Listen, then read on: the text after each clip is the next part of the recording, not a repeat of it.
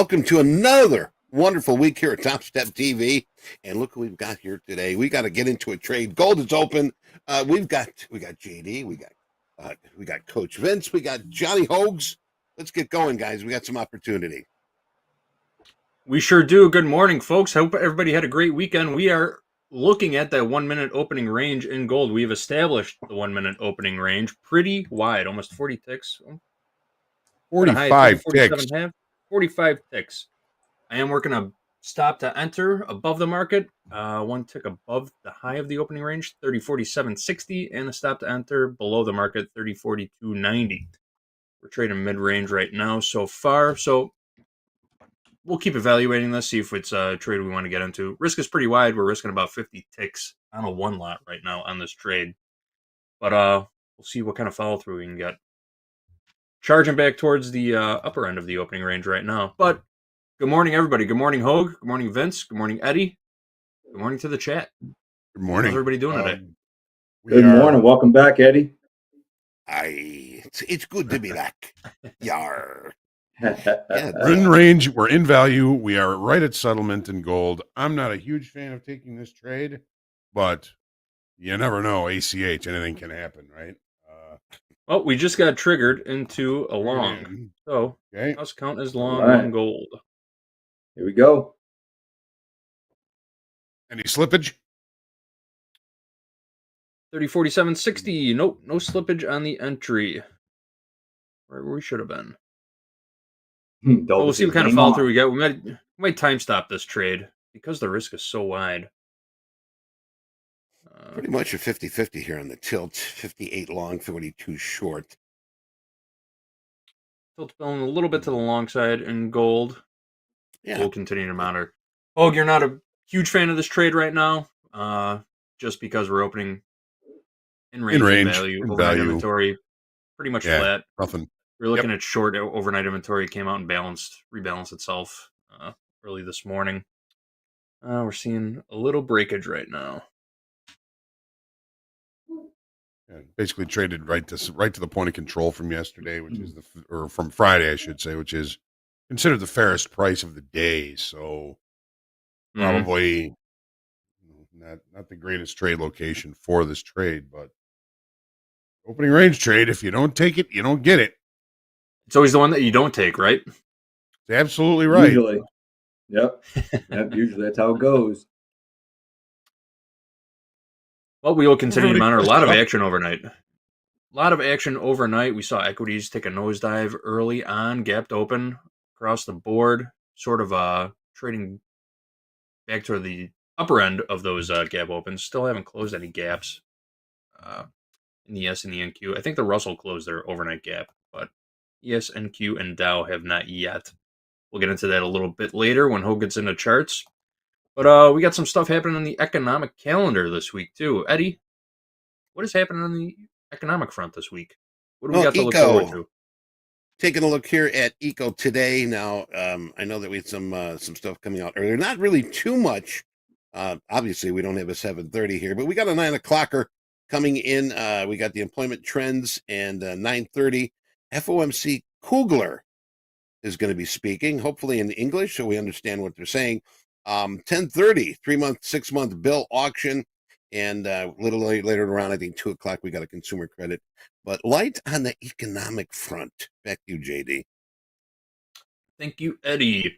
And we get the FOMC minutes coming out on Wednesday afternoon. That'll be a sort of a calendar highlight for the week. Consumer confidence on Friday, University of Michigan consumer sentiment, and a couple of other talking feds sprinkled in throughout the week. So decent economic calendar. Thursday and CPI, Friday, PPI, yes. No, that's gonna be a big one. I knew there was a big one. I was missing. CPI, PPI. CPI Thursday, PPI Friday. We are kicking off earnings season at the end of the week, too. Some of the bigger banks are releasing their earnings. JP Morgan, BlackRock, Morgan Stanley, and Wells Fargo all releasing Friday, marking the beginning of earnings season. Going to be an interesting one. Hope everybody's rested and ready for this week. I know it was a lot of fun hanging out with Jay last night for session. You guys put on a nice show for the reopen. Yeah. So trading that reopen, Hoag, Yeah. gap down. Unfortunately, I was out of the house during that 5 o'clock hour when the reopen happened, so I didn't catch. I only caught the last like couple minutes of it. But when you saw that gap open, what was It the was immediate? so, What was the immediate reaction? Sit it on was hands, so do nothing. thin. Yeah. JD, there was like 10, 15 points between bids and offers. It was so thin. I'm looking at the NASDAQ dome now. There's a 362 lot on the offer at 49, 17,049. 362 on the offer. Seeing some size there. Interesting. 17,049. All right. Marking that down. As far as our It's 5%, getting right up to it, but no fill yet. I know we have our guys in the chat posting 5% limits and circuit breakers. I'll just sound those off for everybody right now. S&P 5% move will take us down to 48.55. NASDAQ 16,662. Dow 36,603. And the Russell 1747.40. Those are your 5% price limits in the equities for today. 7% circuit breakers. You were down there for the last night, CME. JD. We did. We dipped below those 5% marks early on, real early on, and have since recovered from there. We've got the I believe the ES is right around weekly kickoff low. Yeah, we got weekly kickoff low 49.88. Been kind of dancing around there in the S&P for the last couple hours. Sort of flagging right now. Looking a little bullish. We might come back and close this overnight gap. That would take us to 50.74. We will take a look at that when Ho gets into the charts, though. Checking back in on this gold trade. No love 5%. from gold so far. Nothing yet, huh? There you go, Look at that breaking down a little 5%. I'm bit. calling that the top step effect. Topstep effect. As soon as we hit that Top 5%. step effect. Yep. When we get to 5%, everybody at Top Step stops trading it. Market's always looking for volume. If there's no volume down there, it's going to find support there. Mm-hmm. Yeah, makes sense. We're getting some weakness in gold here. I think this trade is toast. Toast. Should have listened to Hoag. CUA 3042.60. 5 full points. We're toast. Where's There it the is. jelly with that toast? Toast. 5% rule does not apply to combines, folks. We talked about that extensively last week. 5% rule does not apply to trading combines. Only funded level accounts here at Topstep.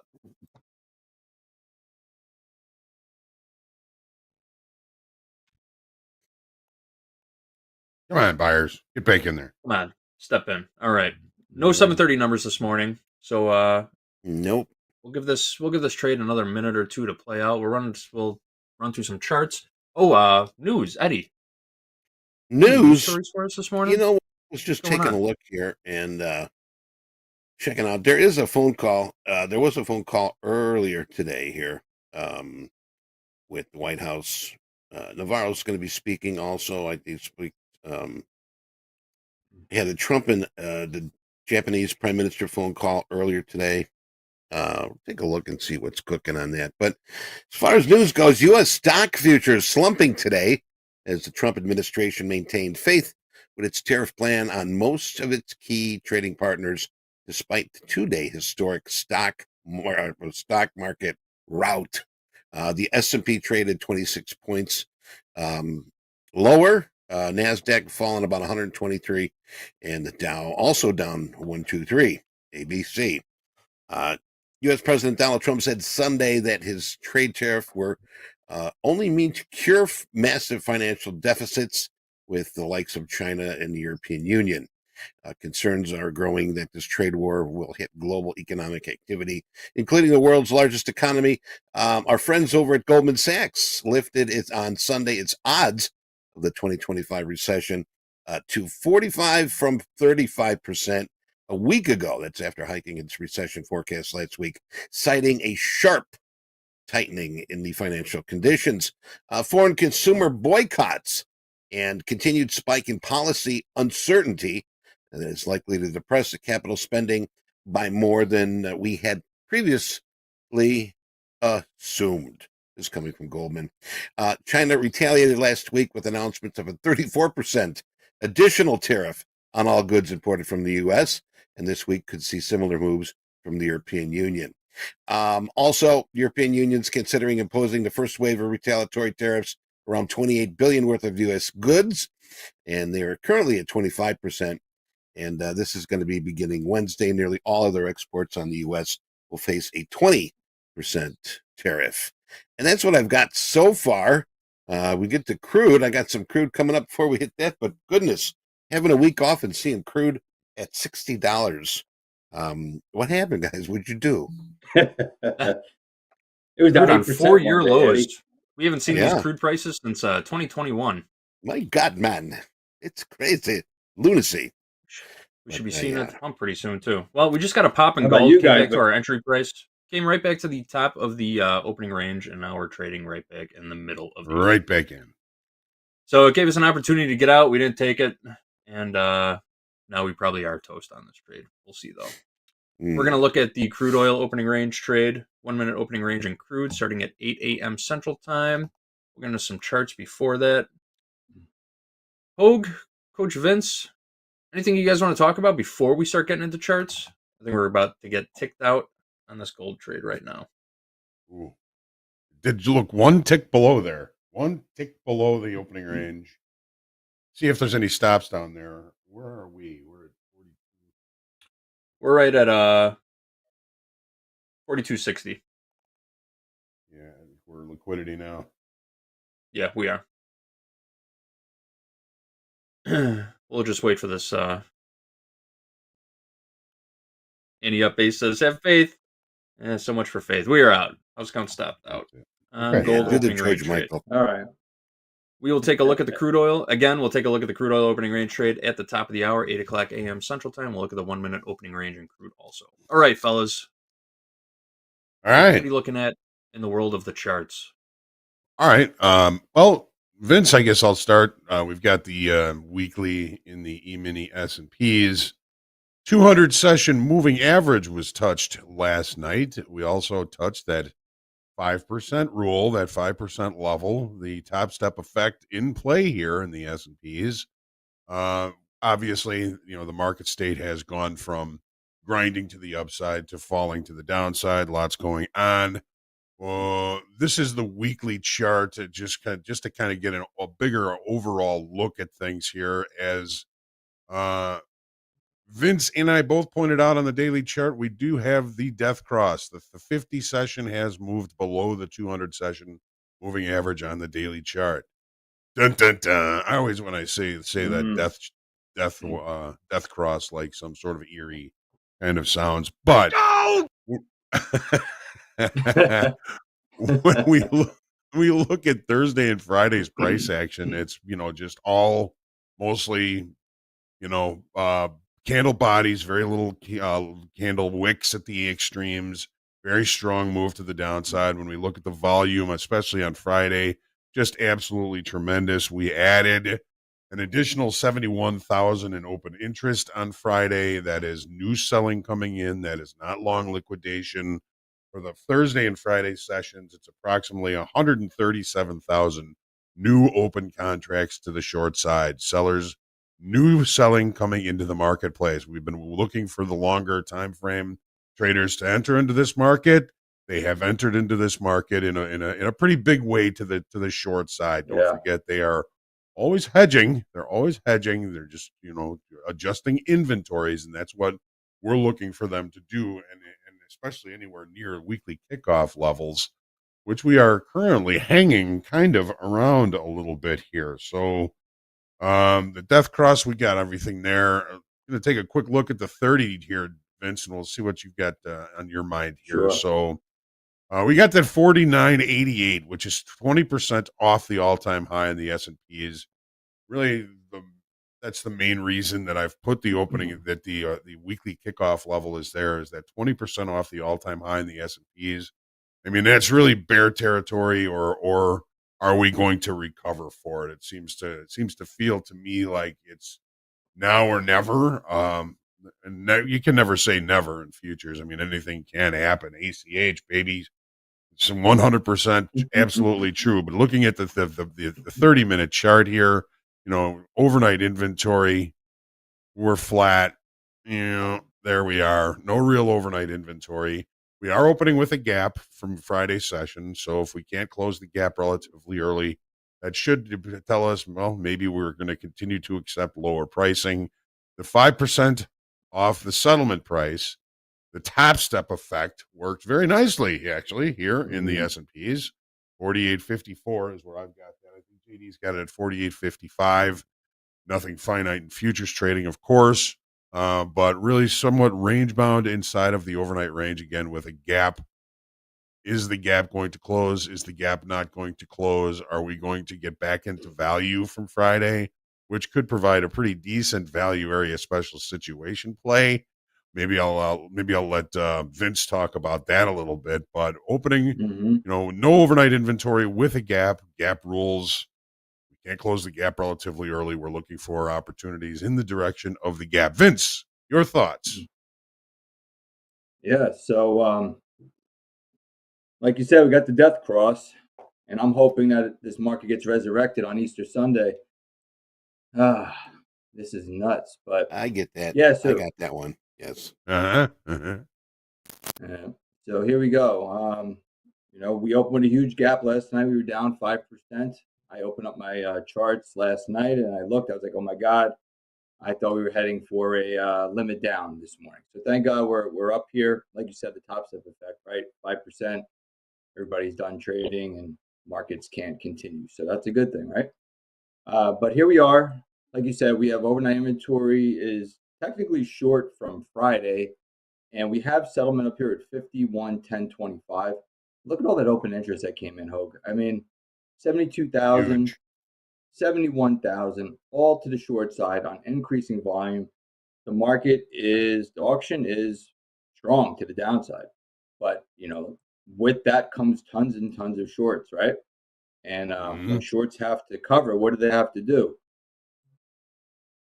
You got to buy, right? So, I'm hoping we don't continue this downside, right? But we do have a gap. If we get back into settlement, value from Friday, 51.1750. If we could gain acceptance in there, I can see us rotating up here to the high of value, 52.35. And then we also have a spike base way up here and settlement from back on April 3rd. So if the sellers decide to jump out, we could get a tremendous move way up here to this spike base settlement and clear all this area, which would bring us from 54.44 quarter way up there. Downside, I don't know where we're going. I had a couple levels. I don't have it in front of me. I should have wrote it down. But on my Topstep daily levels, I do have some levels to the downside. But I'm hoping today we get a little bit of a breather. They've just been hammering the market for 3 days straight. And usually you'll get some sort of short covering, right? So I'm hoping we get that today. Relief. Hoping for it. Let's all pray. All right. Let's take a look at the NASDAQ now. As always, starting with the weekly. Let's get these moving averages up here. So there's that 200 session moving average. Really came in really right at the 5% level, 16,662. Obviously, the upside market has broken. We are now in an auction to the downside. And as Vince mentioned, this auction to the downside is presenting as very healthy. We've seen a lot of volume. We've seen a lot of open interest coming in on those last couple of days here. Again, this is the weekly chart. Upside market auction ended, and a new downside auction has ensued in the longer time frame. Daily chart, of course, we know that the upside auction has broken, and we have a downside auction that is continuing to try and push to the downside. And as Vince said, this auction is healthy. It is a pretty healthy downside auction. When we look at the volume at lower pricing day over day continues to increase. This is something that happens a lot during down markets, maybe not so much on strong up markets, but when we're looking at fear coming into the market and a capitulation type thing, that's when you're going to see all the volume come in.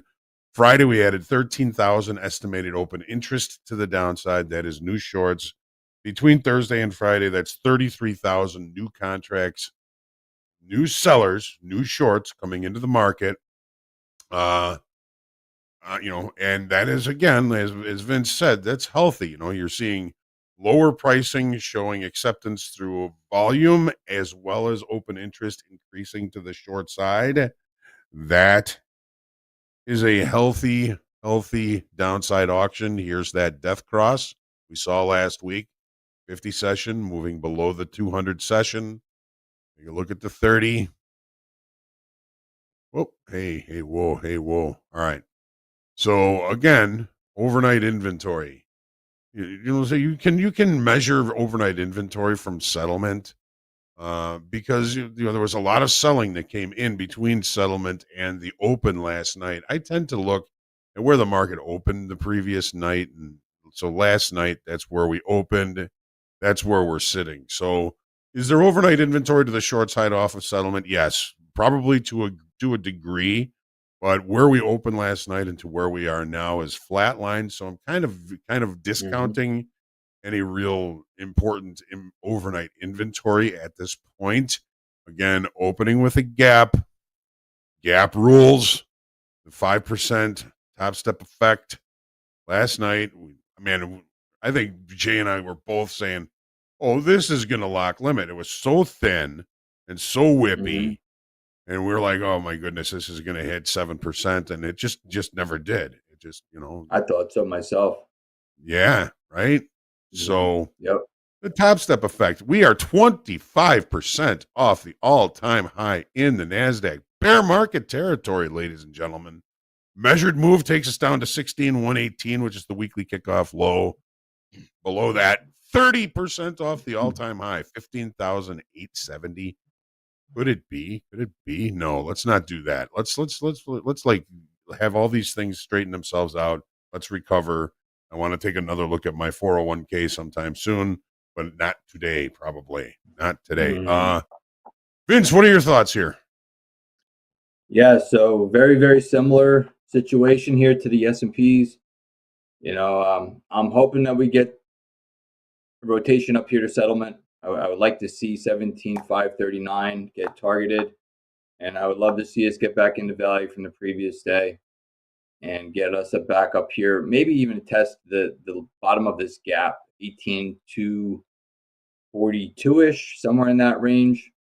I would love to see that happen, right? Hopefully when we open, we don't just catch a sell-off and we just keep on going. Going. Ultimately, I would really like to see us get a little bit of a relief rally here and get us up to test the gap low at 18,425. And we do have settlement on a spike base way up here at 18,716 quarter. Market's been dropping 5%. If you remember back during COVID time, or even when the war broke out with Russia and Ukraine, the market would drop 1,000 point or 2,000 points in the Dow or whatever, and then the next day would rally up. Oh, we had the biggest gain in history, So we had the biggest sell-off in history. The next day is the biggest gain in history. So I think we're heading for that type of volatile situation where we're going to get really big swings in this market. I'm hoping it goes upside today, but I would love to see us, get up here, test settlement, get back into the value area play, and get up into this gap and try to close this gap up here. But we got to close the overnight gap first, right? So we got to get here to 17,390. Actually, 17,540, I think is. Vince. Yeah, up around the 17,500. Do me a favor. Yeah. I know you've heard it a million times, but a lot of folks here probably aren't familiar with what the value area special situation play is. I know that is a hypothesis that you're kind of looking at today. Would you explain what the value area special situation play is to everybody viewing? Yeah, absolutely. So the value area play is when you open you open the day with a gap. Okay, you have an imbalance in the market, and you go and retest the value from the previous session. So you close the gap, you get acceptance back inside value from the previous day, and you rotate through value. Sometimes you'll get to value and it'll reject, right? So you got to be very careful when you get up there. But there's a good chance that if you get acceptance inside of value from the previous day, you will get a rotation up here to possibly point of control or the value high ultimately. So that's pretty much what the value area plays. Dalton, he's discounting it, but I'm still looking at it. Hoag. What about you? I mean, Oh yeah, I still think it's valid, honestly. It may not yeah. I work think as much as it used to, but it's I think he valid to still me. looks at it. He just doesn't call Yeah, it that anymore. He gotcha. just doesn't call it Gotcha. that anymore. So, Vince, Okay. for those watching, what are those value levels? The value low Yeah. from Friday and value high. Yeah, absolutely. So first we're going to try to close the gap today, if we can. If we don't start selling off right off the open, but we're going to try to close the gap at 17,540.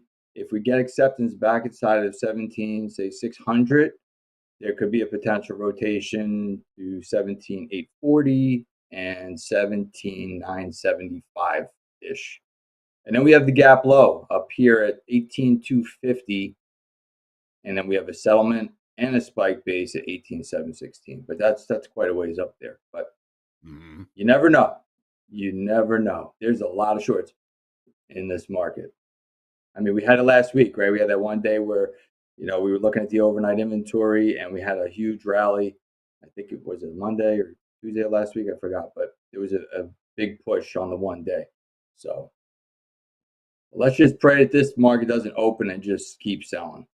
Keep You tanking. know? Yeah. I mean, last night was All right. scary. When I turned on the computer and I saw that gap down and we were down 5%, I'm like, we're going to lock limit. We're limit down today. And thank God we bounced, but it's brutal. Well, let's hope that doesn't happen today. I'm looking for Yes. some sort of recovery to happen so that I can start getting back involved in these, because these are not my markets. These are not when I excel. Let's take a look at crude oil now. All right, Vince. Yep. Yeah. Let's do it. All right. So the weekly That's a fun chart. market. I mean, for a year, it's been very range bound. 2 years even. And we broke that on the weekly chart. This is substantial. This is a pretty big breakout. The market's been kind of rotating, closing in on itself. We've broken out of that last week. Let's take a quick look at the daily chart. So lots of gyration inside of that longer time frame balance. The market did show some pretty decent increases in volume upon breaking out of the longer time frame area of balance. We've added 54,000 contracts on Friday alone. New shorts coming into the marketplace. Adjustments in inventory, probably in longer time frame overall.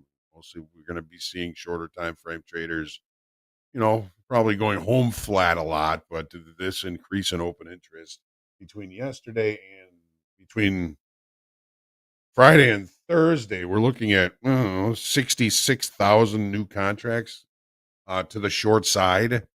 That's some pretty substantial selling coming in. It's new business. What kills me, Vince, is looking at these moving averages. How long has this balance been in play when they are all just tightly packed and right pretty much where this break came from? Yeah. Certainly call that braided, right? All right. Oh, yeah. Spaghetti. We got some demand issues, right? If we're going to be kind of entering into recession, which is one of the, uncertainties and the fears that are in the markets these days, it's probably going to lower demand for crude. And also, we've got OPEC talking about increasing their productions. So a lot of things kind of piling in on the short side here in crude oil. Take a look at the 30-minute chart. We do have, there's a lot of weak structure above. We do have this in the equities as well. We've got two gaps. Lots of naked point of controls above, but we've broken a longer time frame market state. So, until there's some sort of change in this, I think we're still looking for opportunities for shorts in this market. That's just, again, my opinion. And, that's what this is all about, is just trying to seek some sort of context, always remembering risk management and remaining patient in our trading today. Looks like, we've got a weekend gap, but it's inside the range from Friday. So no real gappage. Looking like we're going to be opening in range, but below value from Friday. Did this get a little bit overdone to the downside is what it's starting to make me think, but I still, looking at the technicals and everything, I still think that we're looking for opportunities for shorts in this market. Of course, um, that's, that's opinion. We're going to see. This might be an interesting opening range trade, JD. This is the one I think we might like to take, especially if we can get it relatively cheap. Let's take another look here. I mean, for the profile on Friday was normal variation. I mean, there was a lot of probing in both directions. The market, opened, set the initial balance, looked below it, looked above it, came back inside the initial balance. Just a lot of kind of seeking a two-sided trade here. And if we do fall into two-sided trade, that's going to kind of put us into balance, give us an opportunity to use range to break out rules. Not quite there yet, but we'll see what this open does for us. We get back into value from Friday. It could be a pretty decent opening range trade opportunity for us here, JD. I don't know, Vince. What do you think? Yeah. So, well, the first thing with crude oil, why isn't my gas prices going down? They actually went up over here 10 cents. How does that work out? Crude only oil goes down about up what, fast. 16%? It was down like 16% last week, right? Or something like that, 14%. And gas prices are going up. So go figure that one out. But if you go over to my charts there, I'm looking at a longer time level here on the daily around this $56 level. We're getting pretty close to it. We're at 61.08 right now. So I'm looking for this. We had this big rally up, right? We came back, we tested it. We pull back, tested it, big rally, and we keep on testing this area. We tested it back on August of 21, December of 21, May of 22. So I think this is going to be an interesting area if we get here, maybe to start loading up on some longs, maybe. But we're pretty far away, still $5 away from that area. So 56 is like a long time level I'm looking at in crude oil. If we go to the 30, like you said, Ho, we had a ton of open interest. I mean, look at the open interest that came in on Friday. 54,000 to the short side. That is huge. Where is it huge? Huge. So we had 10,600 on Thursday, 54,000 on Friday. Like you said, we're pretty much overnight inventory is moved, right? There's nothing there. We're actually inside of range right now. We're going to open it inside of range, it looks like. We're opening in 5 more minutes, 6 more minutes. But we're outside of value still. Okay, overnight inventory, this is the overnight inventory here. So we're just sitting inside of the range. So maybe we could test this settlement. I would like to see crude oil get up here, test settlement, and try to do something. But we do have on the 30, is this high here? All right, so we haven't taken out the high of the overnight open yet. And I'm wondering to see if we reject value at, let's see here, value, we're going to rough estimate this Hoag at 61, 25, 28, somewhere up there. If we try to get up inside of value from Friday, we can't accept in value, we can't get to settlement from Friday, and we roll over. I think I like the short side here in crude. But we got to see if we can stay below 61.25. All right. If we're staying below 61.25, I think I'm going to play the short side of this market today. But if we could get acceptance above it, I do like us testing settlement and maybe the high from Friday. You got 61.21 is the initial balance low from Friday as well. So a little confluence there. Okay, there you go. Value low and IB low there. Right. We got our overnight high right up there as well. Looks like the overnight high we just took out, the previous overnight high was 61.18. Just traded up to 61.22. So 4 ticks through that. This is going to be an interesting opening range trade. Let's get through Yeah, for gold sure. now, and we'll Yep. catch that opening range trade here. So the weekly still strong. One thing that I see on this weekly that it kind of irks me a little bit if I'm going to try and stay long is balance boxes are getting closer and closer together. If I were to place a box around the areas of balance, there's that one. There's that one. And this one, well, actually this one. Let me get this one down here. And now this one. So we're seeing the areas of balance getting closer together, indicating the momentum is slowing. The momentum is slowing. I mean, we got gold up at $3,100 here, $3,000. This is pretty expensive. Not saying it can't go any further. Of course, I think we said that when it was trading $80 and $200 and $800, and now look where it is. But the auction seems to be slowing a little bit. If we were just to be looking at these areas of balance as they continue to get closer together, and even now maybe even starting to sit on top of each other on this weekly chart. Take a look at the daily. The daily, the upside auction is still in play here. If you were to ask me, we do see a little bit of a liquidation break, and that's what it is, because we've lost. Well, on Friday we lost 19,000 in open interest. On Thursday we lost 7,300 in open interest. So this has been a long liquidation move. It's not like new selling is coming in. Of course, you're going to see higher volume on these types of situations.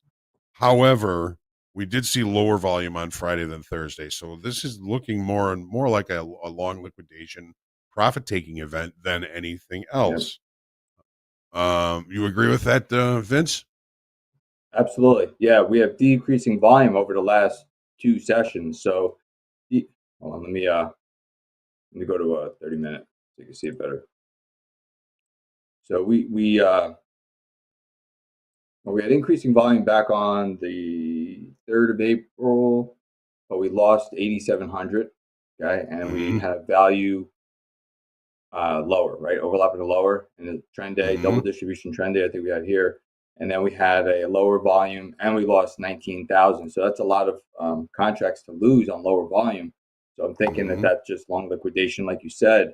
But if we zoom out a little bit on this chart, you can see this 3,000 level is a pretty important level. There's there's kind of a roadblock here. If you look at back on February 10th through February 24th, okay, you can see every time we put in this high, we would rotate and sell off, and we'd sell off. So I think now, because what was resistance may become support, became a support zone, right? Because we came down, we bounced, we checked that 3,000 level, we bounced off. We came back to it, got to what, 2990, bounced off it, tested it 1, 2, 3, 4, 5, 6 times, and then we just kept bouncing off. So that obviously there's buyers in that spot, right? Right.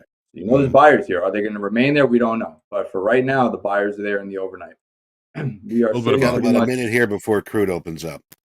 Okay. A little bit of a head and shoulders we've got going on here. Inverse head and shoulders here in gold, right? Yes, right? I was just going to say that. So we're kind of. So I was looking at that, and let's put it on here. So we have this little pattern going on. Are we going to take out this neckline and break out to the upside? All right, let's this should be step away from gold for a second and check in with the crude oil opening range trade here for now. All right. Crude is about to open for business here. Crude is now open. Ding, ding, ding. Right. 8 o'clock a.m. Central Time. Do it. We're looking at a 1-minute opening range in crude. Hoag, I read The Best Loser Wins twice over the weekend. Saturday morning I went out, I took the dog for a walk, and it was on my front porch. So I plowed through it Saturday morning in a couple hours, and then I read it again yesterday, a little more slowly. So if we get on the right side of one of these opening range trades, let's try adding to it. You're digging in, aren't you? I'm in. Sold. Let's try it. Hey, who's that trader, Hoag? You know him from the floor. He's like, everybody does it all wrong. When you're winning, bet more. Reba. Yeah. Greg He's mentioned Reba. in the book a couple times. Reba. When you're winning, bet more. All right, we've got a high of we should be in a short trade right now. Opening range is still hasn't there. Now it just broke to the downside. All right, we are short one 60.88. We are short one crude oil 60.88. 88.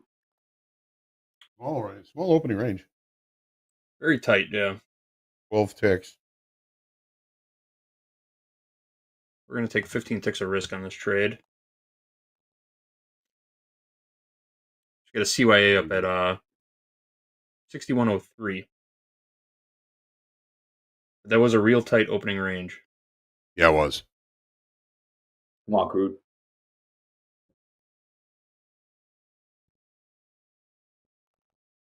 Roll over. Want to see it happen right now, immediately. Say again, Vince? Where are we at on this? Where are we in on this? 60.88 short. 60.88 short one crude oil. 60.88. All right. We got to get into right one on here top of our entry price. JD can marry this thing in honor of Tom Hoagland. Well, if we break below 60.40, I would add. 60.40 is an add. Yep. We've got last week's low, Friday's low, 60.45. Mm-hmm. Yeah, we get below that, I would add.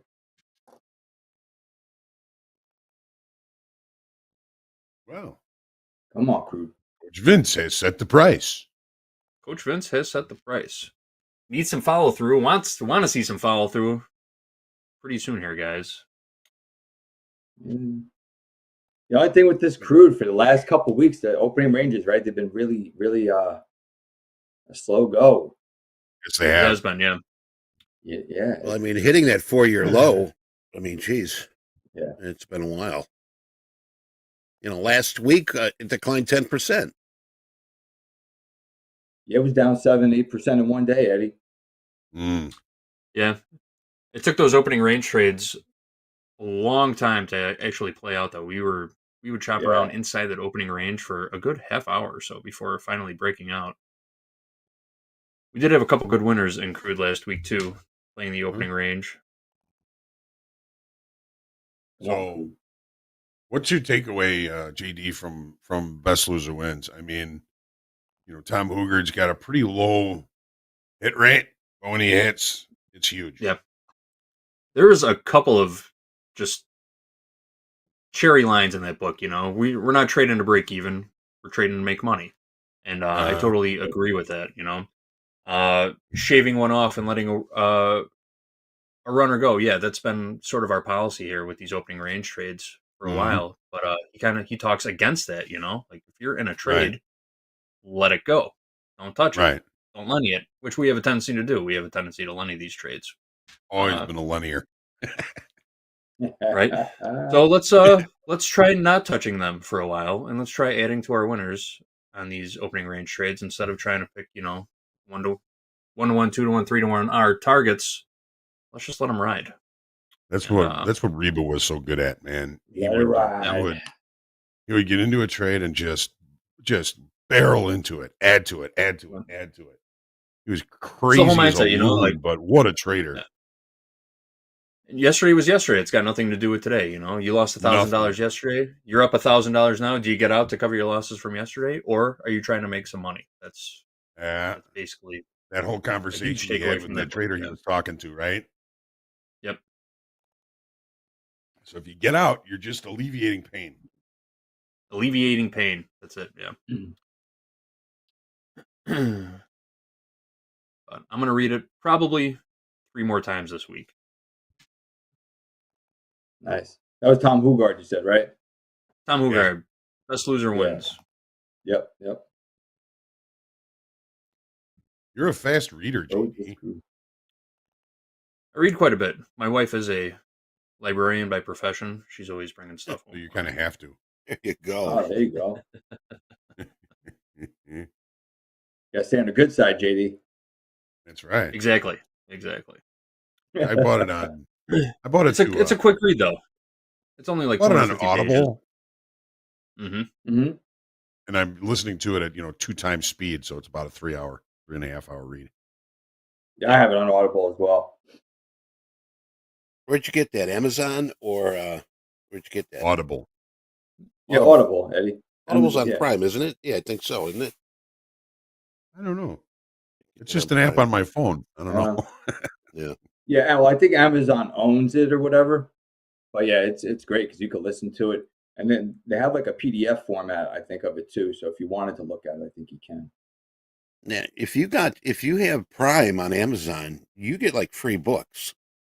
So if you got Prime and you don't know this, look into your subscriptions on your account, and there's a lot that if you do have Prime that is available. So I didn't know this either, and I've got like 50 books I can get for free. Yeah, use those credits. Yeah, exactly. It's also on Spotify. There you go, Caro. I got Spotify too. The first book trading book I ever bought to listen to. I kind of prefer having the book. Yeah. It's nice having something to reference when you're looking for something specific. Just flip through a page instead of trying to Yeah, they can write on it. find the go right back spot in to the it. audiobook. I like having physical on, hard dude. copies of books also. I find it more convenient. Yeah. Nothing wrong with You can write listening on to too, an JD. audiobook. You can put notes on Yep. them and stuff. Mark them up, here yeah. goes food. Make your notes. Here we go, right back to the low of the opening range. We can see this selling volume pretty much dying out here. Oh, there we go. There we go. Fake out. Yeah. Head fake. That's to get everybody. Oh, let's buy it. Let's buy it. Was that our ad right there? Was that little pop? Should that have been our re-ad or double up? See if we make a new low. Not feeling that yet.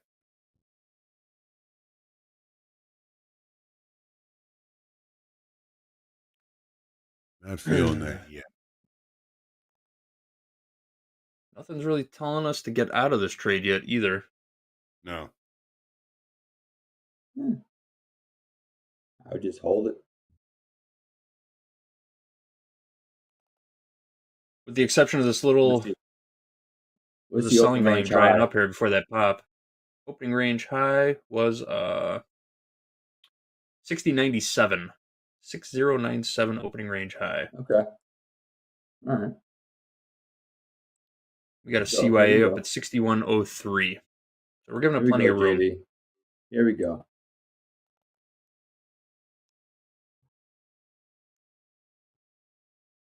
We'll let it fly. Little bit friendly to the upside on the ADX, but You like looking at that ADX Hoag? it's something I looked at a lot back in the day, and I kind of moved away from it. And then the Riz, Robert Cooney, kind of threw me some charts and reminded me, you know what, it can be helpful. What does the ADX measure there, Hoag? It measures participation and directional activity. So you can see it down here. This is the 3-minute bar. Like a MACD? Sort of. So when you've got participation above like 25, and right now the ADX is 32, and you've got the green bars above the red bars, that's saying that there's probably some buyers in here. But like everything, it's a lagging indicator. It does give false signals. It's just something to keep an eye on. Very low volume right now on this 3-minute chart. I mean, look how low the volume is. Boom, boom. Could we have a divergence in it? Does it show divergences or? Can we switch over to Hoag's charts on the back so people can see what he's talking about? There we go. So here's the ADX. So the ADX Okay. plus, positive DI, directional indication, is above the negative. Pretty decent participation, at least on this 3-minute chart. We're seeing some pretty low volume. I mean, look at this. This is after the open. Here's the 8 o'clock bar. There's the opening bar. The third 30-minute bar is absolutely dead. And it was an up bar. So it seems as though, and we've got, we got the plus DI lower. We got the negative DI moving higher on some pretty decent participation. I like the short, actually. I do. Let's go, crude. Come on, we need to break that 60-40 level. I like to get below that and hold it. Oh, hey. Volume's increasing, right? We are seeing some increasing selling volume coming in. Was dead. The last up bar was dead. So we're getting a little bit better volume on the downside here now. Mm-hmm. Keep talking it down, Ho. Keep talking it down. Go. Keep talking it down. Yep. Jerome. Yeah, it doesn't tend to listen to me, but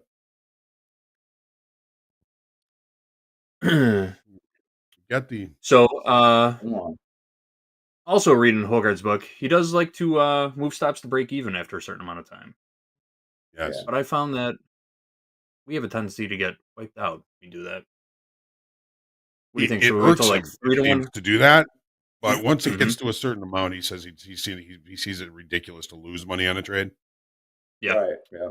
I'm the same way. Usually 2 to 3 to 1, I'll go to break even. I can't see having that kind of money and then you end up with a loss. We're about to hit 3 to 1. We're about to hit 3 to 1 hour right now. Would you say this is a good time to adjust the stop? I would.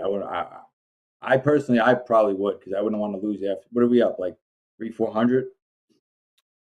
Run around 3 to 1 hour would be 45 ticks. So yeah, 450. Yep, I would go to BE. That's me though. All right, we'll take 5 ticks on this trade. Touched it. Worst case, we got a free trade on. Worst case, we make $50. No, let's break down right here. I'd love to see us break down right here. Oh, that would be wonderful. Yeah, I would. Well, boys, we're just about out of time here on opening call, but we still got a few minutes, and just want to give you a little heads up. We got lots going on here today, and thanks for being with us here in the community, in the chat. Coming up here, we got Coach Dakota, number 5 on the big board. Coach Jay going to be joining us here for Fast Markets, and Peter Tuchman. He'll be with us here with Andre. Ryker's going to join us. Rising Star, number 139 on the big board. Check out with Ryker. Robert's going to be with us here, and Coach Paul going to be doing the VIP update. Coming up here at 1 o'clock, Dorm Room Traders. We're going to college, folks. Amanda with Dolby and JD. And to end the day here, we got Mo, number 26 on the big board. Mohammed's going to be with us to end the day with a big smile and a big winner. I'm not going to guarantee that, but I'm sure he's in the chat checking it out, man. Good morning, Mohammed. And we'll have that. But any last words here, guys, before we close out this opening call? Well, we will continue to monitor this opening range trading crude. Again, we're sitting at about 3 to 1 R on it right now. Mo says to just get out. If we're talking about a break-even stop, just cover the trade. Can't say I disagree, but we are trying to hold these things, right? Yeah, we are trying to hold it. So I'll let the market do the talking. If the price action dictates that it's time to get out of this trade, we'll look at the volume, we'll look at price, and we'll look for a good exit strategy in a few minutes. But for now, we're letting this run a little bit. I'll keep you posted on that. I think we're good. What's that, Oak? I think we're good on it. I honestly do. Yeah. You know, I've been wrong. We can't lose on it. So let's just let it go. See what happens. Agreed. Nice. Make Tom Hoagland. Let's make Tom Sounds proud. good. Make him proud for us. He's good. Good. He's Let's good. get Tom Trades watching TopstepTV. That would be great. Yeah. Yes. Right. Let's get him on here. Stay humble, grateful, creative, and centered in your trading today. Make sure you breathe. Pray for peace. And Paisan, leave the guns. Hey. Take the cannolis. I could All go right. for one of them right about now. Coach Vince, thanks for being with us here this morning. Great stuff. Yeah, And thank you, guys. hey, we started off this week pretty cool so far, and we're going to keep it running fast. And talking about fast markets, it's Coach Dakota, Coach Jay. Now, Coach Dakota cleaned up last Friday. He locked in a little over almost $1,500 worth of profits after hosting the slow markets last night. We can't wait to hear what his thoughts were on the week ahead. Also, Coach Jay also had a nice Friday with 4.5 locked into one of his trading combines. Let's find out what the head of the Topstep VIP team, the Lunatics, is thinking about the state of the market this morning. Lots going on, lots hitting the wire. Don't go away. We're going to be back here soon, and we're going to take a little break right now.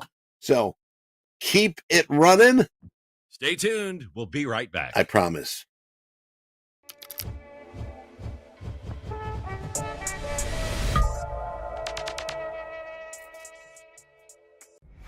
Why Topstep? Because traders shouldn't have to risk everything to participate in the markets. And since 2012, we've provided capital to over 10,000 futures traders just like you. From the pits in Chicago to screens in over 143 countries, we've been motivated by one simple idea. We don't care who you are or where you learn to trade. If you pass Topstep's trading evaluation, you'll be invited to trade with our capital in a fully funded account. As a Topstep funded trader, you keep 90% of profits and we take the losses. We also offer educational resources for all levels, live classes, and free group coaching from a team with over a century of professional trading experience. We're invested in your success. So what are you waiting for? Ditch the brokerage account, start learning by doing, and become a Topstep funded trader today. How do you manage your emotions in trading? Are you taking anything from the ski, like professionalizing your mindset to get that in the right spot that you've done over the last 20 years? Yeah. To do anything and bring it over to the trading world? Yeah, I mean. You meditate, right? Yeah, I'm meditating, and exactly, exactly that. Because you're not going to have a great day every day in trading. Like you said, it's a love-hate business, and it's the same thing with skiing. It's a love-hate business. Not every day is going to be the most beautiful, sunny, slushy day. Yeah. There's a lot of days that are super icy, and you don't want to put your body on the line. Yeah. And conditions of the day change and all that kind of stuff. Exactly. Yeah, you got to adapt. Yeah. Exactly.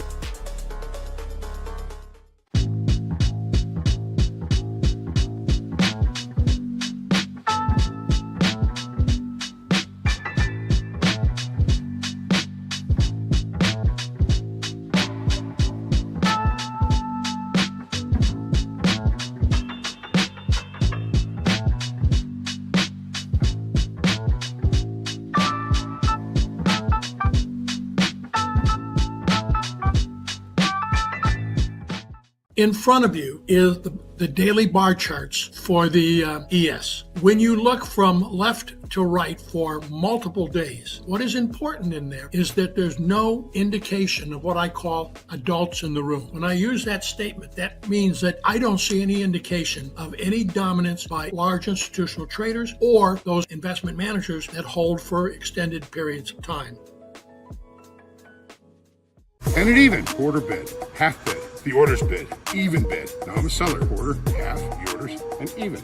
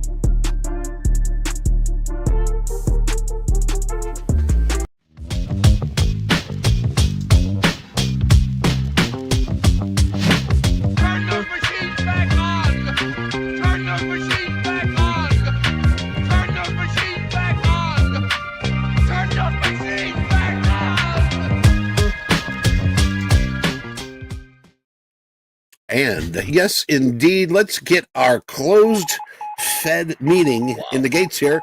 I want to be that fly on the wall. I'm going to pass over to Andre. Andre, good morning. Hey, Eddie, welcome back. Yes, welcome everybody. TopstepTV. This is play the bugle. Yeah, this is Fast Markets. Welcome everybody.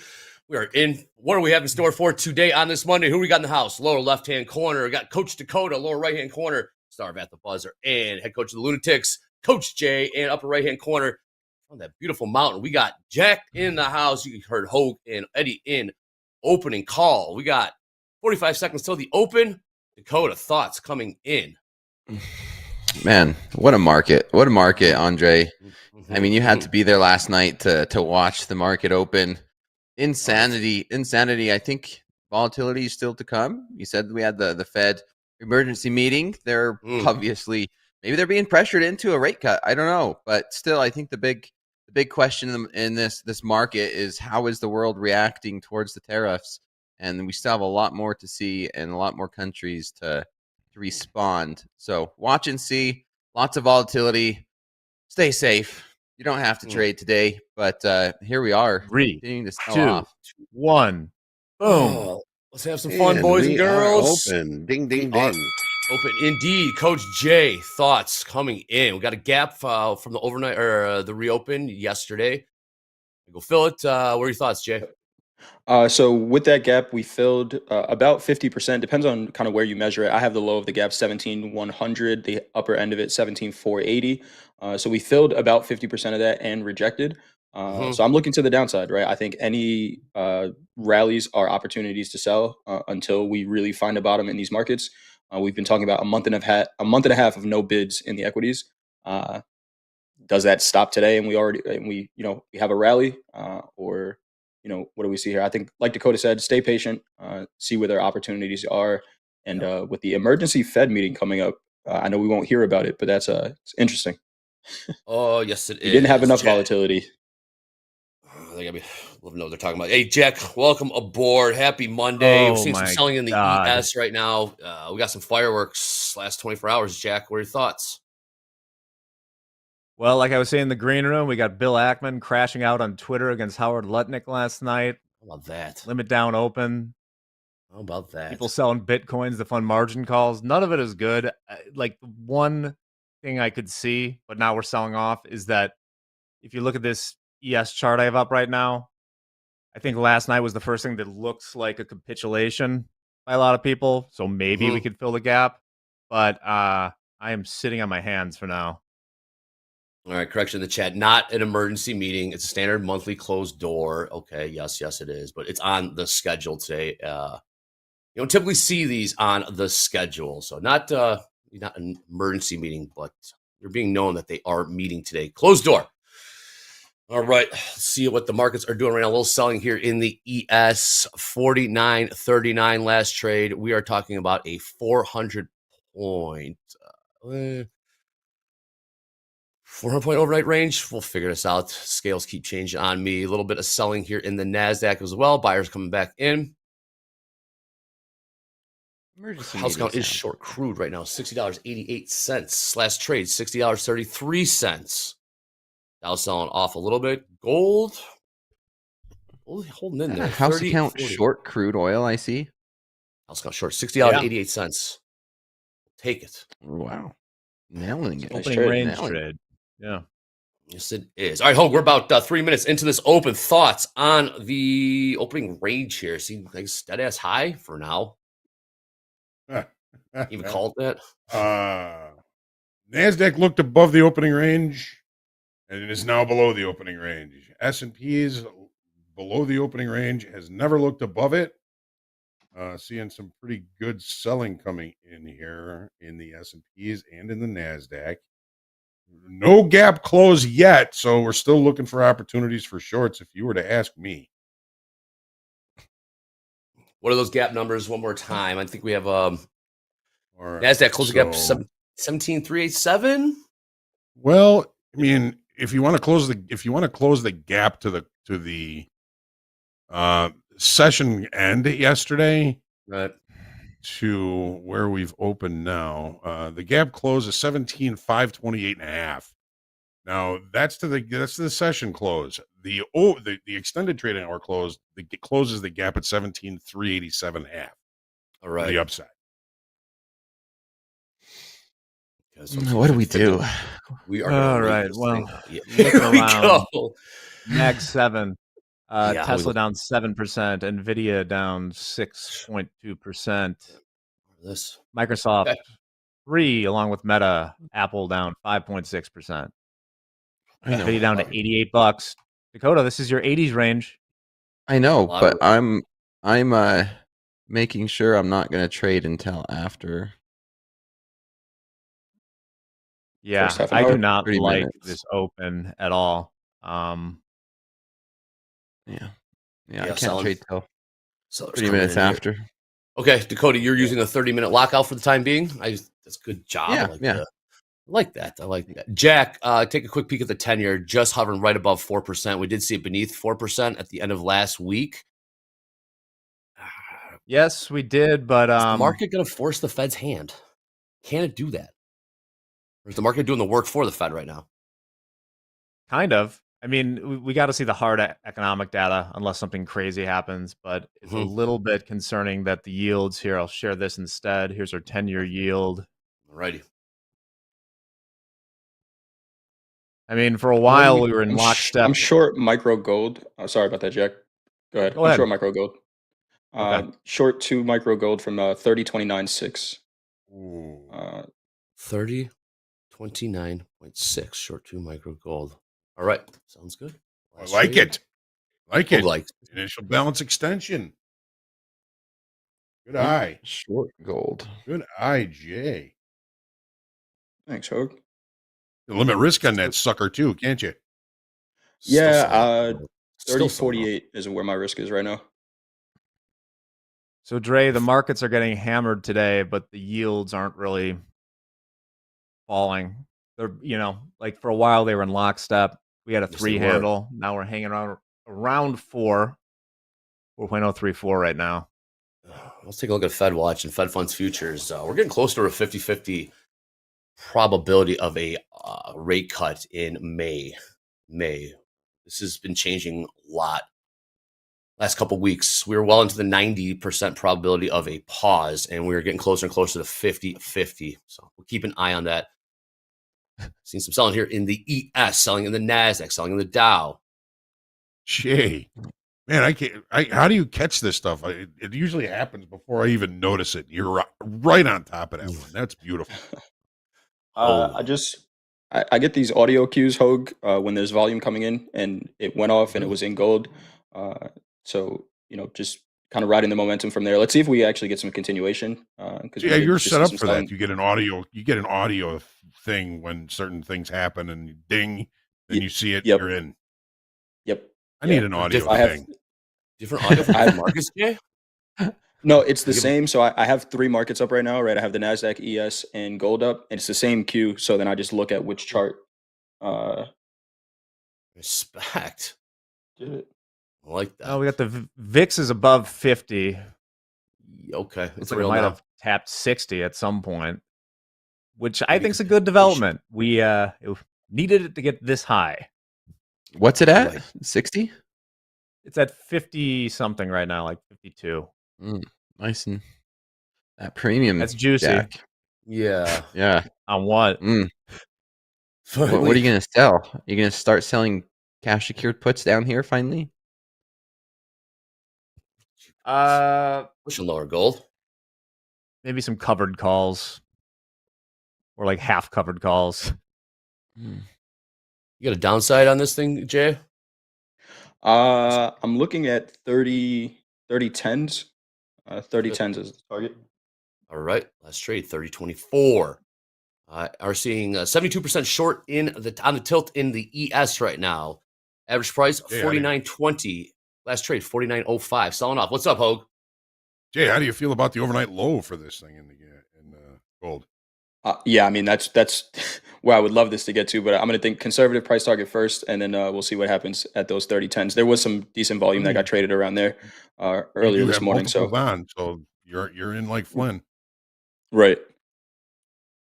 Still selling off ES, 48 I handle. cannot believe that we're already in a 4 handle in the S&P You said it on 500. Friday, Jack. You almost said 3s for I tongue know. in cheek, of course, but yeah, we are Not definitely tongue in selling cheek. here. We ain't done yet.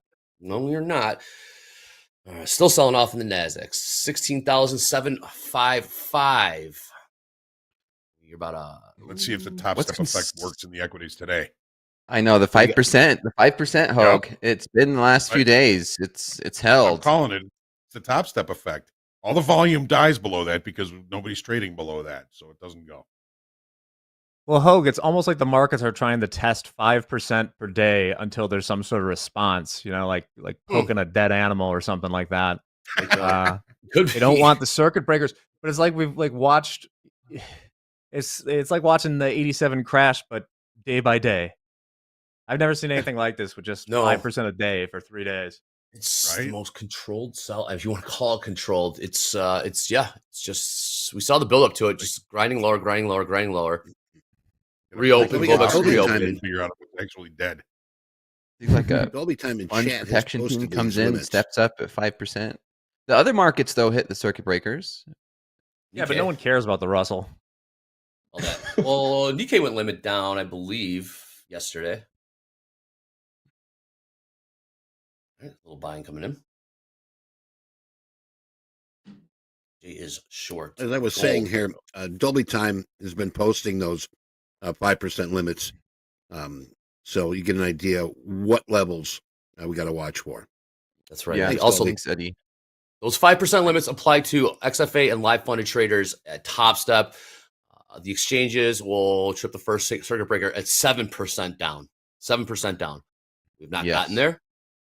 Yep.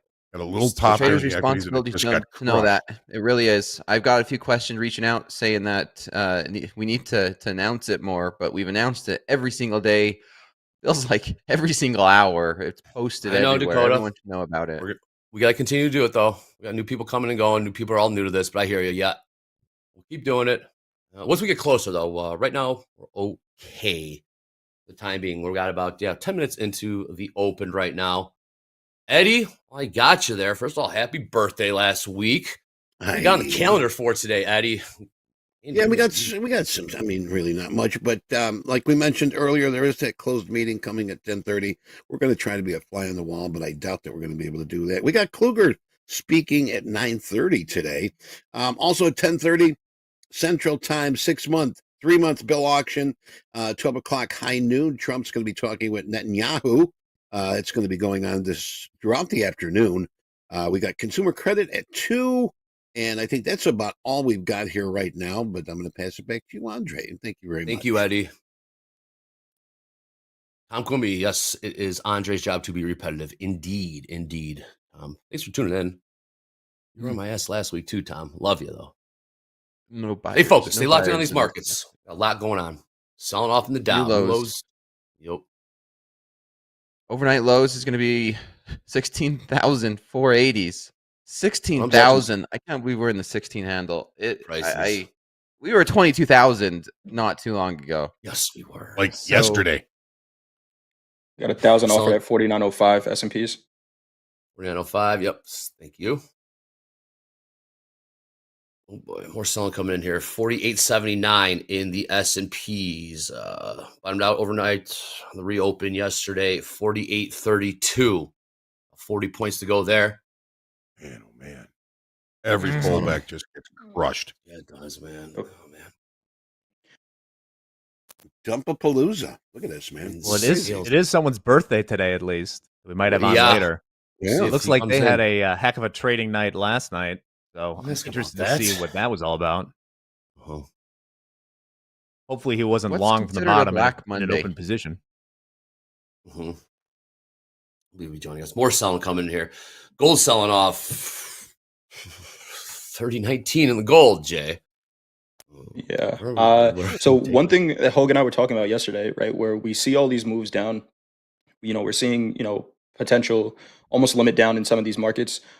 In order to cover some of the margin, you might have to sell other assets, right? So, people are looking at gold as this potential risk, safe haven asset. But if you got to cover margin in the equities, you sell something else. And that's kind of why I'm holding onto this gold trade as well. We've seen it in Bitcoin where it was holding up and that started to sell off over the weekend. Hoag, we asked the question yesterday, where is the money going? Right. Well, there's a lot of profits in gold right now. I mean, gold's been rallying since January. So if you've got profits and you've got to cover some margin, not a bad place to take some profit, but money's going into the treasuries, right? There you go. That's what it looks like. It's such a scary trade to short Bitcoin, but I know this is hindsight capital, but going into this weekend, where strangely, I don't know if it was sailor buying or something like that, but Bitcoin held up very nicely on Friday compared to everything else, only to get pummeled on Sunday, casual Sunday afternoon. All right, more selling coming here in the ES. Gold's, everything's red, man. Red. Heading down to 5% here. 5% in the ES, 48.55. 5% in the NASDAQ, 16,662. NASDAQ's bouncing. A lot of trade talk coming over the wire here. Back and forth, UK, EU. So I'm posting the best I can here in the chat. Nothing I've seen that's going to be a market mover. It's all the same repetitive stuff. But market mover might also be that one of our Bell to Bellers, Shubham's birthday is also today. Good friend Shubham. A lot of birthdays. There you go. Yeah. Thank you, Danielle. You read my mind. 48.80. 48.80, 48.81. What's up, Jack? I wasn't trading. I was still in school during the financial crisis, but I would hear stories from the older traders that the night guys were just kind of there playing Xbox at night because you're not allowed to do anything. That's kind of how I feel right now. We were just night clerks, just watching contract traders, watching their position, having them when they call in. Where's the market at? Could be a long opportunity here in the NASDAQ. Okay. I'm not 5%. Trading it. I still have 15 minutes. Oh, yeah, look at this thing go. Look for it to rotate back up towards 900. So all the major trading desks were staffed last night. They were all in there on the Sunday night. And when you start getting those rumors ahead of it, it's never a good thing. 1,000 lot ES closing in on it. Good eye. And pull. Where'd you go? Pulled. Yeah. Moved it up? Pulled it. No, I don't see it up there anywhere. Didn't want it. All right, here we go. Before we really get right. Oh, filled. Who says it was filled? They come down or they get filled? Okay. Thank you, Hoop. Posted. All right, real quick. Upper left-hand corner of the screen. Hashtag Fast Markets. Use hashtag Power Hour as well. Just up at TopstepTV on the X. Also, wish Michael Patak a very happy birthday on his Twitter. We'll post the link to his Twitter, or his X, I should say. Wish him a happy birthday. Fearless leader. I don't even know how old he's now. He might be joining us, but we'll get the link up there. Again, hashtag Power, hashtag Fast Markets at TopstepTV on the X. Also, we'll get MP's Twitter link, X link in there. Go wish him a happy birthday today. He's going to join us, say what's up. Right back up to those 900s, Dakota. What a bounce. He is. Dakota. 5%. Whose idea was it not to trade the first 30 minutes? Get that Twitter link in there. Seen it happen at 740s. Jackie Chan and Michael Patak. Wow. Heavy hitters, Eddie. Where's that Twitter link? We'll get it in there again. The Topstep effect wins again. Yeah. Just a reminder, because people keep asking, you're allowed to trade as long as the product is not within 2% of the limits. So even if it hit it, if it went back, you can trade again. That only applies to XFA and live funded accounts. Trading Combine, you can do the voodoo that you do. I like that. Voodoo that you do. Where's the Blazing Saddle reference? So I'll show you what I was looking at. Yeah. Chat, is this market the structure changed down here at these 740s, and like it's looking bullish. Here we are, 160 points higher. But you can see how we're making lower highs here on the 100 tick chart. We're making lower highs. Well, this is, I talk about the same exact pattern over and over again. A breakout, a comeback, a retest of that. And as soon as we get a break, a reversal and a break and continuation, there's a couple areas. This is when I announced it. And then there's a better trade opportunity, either as we broke that previous pivot or as it was breaking through that. Man, holy cow! Well, opportunities. 17s here. There's gonna be plenty of them. Look at this turnaround. Okay. Big bounce here in the S&Ps. These 5-minute candles are wild. We are talking about a 70-point pop in this 5-minute candle in the ES. We're back up to overnight V about 49.33. Bottomed out at 48.77 in this 5-minute candle. NASDAQ cooking to the upside as well. This 5-minute candle, 100 points. 5-minute candle, 100 points. Last trade, 16,929. 5,500 people watching all across the globe. Where's everyone watching from? All across the globe. Shout out to Estonia. Buckle up all week. Click like, click follow, click subscribe, and click notify. Click notify as well. Be so kind. Where's everyone watching? Estonia. We got, I'm sure Norway's in the house. Who else will we see in Sweden? Yes. Mom's basement. There you go, Kyle. Hell yeah. England. Let's go. Carvana down a paltry 2.8%. Mm-hmm. Germany, cool. Colorado, yep. Pushing higher here. More buying coming in the NASDAQ. Closing in on 17,000s now. What a turnaround. This is a casual 300 points, man. It's wild. The 1 minute ATR on the NASDAQ is 70 points. That's $1,400 with a one lap. Well, which I think Eddie alluded to. It could be the EU signaling sort of these 0 tariffs on cars and industrial goods. Like any good news is appreciated at this point. Big time. Still pushing higher here. Crude turned around. Gold still staying a little bit lower. There's MP's Twitter in the chat. Go wish him happy birthday. We'll be seeing him very shortly how old here. Is he?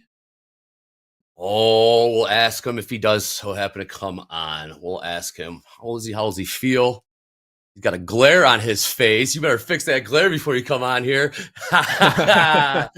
17,022 pushing higher here in the NASDAQ.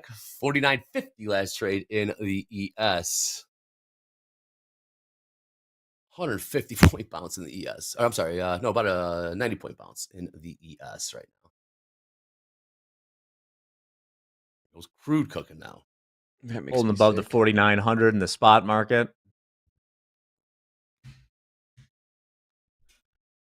Pin at the top of the chat. Also, pin at the top of the chat, Topstep daily levels.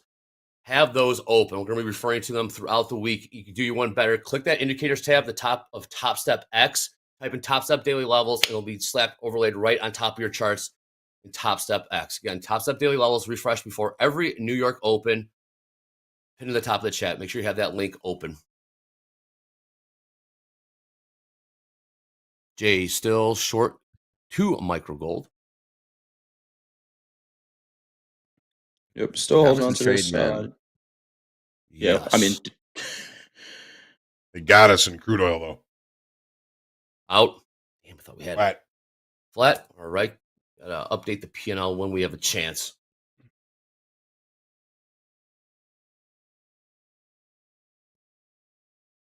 You're still short. We made gold. $50 on that. $50. All right. Look at this turn. Cicero. Gold kind of holding up here. $50 is $50. Nearly a barrel of oil. What a right when we were talking about 5%. We are 400 points in the NASDAQ. Yes, we are, Dakota. Holy cow. 17,055. Fill the gap-ish around 17,387. Give or take. We'll get you got it from 480s. We have around 387s, depending on where you're going to start that from. Still got some room to go. Very thin on the ladder. Take a look at the NASDAQ ladder. NASDAQ ladder, very, very thin. Sometimes that missed opportunity makes me sick to my stomach, Andre. You're locked down. Hey, it's okay. It's one of those where I told myself, just like last week, 4 trades all week. That was definitely going to be one of them this week. Less is more. I'm looking for quality over quantity in markets like this. Amen. And Amen. I might not. There might not be another one for me. We're gonna see. This market is so freaking volatile. 400 points, almost 500 points now here in the Nasdaq. Wow. Yes, it is 500. We are trading 17,100 now in the Nasdaq. ES cooking as well, 49.70. Last trade there. Dow pushing higher, crude pushing higher, gold still staying lower, like Jay was saying. Volume are very, very light. Air market rallies are some of the strongest moves, right? It happened real quick. Oh, volatility happens both ways. It works both ways. 90 point pop. Yep, in the ES. These are some wild moves. Still pushing higher here in the Nasdaq, I should say. Dow is lagging behind the other two equities indices. Lost your gap close effort. You could be. Still got some room to go. And about another 100 points in the ES to close that gap or get close. We'll get the exact price in the Nasdaq. Still have about 200, 300 points to go to the upside. Fill the gap. I mean, you could take a very wide trade if you wanted to do that with like a micro or something that we're not going to take out the lows that we're going to close the gap. Looks like that would probably be like a 3-to-1, 4-to-1 trade at this point. It's not stopping. It's not stopping. Yes, Tuchman will be joining us in a few hours. Yes, we will get his take on what's going on here. We'll stay locked in right now because markets are moving and moving quickly. This is one where it's like you have such a hard time buying it because we could just dump at any moment, and then you have a hard time selling it because we're up 500 points in 6 minutes. Yeah, I know.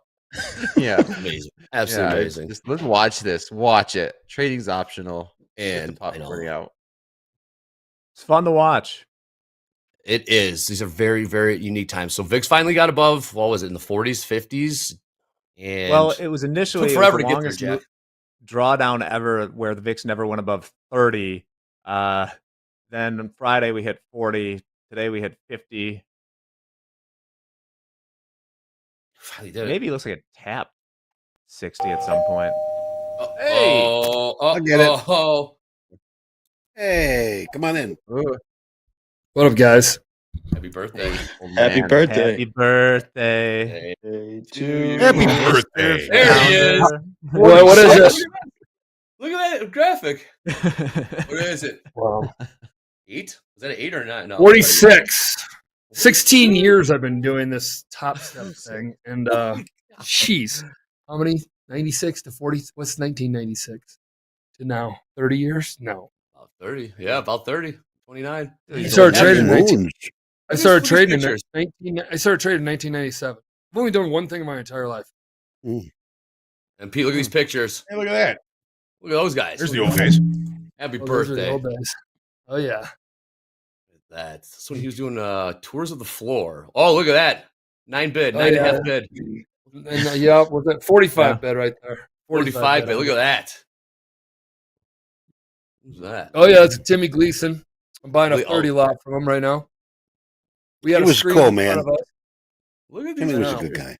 Right behind me, right there, Eddie had a little like chair with a terminal, kind of just like I have. Mine's that's just a monitor right there. There he is. There you go. There's me. Look at me. That's right behind me. There's Bernanke. Those are Bernanke days.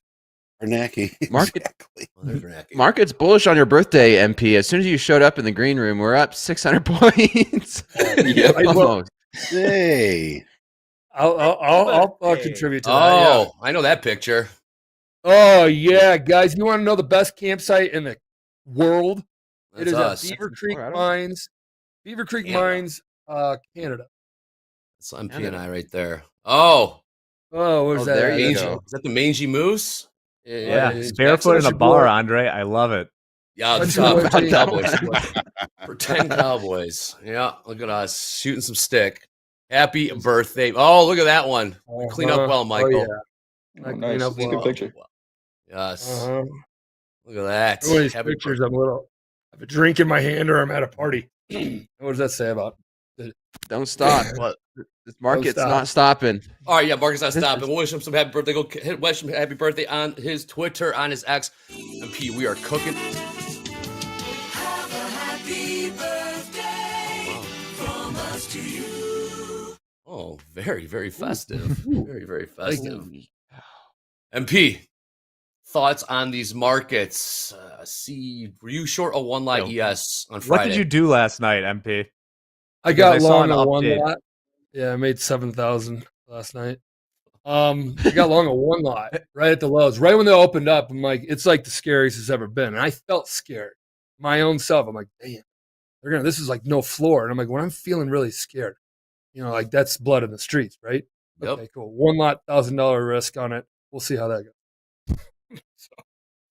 I mean, we're pushing. Yeah, We're we at are. 2,300. It's a great trade. Michael, Yeah, you are I the don't know what- age that I was when I started working with Topstep. Wow. Oh, really? Wow. Okay, Yes. cool. Man. He started. I got some.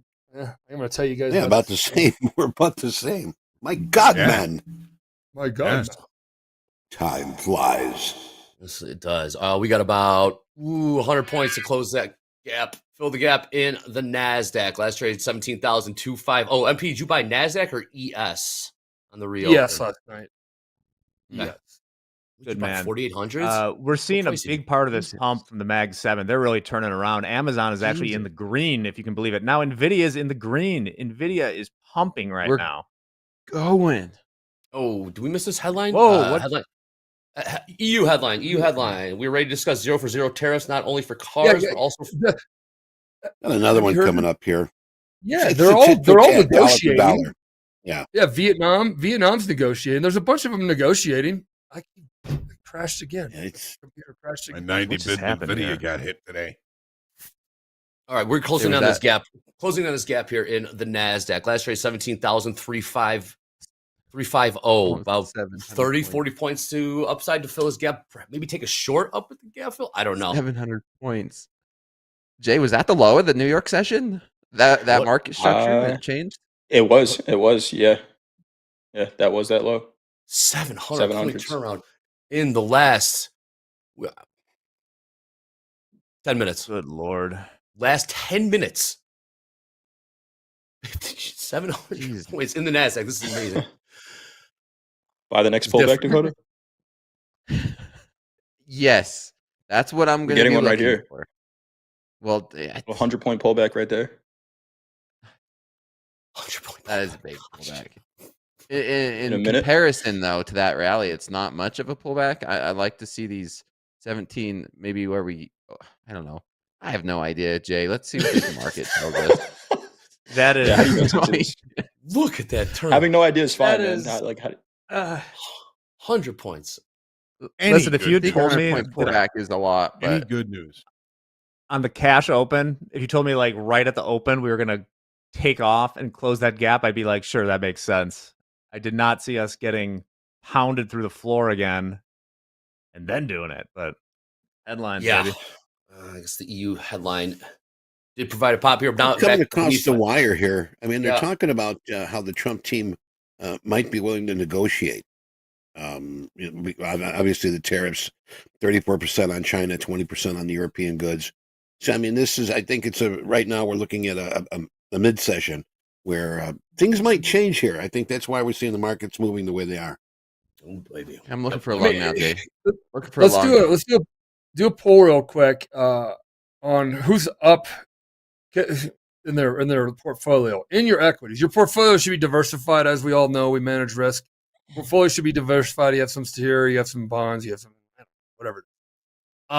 In your equities portion of your portfolio, are you up or are you down right now? People are talking about down or you're a liar. Or you're well, I in mean, cash.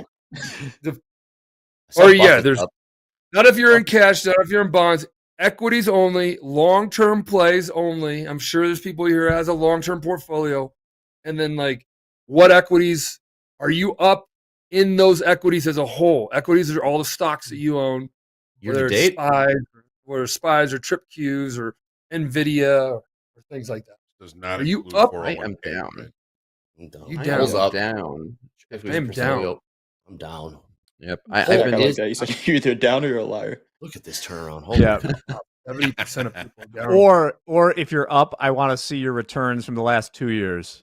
And share your secrets. Or start being a simfluencer, because that's another way to get to bring Fired up. 200-point turnaround in be the an eval NASDAQ. king. You can just be an eval king. Just show all your good sides. What's up, MP? So Crude cooking. I guess my question here is, like, that's a lot of people, or not my question, but I wanted to get the answer here. Like 73%. They're saying, who's the new Fed guy? What's his name? Bessette. The Treasury? Yeah, Treasury guy. Yeah. He was on talking about how 10%, it's something like that. 10%, 12% of the country owns 80% of the equities. And then what is it? The rest of them from 90, whatever. Point of the story is like the middle Thank 40 you. has like 12%, and then the rest have debt. There you go. Yes. But then the top 10, 12% own it all. So those are the ones taking the punch. But it's really, this whole thing should, in the long run, help out everybody.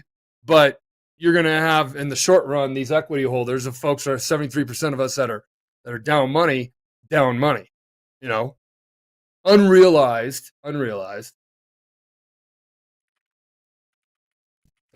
don't know. No, Jay, I haven't. Not yet. I'm still just trying to show it's tricky, patience. man. It's tricky. There was these kind of 170s. It held, but that's a tricky long. Yeah, I mean, take it with a micro just to feel something. I know. I should have. Yeah. It's just no balls. Yeah. Hey, speaking of longs here, we had crude here up 81% long. Sort of cooled off a little bit. We're 80% again here, long in the crude. Thank you, Robert. Let's trade $61.54. You do have about 700 sitting at 50-30 in the S&P. We saw the caveman kind of work the last time. I don't know if those 1,000 lots got filled last time. I didn't see them get filled, but I know Hoop said they did. But we got another 750 sitting at 50-30-31. So maybe we caveman up to those. Yep. We're gonna make another run. We're gonna make another run in the NASDAQ. Pullback I was looking for. I didn't see any great opportunity other than this. These I think the only pullbacks, way how I you know where could have got in was micros, and just build a position. You're taking heat. And gap close, gap filled. NVIDIA buys. 17,387 upside in the NASDAQ. NASDAQ last trade 17,300. S&Ps 5014. Fill the gap in the S&Ps around, call it 5094, 5073, somewhere in that area. Has some room to go.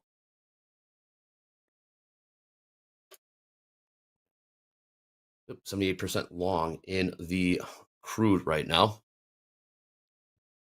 Got to break these overnight highs. Then the runway's clear to the gap close. Okay.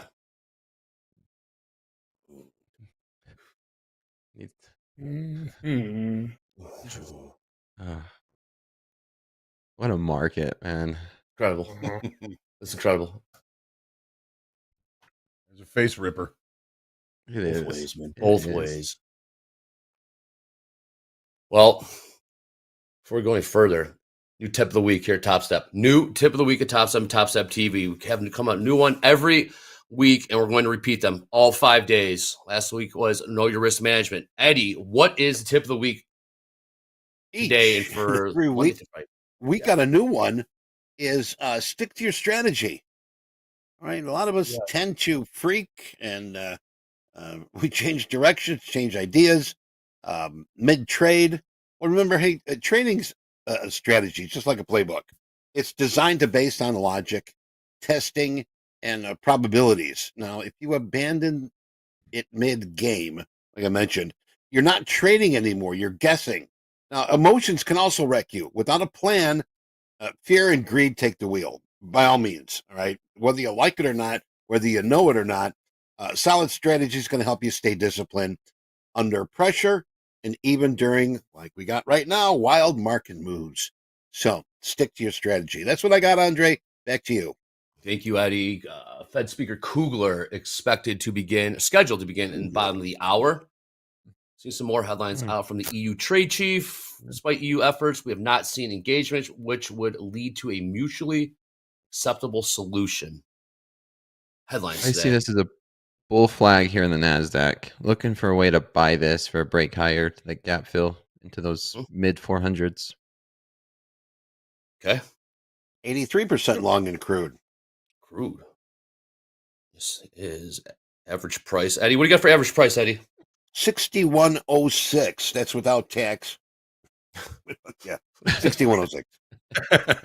Gets MP every time. Look at Kid Comedy. Gets him every time. He was the best. He was the best. Happy birthday to Michael. Anything fun over the weekend, Michael? Did you go skiing? You have a cake? Or just another day. No, I got invited to this stupid party. I hope they're not watching. How do you celebrate stupidity? Hey, that was my party. Stupid party. Come on, Joseph. I'm not even like it's like how do you do a co-ed birthday party? I'm not even your friend. Like, is your my wife's friend? My wife. Oh, for you? My wife. That's a little No, not even for me. It's somebody else's 38th birthday. Man. I had to take my Saturday to go to somebody else's birthday party. Man. And I don't even know. You know, people I don't even know. Chop liver, man. Come on. All right, cooking down. How's it cooking There here? goes NASDAQ. All right. There it goes. There it goes. We are. Wow. Did they at That was least a lot have beef and upside. chicken? Cooking. Ravioli. Filled. All right, we're cooking here. Gap. Did we do it, Hoag? Yeah, we closed the gap in the NASDAQ to last week's low. There's actually more to it. Look at this. Woo. Runway's clear. Look at this 100 tick chart. It's just straight up. It's just straight up. Look at this. It's just straight up. Bang. Whoa. There you go. Whoa. Dow cooking. Whoa. Crude Look cooking. at that. ES I've never cooking. seen that NASDAQ new before. That 100 tick chart just straight up. Unless there's news, let's see what it does with those gap in the ES. Thanks for the wire. We're looking to buy this, right? It's not stopping. We are not done. Whoa. Never Whoa. seen that before. Oh my. Oh, was this surprise interest rate cuts, you think? No way. I don't know, but They this don't have is to close door crude- meeting for a little bit. Crude's absolutely on tear too. Everything green on an absolute tear. 17,700, about a Yeah, it's 1,000 point close. turnaround in Wow, the look at NASDAQ. this. Holy shit. Look at this. God, I should have known. Wow. Oh, Who said NASDAQ's it up was a bull 1% flag right now. day? This is a bull flag. 1,000 point turnaround in the NASDAQ. It's Last 25 ripping. minutes. We're 1,000 points higher in the last 25 minutes in the NASDAQ. Take a look at the ES. Last 25 minutes, Even we are the up implication of good news is ripping this stuff higher. 250 points ES. Dow shot out of a cannon. Crude shot out of a cannon. Here goes gold. Everything just moving. Look at it. You know, I think what's happening is that EU, UK, I think the EU trade chief is sort of, it seems like from what I'm taking it, giving in a little bit. We're ready to discuss with the US solutions. So instead of being hardwired, I think they're sort of softening up a bit, I guess. That might be part of it. Definitely open up the door for Really heavy on the tilt. You got So it. let's see if these longs get paid to the long side. Crude, Michael. Or- That's all I'm seeing or- long. Jesus. Oh, 75% long Another ES. 1,000 lot Yep. upside at S&P. 51.48. Another 1,000 lot upside. Thank you, Jay. Head on a swivel. Everyone stay locked in right now. These markets are absolutely ripping right now. Whoa. Phil. Jay? Get it? Yep, Phil. Yep, filled. Upside. Filled. Holy cow! Oh, 100 gone. handle. Look at that. Another 200 point swing. Anyone who is short, I think, is no longer short. Oh, yeah. They That's gotta the be analysis you come here for. What else can you say, though? Another 1,000 lot upside in the ES. 1,000 lot, I can't even see what the price is. 61. 61. 1,000 lot upside. They're getting filled. Yeah. Wow. What a I've rally. never seen that before. I I've never tried to seen get that long before. there. You got to go to Mark. You can't be working bids in this shit. You just got, I mean, Yeah. Yeah. 200-point ripper in 10 minutes in the ES. Ooh, MP, happy Sorry. birthday, dog. Look at this thing go. Get off your phone. Jay, Get in these I'm markets, looking, MP. I'm looking at my long-term account right now. Get to out see of where here, it's man. at. We're cooking. You're making money. Your long-term portfolio is going higher right now, MP. We are cooking, dog. It's Look at Wow. this still thing. Hey, Oh you're my flat now. That's like That's gold. No, I'm still in it, Hoag. I'm still in it. Okay. I didn't get flat. I took the Oh. risk, risking about $400, so Hey, got about another 100 to go. 5% But limit I'm to in the it. upside, right? This is- Yeah. Yeah, I right? don't think there's any Be there's no limit serious. up Do it. during the day. 5% limit downside. Look at Nice to see 5% green. limit upside. Look at these charts, man. We Wow. are talking in the I've never NASDAQ. seen anything like this. I've never on seen the I've 100 never- I mean- chart. We're up a That's an 8% move 1,200. from the low. 8%? Another 100-point bounce. Almost 9% move from the low. That is fucking insane. Wow. Yeah, it is. Yeah, we're up 1,300 points, 1,400 points in the last 25 minutes in the NASDAQ. ES up about 300 points, like Jay's saying. Gold or crude, everything just green all across the board right now. This is insane. Yep. I'm Dan flat on Edmonds that points out. gold trade. This does Okay, remind me of absolutely. 2008. It Just does. This things one, absolutely ripping on any sort of news. just glimmer of hope. Incredible. Absolutely incredible. Oil up $3 in the last 25 minutes. 200 points down, 100 point up. Holy moly. Well, it turns out that was a good out in that gold position or that crude position we were in, wasn't it? Volatility is back. Okay. 6,300 people watching all across the globe. Click like, follow, subscribe, and click that bell. Click that notify. We'll stay locked in on these markets. 18,000. We just saw 18,000s in the NASDAQ. We bottomed out at 16. We were well beneath 17,000. These swings are amazing. This is volume is backing this up. Nvidia's up to almost 100. What? It was trading in the 80s. I know we were Yeah, talking it about our was just longs trading a couple weeks ago, Jack. Looking better. 18,000. Yeah, I got 19. I got some on Friday. Talk to me, MP. Nice. Start quoting these markets. 18,000. We're Yeah. above 18,000, MP. What are we trading now in the NASDAQ? 18,100. We were just at 18,000. 160s, even Michael. when I 170s started now. that. Now we're at 18,200. Now we're at 18,207. Holy banana. I remember in the pit. all right. 207s. What do you see? I remember in the pit back in 08 where it was 100 handle wide. And the Dow 100 handle wide was it's like Wow. usually like, 6,788 This at is incredible. 6,789. 6,700 at 6,800. And you just be there and be like, 700 bid, and somebody be at an 800 bid. And then brokers That be wide. like, sell you 100, buy you 100, sell you 50. And all day long, it was just like the most banana, like you don't know, you're trying to get out. The Look at ladder's them. as New thin highs, as it is yes. right now. Yeah, the New ladder's highs, yes. as thin as it is right now. And you got 100 lot on, which is 200 YM minis. Oh my It was like this. It was just like this, as thin as this is. 5,200 SPX, 5,208 right now. Wow, 52. Great googly moogly. 5250s print in the ES. This is we up 3. We're up 400 Oh my point gosh. turnaround in the ES. We are not done. More buying coming here. 244s in the NASDAQ print. 18,244. Now 250s print. 260s. NASDAQ about up 4% on the day. 270s. 80s. 90s. We're up to 18,300 prints. 300, 320, 4.5%. 330s, 330, 340s, 350s, Unbelievable. This is 360s just printed. 360 half. Print new high, 18,360 half. you looking at micro or minis? I'm looking at minis. Trump is mulling a 90-day pause on tariffs aside from China. Here you go. Aside from China. There Ooh, you go. it's game That'll on do with it. China, huh? So we're gonna go Why'd game they on sit with China. that? Why'd they sit on that for so long? Yeah, Tim. I only wish I had that long from 16,740. I've been trying to buy it. It's just there was no decent setup. This market just There you kept going and going and going. Market forced his hand. Just keep buying. Market. Cleared his mind on the golf course. He opened his trading view this morning. 290s, 90-day pause. 18,300. We Wow. are talking 310s. a Tuchman. I Yeah, can't just wait to hear coming from over the wire, one of my wires here. More than 50 countries have reached out to president to begin a negotiation. So And that's what we're seeing here. There's 230s, 220s. It's 18,000. That's a 100-handle move. And while Eddie was talking, while Eddie started talking, till now. You've been quoting the spoos. I've been looking at the Nasdaq. Okay. Oh, I'm not quoting the spoos. I'm to 18,150. 40s. Can't keep up. I got to keep up, man. These markets are rocking, dude. We are talking about. Wow, Trump is mulling over a 90-day pause on all tariffs, aside from China. Besides China. Yeah, that'll do it. 2,000 It was just 18,350, and it's now 18,000-ish. It's 300-handle move. Yeah. There's nobody here that knows how to trade these markets. No. Period. No. Yeah, what do you do there? Like, No, you're what's the frustrated. Jay, we were just talking about this last night.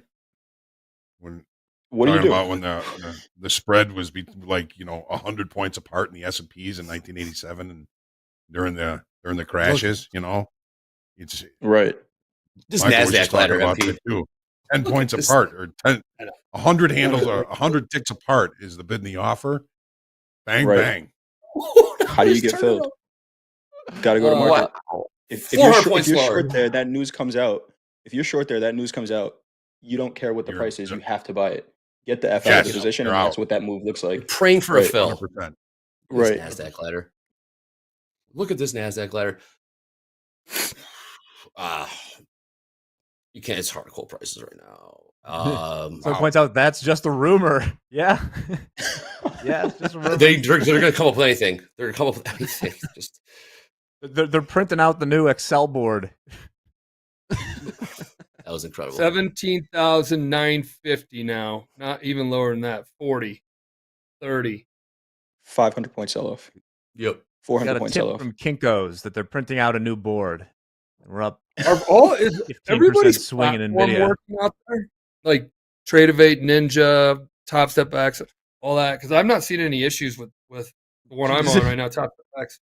But man, this is a lot pumping through their system. There is a lot. Oh, yeah, it is. I'm going to talk to them today and see, because they watch this. Like, they got to get the data feed from the CME that's pumping all that data out, which is fresh Nasdaq new ladder. data every microsecond. Nasdaq ladder is like vapor. This is all right. 30 tick 17,000, spread. 820, 840s, 850s trade now back down to 820s, 810s.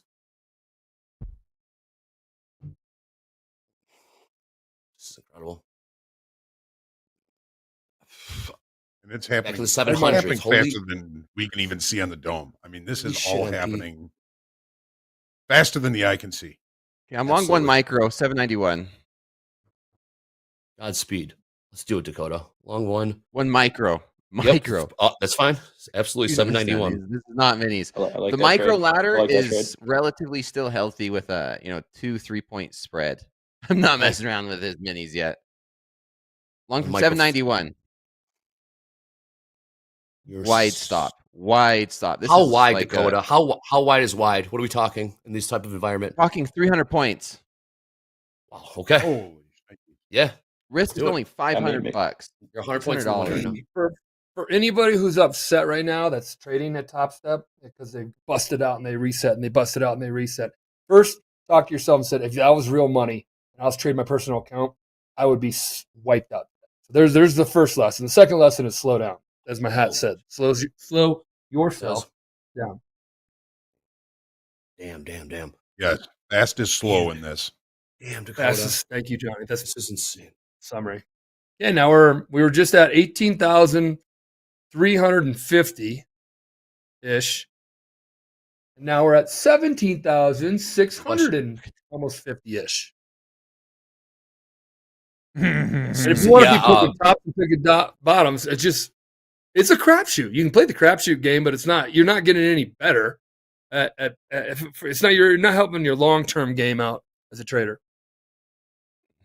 And if you are trading Motion micro, sickness over here. This is amazing. I mean, this it's my job to talk right now, but this is 08 again, MP. This trade. It is all right. This is 08. 5,100, call it 5,100 evens. I'm just gonna be ballparking some of these quotes because they changed in the blink of an eye so fast. 5,100 trade in the ES, 38,200 in the Dow. I put on a one lot micro as well, long. And if anyone is asking, I am trading in a combine in this right now.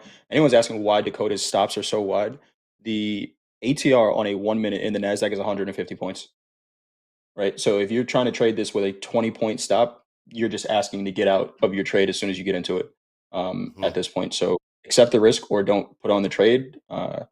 Risking about $400 on a one lot, but that's just the conditions that we're in right now. And you could We're even back ask, to is that testing Friday gap in the ES What's that price, Jack? 73? right here, right now. Right here, right now. 73. So we're back into the gap. So we obviously went through it with some furious momentum, but now we're back. Holy shit.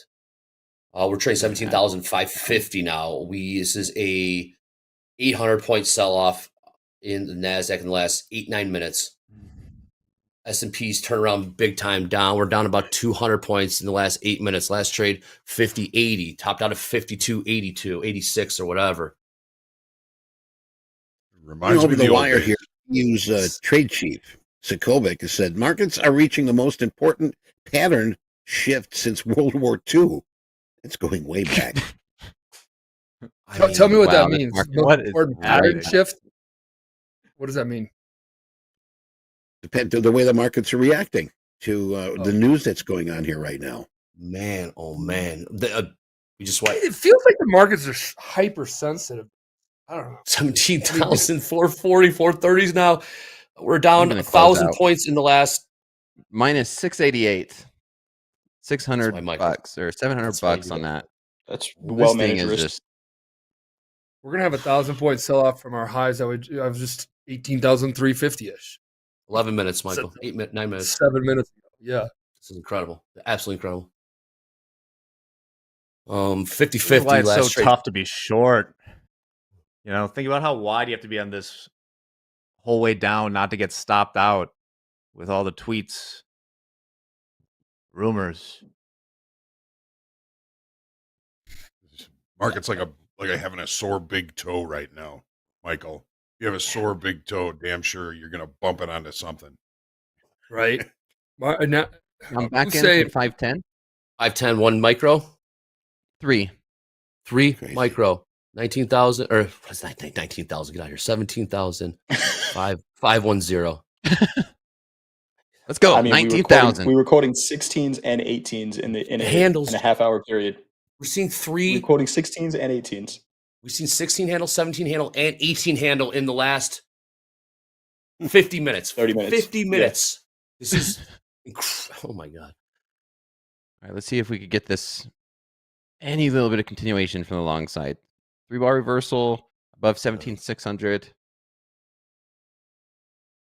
Hey, quick question Go for the ahead. techies out there. I keep getting the blue screen of death. Got it 3 times today on my Uh-oh. on my trading platform desktop. The Powerhouse, the Ferrari one.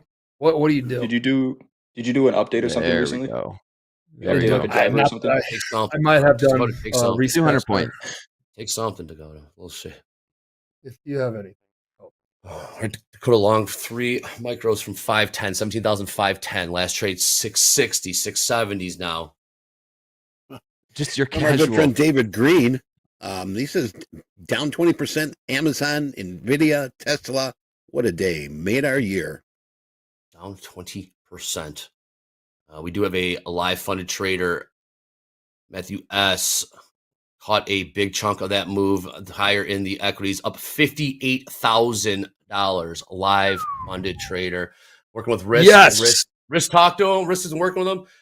Out for the day, locked in $58,000 in profits. That's what you get here at Topsep. Direct Sick. access to the Risk team.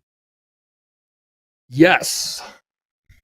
This is a trading prop firm. This is a proprietary trade. This is Apex, you can keep your traders on sim. We bring ours over to live that are trading. no MP. No, MP. We're a trading firm. All the things happening today. Yep. It's your birthday, Michael, and you are getting the gift of volatility today. Look at this go. Crude selling off. Crude down about $1.50 in the last 15 minutes. We are seeing gold selling off. Gold down $50 in the last VIX is 7 at minutes. 48. Is it? We dumped below 40 in the VIX. briefly Unreal. are Let's see, insane moves. looking for these From the 500s highs to here. hold. MP 6,700 people They're watching just all not across the holding. globe. They're We not got holding. hyper volatility's MP's birthday. Dakota's long the micro Nasdaq No, I'm flat. right now. I'm flat. I scratched that trade. That was a scratch. We couldn't even hold.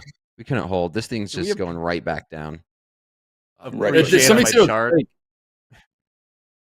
What's Cougar gonna say? I am so zoomed out right now. These are 5-minute candles, and I was looking at the side, the price scale. I'm like, oh my god, I have over 500 points in the ES on the side there. The scale is This is wild. Remember this. What are they April saying was fake news? They said CNBC said something about fake news. The 90-day pause. Okay, nobody Yeah, knows about the that's what they 90-day were pause. talking about. Got it. Oh, they didn't confirm it? Whoa! So wow. it's tipping their hand that if there is any type of pause or negotiation or good stuff, this markets will firm up. I mean, it just showed you right there. I don't mind taking it.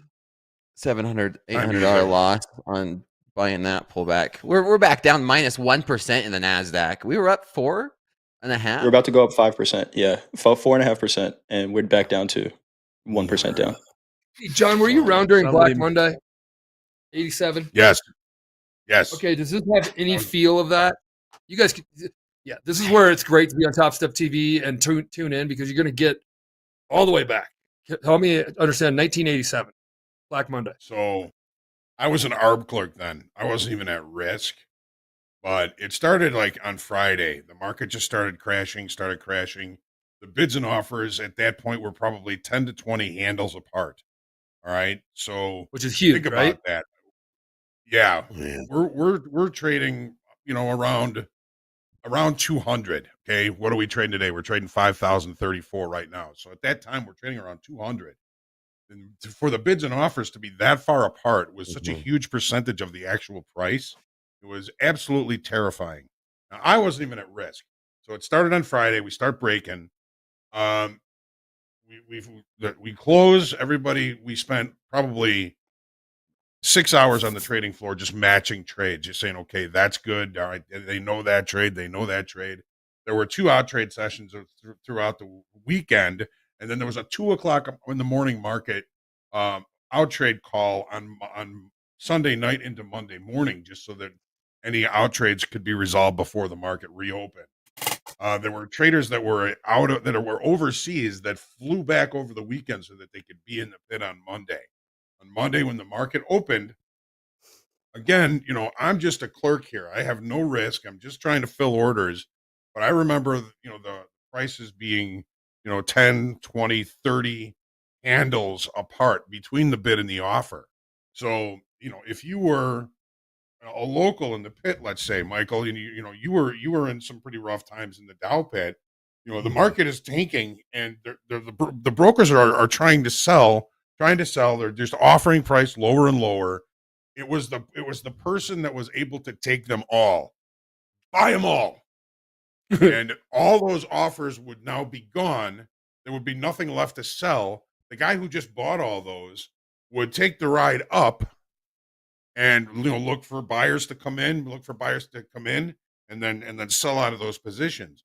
So the people that made the money were the ones that had the intestinal fortitude, some people would call it balls, to take the entire trade. If there's 200 coming at you and you say buy 5, there's 195 left to sell through you on that.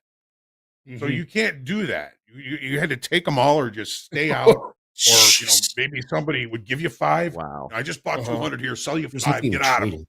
There's nothing even trading It right was now. absolutely terrifying. MP, Hey, Hoag, wasn't it There's the nothing- day that there's nothing wasn't it trading the day right that now. Porcelino made $1 million in 5 minutes on an error?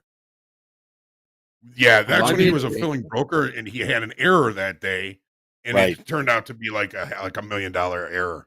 $1 million. Profit.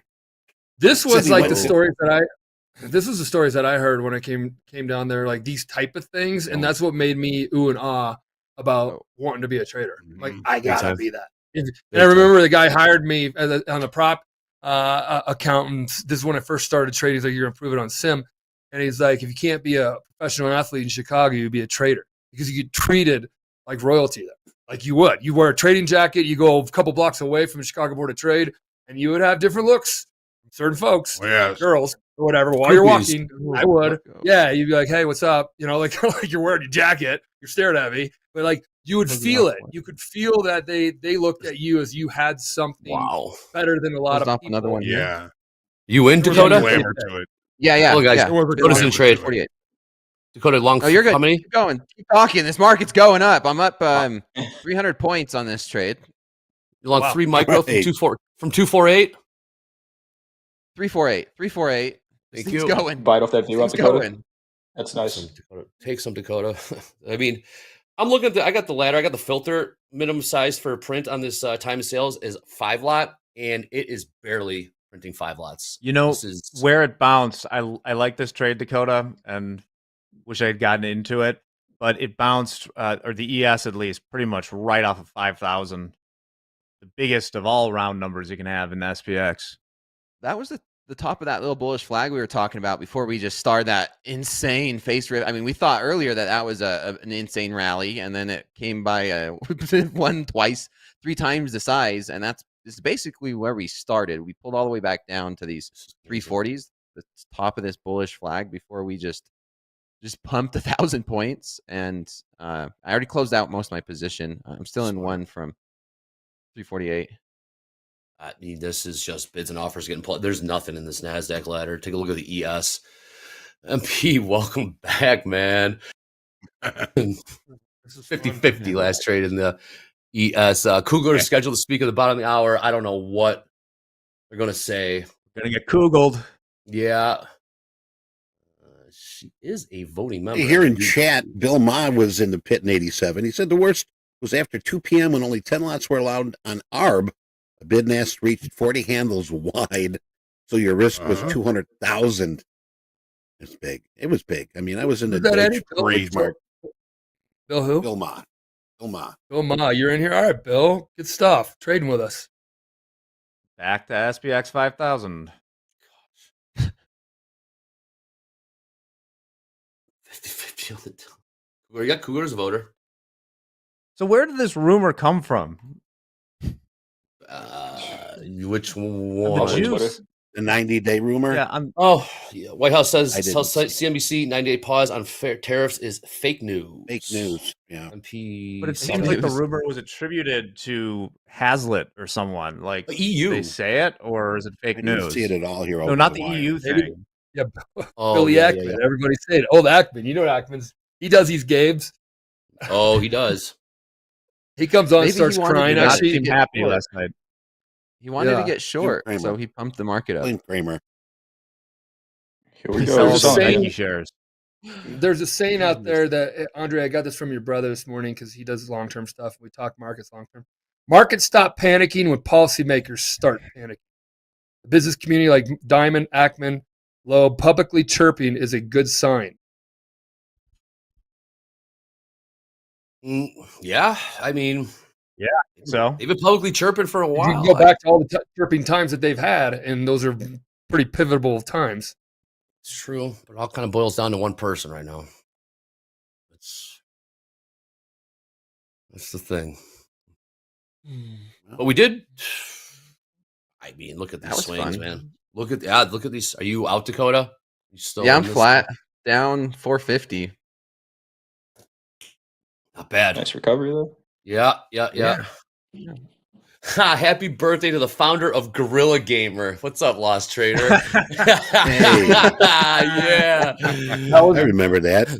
That was $250,000 of my trading dollars in 2004 out the door on Gorilla an Gamer. idea. Lost Trader, how'd you know that? I think you were ahead of your time, Michael, on that idea. Big time. Oh, 100%. It got bought. There's a company that got bought out for like $1 billion. That did the exact same thing like 8 years later. Yeah. Oh man. Yeah. I was talking to Michelle about that, telling her about that Gorilla Gamer. We ran out of cash. Gold. The idea was the Madden football. Yeah. Uh, I find you, you and find me, and we can bet each other. Right. Yeah, we can Right. pretty much bet each other before we played each other. We did it all the time in college. You know, Tiger Woods golf, 007. I don't know. Gamer that got That's me. where we met. Really. Trip down memory lane. is, All right, maybe we're starting. I don't want to speak too Peter. soon. 17,240 last trade. NASDAQ, We ran out of gorillas. 5,000 even last trade. Again, we've seen three different handles. We saw the 16,000 handle, 17,000, and 18,000 handle in the NASDAQ in the last less than 60 minutes. Yes, you heard me right. Less than 60 You don't hear much minutes. about Harambe anymore. R.I.P. to Harambe forever. Yeah. No respect is right. So if that's fake news, Fake news. 1,000 Brad point said pump. this in the chat.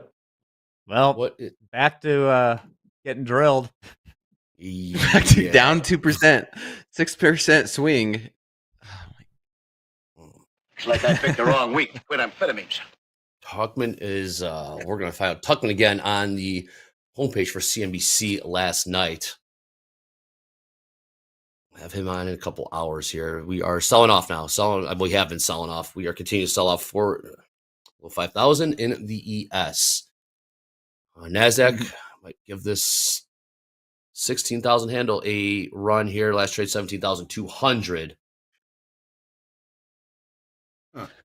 Gorilla Selling Gamer. off. Video. Have you ever seen a movie called Why Him?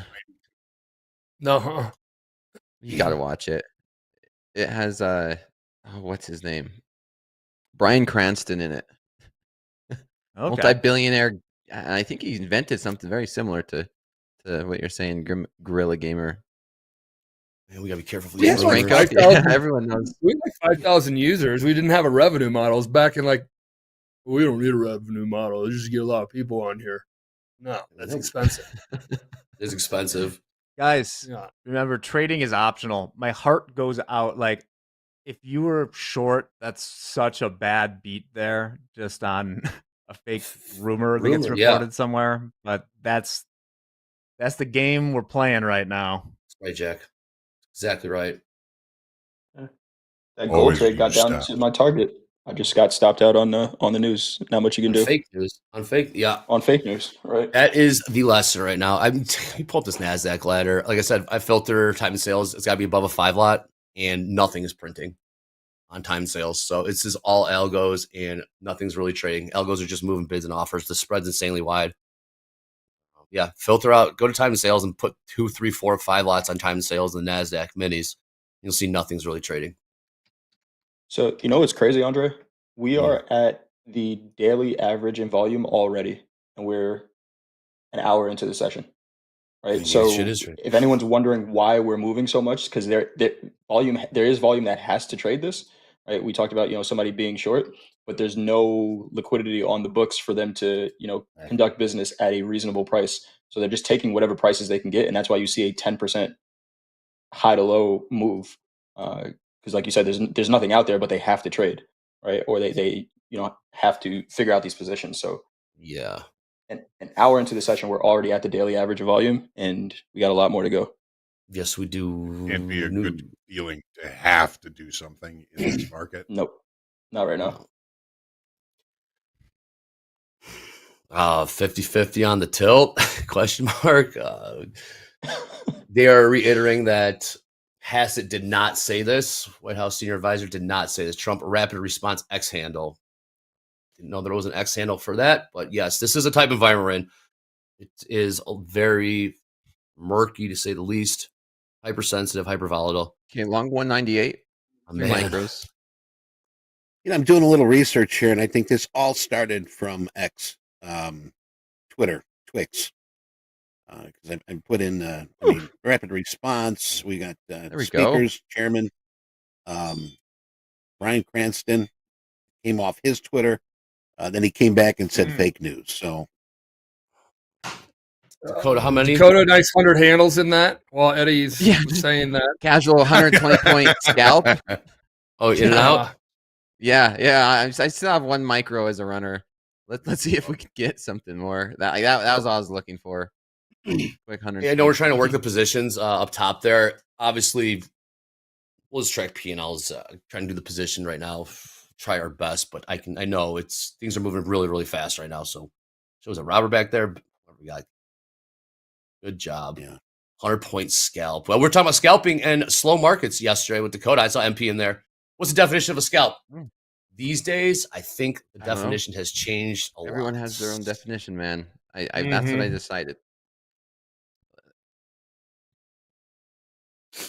To me, 1,300. Different definition for everybody. I mean, some people might consider a day trade a scalp, something that you're only in for one day. There you go. This is I mean, Warren Buffett would say that. Yes, he'd call that a scalp. Yeah. He's up. He's the only one up money this year. I think I saw. Yeah. You mean the one sitting with a ton of cash? Yeah, nice. Cash is king right now. We got a 50-point bounce in the ES on this 5-minute candle. 50.34 last trade. In this 5-minute candle, bottom out at 49.86. Look at the NASDAQ. Not casual. I'm being facetious there. 300-point pop in this 5-minute candle. I can't say I've ever really seen moves like this before. Good job, Dakota. What's the P&L? Nice trade. $86. Nice job. There you go. There you go. Look at that 1 hour. I know. All right, coming to the top of the hour. This is flying by. I'm not seeing anything cooler yet. No. The Esther just sort of wondering what Kevin Hassett's going to be doing tomorrow from CNBC.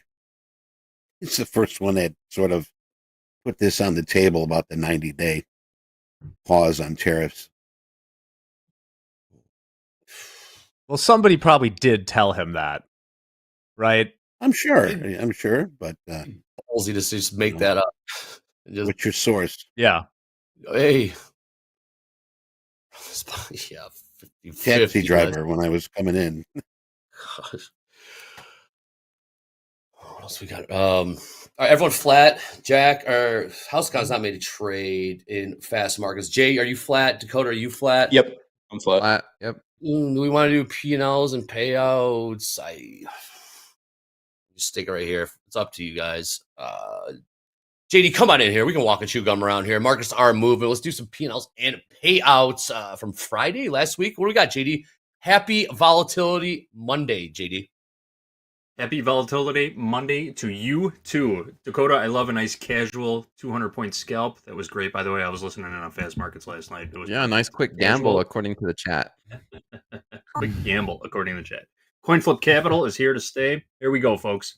Here are Friday's top live funded P&Ls. We got some big numbers from Friday for my live funded traders.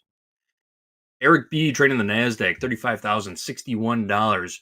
Retrain the MNQ and the NQ. Took 3,300 out of the MNQ, 18,000 out of the NQ, 21,251 total in profits. Caleb trading gold, NASDAQ, and the ES. Took a hit in the ES, lost about $2,100 trading the S&P. Picked up 8,800 trading the NASDAQ and another 3,500 trading gold. $10,259 for Caleb. Liam, another popular name on this list, we see him quite often trading the NASDAQ, $9,850 for Liam, and Justin O also trading, trading the S&P, $8,585 for Justin. Decent Fridays for these live funded traders. Thank you, JD. You got it. Here's some payouts now. Let's do it. These guys putting some coin in their pocket on a Friday. Here we go. Look at these numbers. Mang, 85,000. Anonymous Hamster, 55 grand. Dan T, almost 51. James, 30,692. And George T. George T got a nice shout out from Mick on the shoulder tap last week, and then closed out the week with a nice $25,000 payout going into his pocket. Big shout out to George T there. Oh. He had that huge day, $40,000 day on, I think it was Tuesday. Got a call from the wrist team, locked it up. That was like a phone call, JD. Oh, someone calling. Who is it? Who's there? Someone answer the phone. Hey, what's up, man? Yeah, you guys wanted me to call? It's our anonymous What's up? Hey, how you doing, guys?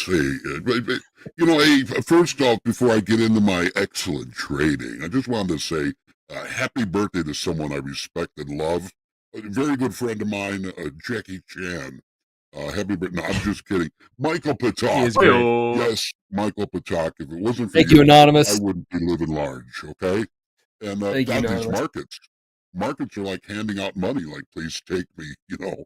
I slept through the open, rolled out of bed, made enough to fund my weekend getaway, and all before my coffee even cooled down. Now, market behavior, my goodness, I haven't seen this in a while. It's like the market makers are playing tic-tac-toe, and I'm the only one who knows how to win. But hey, if you want to actually see profits, just don't stare at the charts all day. Here's a secret I'm going to share with you. Trade what you see, not what you hope for, okay? Watch for order flow. Respect your risk. And for the love of all the green, stop revenge trading after a loss. Gosh, guys, you can do just like me. Ride the wave, don't fight it, and maybe, just maybe, you'll start bragging like me too. So, hey, great payout. Thanks a lot, Topstep. Happy birthday, Michael. I gotta go. I'm gonna trade some more. Take care, guys. Anonymous. Anonymous. Thank you, Anonymous Hamster. $5,000. Anonymous. Nice puppy paw payout. No, that's not me. That was Anonymous. I thought it was margin call. Yeah, that is what a margin call sounds like. Threatening.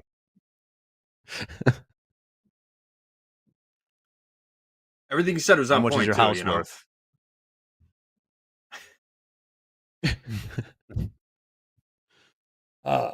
We have some Topstep Is X that it? stuff coming out this week.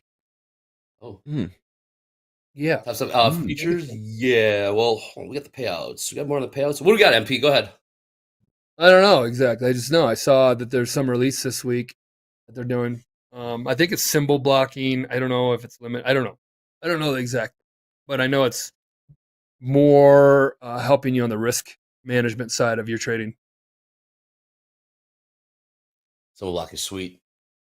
It's nice. All right, cool. I don't even want to say the markets have just taking a breath. Maybe there's a little bit of a breather now. 50, 70 in the S&Ps. Maybe pushing higher here. Maybe now 70, 50, 80s trade. NASDAQ, going there. 17,550. These moves are just wild right Not like now. it's done anything today, you know. I mean, down 5%, up 4%. Back down 2%. Yeah. Just hanging around, you know. Just no biggie. What's Peter Tuchman going to say? That's what I'm curious for. I cannot wait. He's definitely gonna be fired up. If you saw him on Friday, he was very, very fired up. I didn't even ask him a question. I wound him up and said go, and he went. I didn't even ask a question. He just went, and yes, we'll see what he's got to say here in a couple hours or hour and 10 minutes. Hour to go here on fast markets. We've seen some wild swings so far. Let's take a look at the bond yields real quick because this is spicy. We are actually back into the purple box. Bonds don't like this uncertainty. They sold off hard today. We're comfortably above 4% right now, 4.14%. 4.14? Yeah, that means both Lutnick and Bill Ackman are not happy today. Everything is just Twitter last night. Fed Watch, we're getting closer to a 50-50 probability of a rate. Well, now 65% probability of a pause. Whatever. Let's go. Let's check out on these equities. I know other markets are moving. Gold saw a sell-off, a little bit of a rebalance there. 30-20. Crude, huge, around a $4 range in crude. Bottom out beneath $60 a barrel. Now last trade, $61.25. Buyers in the ES. 50.90. It's coming out. We have FOMC closed door meeting beginning at the bottom of the hour. Close the effing Euro door. close as Euro close as well. Close effing doors, right? I like longs here. I like longs. See if we can play for a break of those 700s again.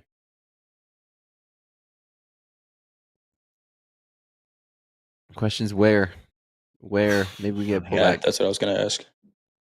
Yeah. Back at the I've 400s. seen a shoulder. Is this possible, Coach Jay? Shoulder.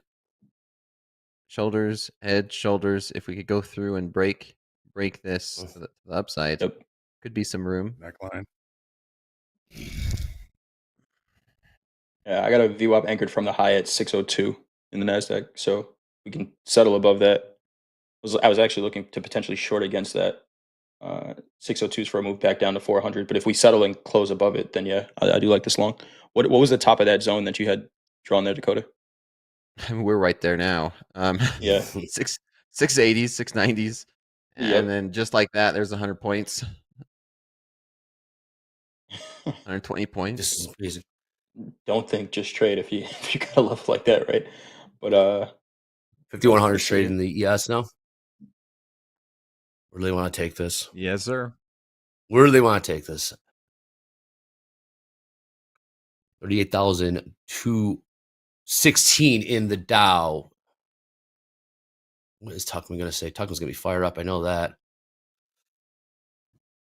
Again, we have a. If that was fake news and What's the nothing has news? changed, we are so much higher than where we were earlier this morning. Something I'm thinking about.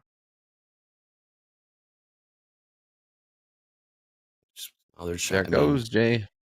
There it goes. It does. Anything on the ladders? I'm not seeing anything on the ladders in the ES. Obviously, NASDAQ is just completely. Hey, shout out to Brett heavy on Simba the in the tilt. chat. What's up, Brett Simba? Thanks for tuning in. A little heavy on the tilt. What do you got, MP? What's up, Simba? I met two great guys lately, Brett Simba and James. What is James' last name? Take Profit Trader. Six, pretty cool. Something like that. I don't know, 6 something. But yeah, good to see her. One I of was the at Brett Simba the camp. more Brett Simba camp of traders trading right now. That's what you can get an update on a Topstep camp. We just shared ours. Oh, you got the MMA thing going, huh? I'm gonna do the MMA. I told him, you guys got your camps, we got ours. Yeah. 5120 in the. I mean, these. Look at the last 5-minute One of the more NASDAQ reasonable- candle. 350 point range. Am I seeing that right? By the next pullback? Yep, 350 point range. Yes, next Jay. pullback, Jay? If I'm looking to be, Right. I'm a pullback buyer. I'm a buyer today. 6. That's it. Thank you. 6 World Series trading tournaments game. between firms. That'd be pretty sick. Yeah, that's what we were talking about. I go, eventually, guys, we're going to be firm to firm. Who has the better traders? Oh man, I don't mind that. That's pretty cool. I mean, Brett's one of the more logical traders that I see on the Twitterverse. That's not just spewing garbage, actually having like reasonable conversations. Like content that actually like feels like it's not squeezing the life out of you. Yeah. look at us. Even the traders are taking a breather right now. We're taking a breather right now. Marcus trying to do the same. Coming up to the top of the hour. Still nothing out of Kugler. I haven't seen anything from her yet. Nope. We're taking a I'm sure it breather. This matters. market, the equities are psychotic right now. They are, and based on the scale of the charts, they're not really taking a breather. It's just All relative. last 5-minute candle was had a 350 point range in the Nasdaq. Take a look at the ES. Last 5-minute candle in the ES, the 90 point range. 90 point range. Yes. ES. We're not taking a breather. The chart Feels like a breather though, from what we were. I know. What we just witnessed. Just straight up, straight down. Raheel Rahman, it's scary to trade. Yeah, just watch. We'll learn. All right. We're in a I lot tried right it. now. I'm We long know two there's- micros. Who were those? Those weren't retail traders. Now think about it. When that news those. came out, fake news that just came out, the 90-day pause, that was massive buying. Who is that? I mean, there's a guess because nobody knows exactly. It wasn't a bunch of retail. That's my guess. It wasn't retail. It's big money that came in there. Huh? Algorithms. Citadel. Algorithms, and then hedging the options too, because we rocketed through all these levels, so they just got to buy. And then They short just have- squeeze, right? As soon as we start breaking Yeah. through, that's like everyone Pelosi. covering. All right. Pelosi. Pelosi. Well, Also, just lower liquidity because you see that news, you're pulling your orders. it's that as well. all the offers go bye-bye. All right, hey Jay, you're long 2 micro Nasdaq. Yeah, I'm long 2 micro Nasdaq from 659. I'm just trying to get a feel for these markets right now. If it even makes sense to even trade these. I have my personal accounts up on the side. I have a Topstep XFA on Quantower that I could trade, but I'm not willing to put risk on anything real right now. So just in a combine, trying to get a feel for this with pretty low risk, but long from 659. Never seen anything like this before. It's different. 659. I like it, Jay. I like it. We broke out of that neckline, that upside down inverted reverse head and shoulders. I like that play. You limit risk. Is this fun, Michael? It is. I know. I got like business meetings coming up here, and I know you do. Would love to move them. Oh, markets will be here, right? The markets will be here. Let's trade for tomorrow. Markets will be here tomorrow, the day after that. Markets are holding up. Let's talk about the markets are holding up pretty well, all things considered. Obviously, I know 5%. Dre, to have you guys over here trading, and I leave this and I talk about all. I meet with all the meetings about things that we're, working on. I'm on like the fun meetings, the ones that are like, oh, we're releasing this one this time, and this is coming around. We're going to be positioning, like this, and it's going to be like. So I get to go to those meetings, and they're usually on Mondays. So working on the future of Topstep on my birthday. My wife did ask if I wanted to go skiing. Your today? Yeah. The mountain's still open? Or is everything closing up? Oh yeah. Buttermilk's last day was yesterday, and that was banana day. No, it was bananas on bacon day. It was bacon day. Everybody dressed like bacon. They're handing out bacon, but it was bananas. Colorado loves to park wherever they want. Yeah, I know. There's so many people there. It was just like spilling over, like the parking lot is spilling over. So, and when it spills over, people like park everywhere there's available speck of grass or dirt, and it was just crazy to see. Tons of kids. Jesus. All right. Well, hey, MP, when do those meetings start? Because I think we have got a little something in store for you, a little bit more for you. So give us the heads up before you do have to bounce. I think we got a little bit more here for you. Yeah, all right, cool. All right, let's do a market recap here. Let's go around the horn. Take a look at the ES 5109. 5111 is now trade. Look at NASDAQ 17,006. Call it 660. Can't even quote these prices. 38,330 last trade in the YM. Oil $61.23. It is anyone's guess which way this thing's gonna go next. We just have to call it by the hundreds, right? We're trading the 600s now. Yeah, it changes every minute. MP in the pits, fast markets. This segment's called fast markets. What was fast markets like in the pits when Hoag and Eddie? When it turns into fast markets, what changes? It gave Hoag can probably explain it better than Eddie because it gave the brokers leniency on their price, right, John? When somebody goes, "Hey, pit reporter," they yell up to the pit reporter, "Fast markets," and they do some quote or they just say "fast markets." Right? Yeah, the price is moving so quickly, so they alleviate some of the responsibility from the brokers to be tied to the tape. So if you have an offer and somebody prints a trade through you, normally you would owe them that fill.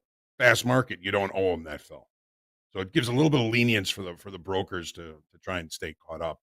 You don't have to write as many checks during fast market. This is when the pit reporter would be quoting. I mean, because every time you make a trade, you'd have to quote it. Like if I bought 80s trade, 95 trades, blah, blah, blah. Yep. Like somebody has to quote it, or the pit reporter, like they're in fast markets too. They're trying to keep up. Why I asked. And whatever they update then goes out to the world, from whatever's happening in the pit. So every last price you see right here is what they used to type in, send it out to the world as a data feed. So like I'm offering 75s and Michael trades evens through me and gets the print in, and then the market breaks. Normally the broker would be financially responsible to the customer to make that fill to give them that fill, which would cost the broker during fast markets. You know, there's so much information coming at the pit reporters. There's so much information coming into the pit, out of the pit. You're not held to that anymore during fast markets. Now, they may try and force you to. You know, they can say, "Well, I'm going to pull my business if you don't, fill me on that." But at least the exchange gives you the ability to alleviate some of that responsibility during fast markets. Called getting traded through. That's why I heard 1,000 lot ES, 5146,000 on the bid. John, you know the octagon shaped pit and then the pit reporter booth that stands up above it a little bit? Guess what the design of our new office? Guess what the design of our new office has? Build. It's going to be a pit. Going to be a pit. Nice. With a pit reporter box, it's a little bit higher. That then we can have like you or Dre sitting in there, and the pit reporters up there, cool. looking down on the traders that then have screens that are in the pit that can see across the traders in the pit, and then cameras coming down, lights. That's just one pit. We're having 2 pits designed. Damn. So yeah, you can Topstep. You can watch a guy out of a garage, or you can watch a bunch of people that actually trade in a pit. Is it the same space as before? Same which one before? Oh yeah, the same space before. Yeah. Same space. So like the big room in the center. We did find out Tasty Trade's old office is for sale right now. So we're already on working lease agreements for this new space with our name on the building, with a studio that like an ESPN studio desk, and then John or Andre can be like, all right, let's walk out and see our traders, and they can walk out, and there's 2 trading pits there, and then the cameras follow and all that. The whole room is designed for that. It's going to be badass. That is cool. Yes. And then Tasty Trade just found out that their old office is for sale. And it already has a studio all built out. So now we're like, well, do we want to go check their studio out? So I'm going to go look at that in a couple weeks when I'm in Chicago. We're going to have security also, Michael? He was basking in the What's glory of that that? joke he made. Sorry, go ahead, Eddie. You're going to hire security? Or your mom's basement or whatever. You could do it out of, I knew. That's why he was... He was chilling on that joke. He was loving that joke he made. He was just. Hey, we're unchanged. However, since food will be settlement allowed at on this ES. trading floor. We're unchanged. It's like nothing happened. Whatever. Don't worry about it. Yeah. Look at this 5-minute range, Dolby. Oh my gosh, let's look at this 5-minute range here. Look at the 5-minute candle on the ES. I'm holding my tongue. 50-point range in the 5-minute. On the ES, this is the ES. 50-point range in the 5-minute in the ES. Last 1, 2, 3 candles here. Go look at the NASDAQ. What's wrong with my mom's 100-point range. I traded in my mom's basement for a while. Still loving it, man. He's still loving it. I used to work with a guy that was playing video poker out of the public computer at the Kmart on Division, Andre. Now that is... There's a Little Caesars in there. Respect. I know exactly. That's a degen behavior. Respect. Shout out to right next to someone crashed the markets. The flash crash from out of their mom's basement, right? Flash crash was... Yeah. I wasn't around. I think I took off or whatever. I wasn't... I was trading, but I wasn't trading that day on the flash crash. Who here was? I was on We were. vacation. We were. It was last 10 minutes of the close. They showed a picture of Athens, Greece, like on fire, and that triggered whatever. And it was just look out below. Really? So it was before the close that it happened. It wasn't. It was a build up. Obviously, the Euro crisis was going on. It was just build up, and like 10, 15 minutes right before the close. ATMs weren't working in Europe, if I remember correctly. There's lines and all that, and then they showed like riots, uproar, upheaval in Athens on the television, and then everything just went gap down, like major gap down. All the bids got canceled. Remember we had NIBOT report to that. We had a connection in Greece at that point. We're going to play Shout by out NIBOT. Come back, NIBOT. Say hi. Dang, 200 points. Was Topstep around? I When don't was it? think so. Well, No, PTP This might would've been- PTP was. What was this, like 2010? Ish. I want Yeah, to we say. were just started. Yeah, we just started in 10. So it would have been our prop firm. We had Patak Trading Partners first, and it just took the same model that Kottke Clearing did with me when they put me on a simulator straight to funded. I'm glad you brought that. And we MP, kinda- we've seen some people in the chat and some of our traders saying, I want 15 lots, like maxing out. When you went to Kottke and you were a one lot sim trader and you came in and you said, I don't trade one lots. What did they tell you when you came There's to a Kottke? reason why you're sitting here. There's a reason why you're looking for funding. There's a reason why you're looking for funding. There's a reason why you're looking for funding. You would not be looking for funding if you were trading well. So shut up with the 15 lots, is what I was told when That's what I they told said to him. the guy, this is too small. He goes, you're starting with a one lot. There's your seat over there. We're not paying you. But if you show us you could trade, we'll back you. And pretty much like that's what the same guy that said, if you can't become a professional athlete, become a trader. I'm like, sold. I needed to be humbled. I needed to be curb checked or whatever you wanted to call it. And that's really what I was. I was just a cocky kid that was just kept losing money.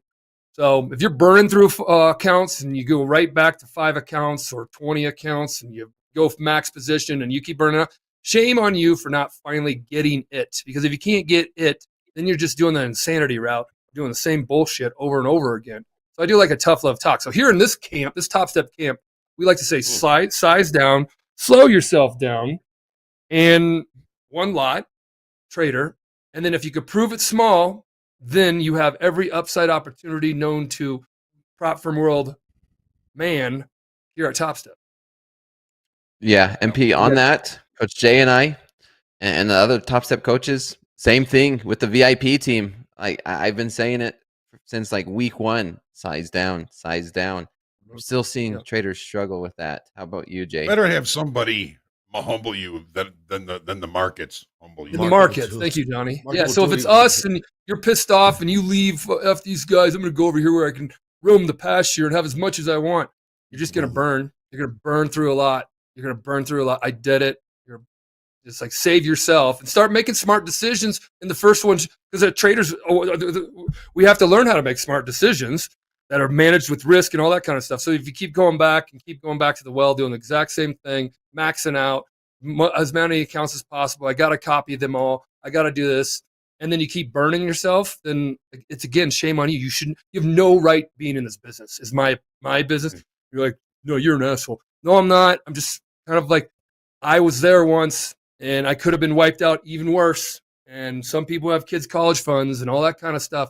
Take care of your family. Take care of your money and discretionary money sitting there. Do not burn through it chasing get rich quicks. I still remember the guy's name who humbled me. Ron Manister threw me out of his office. Get the hell out of here.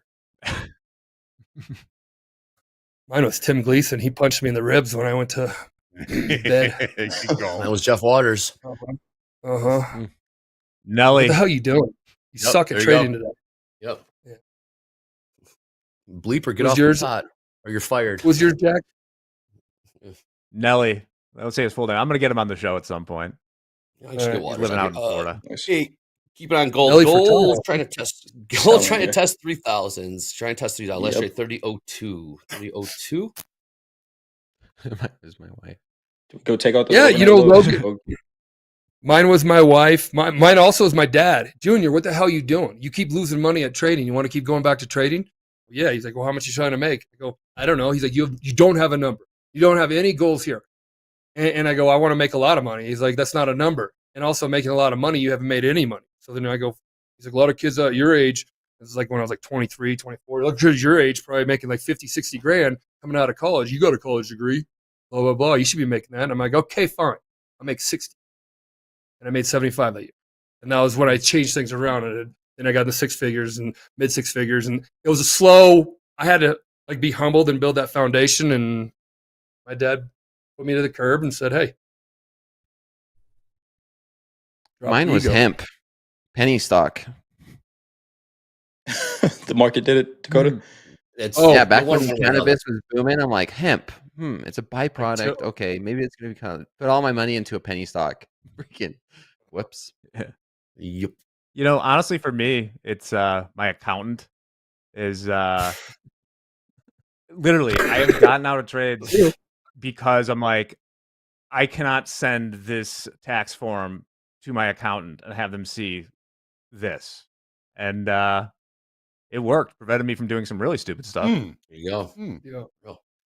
Somebody says these Because then stories she's are gonna awesome. email me and be like, wait, let me get this straight. You lost this in GameStop options? That's embarrassing. Yeah. Yeah, somebody calls you out on it being embarrassing because it's all quiet, guys. It's all quiet. Nobody sees their statements. Nobody sees, like the only thing it would be is if you share a credit card with your wife and you keep resetting. So you'd be like, hey, what are all these charges? Which you should have her or him or whomever you're married to, like tell you to slow it down. That's the significant other, like helping you out.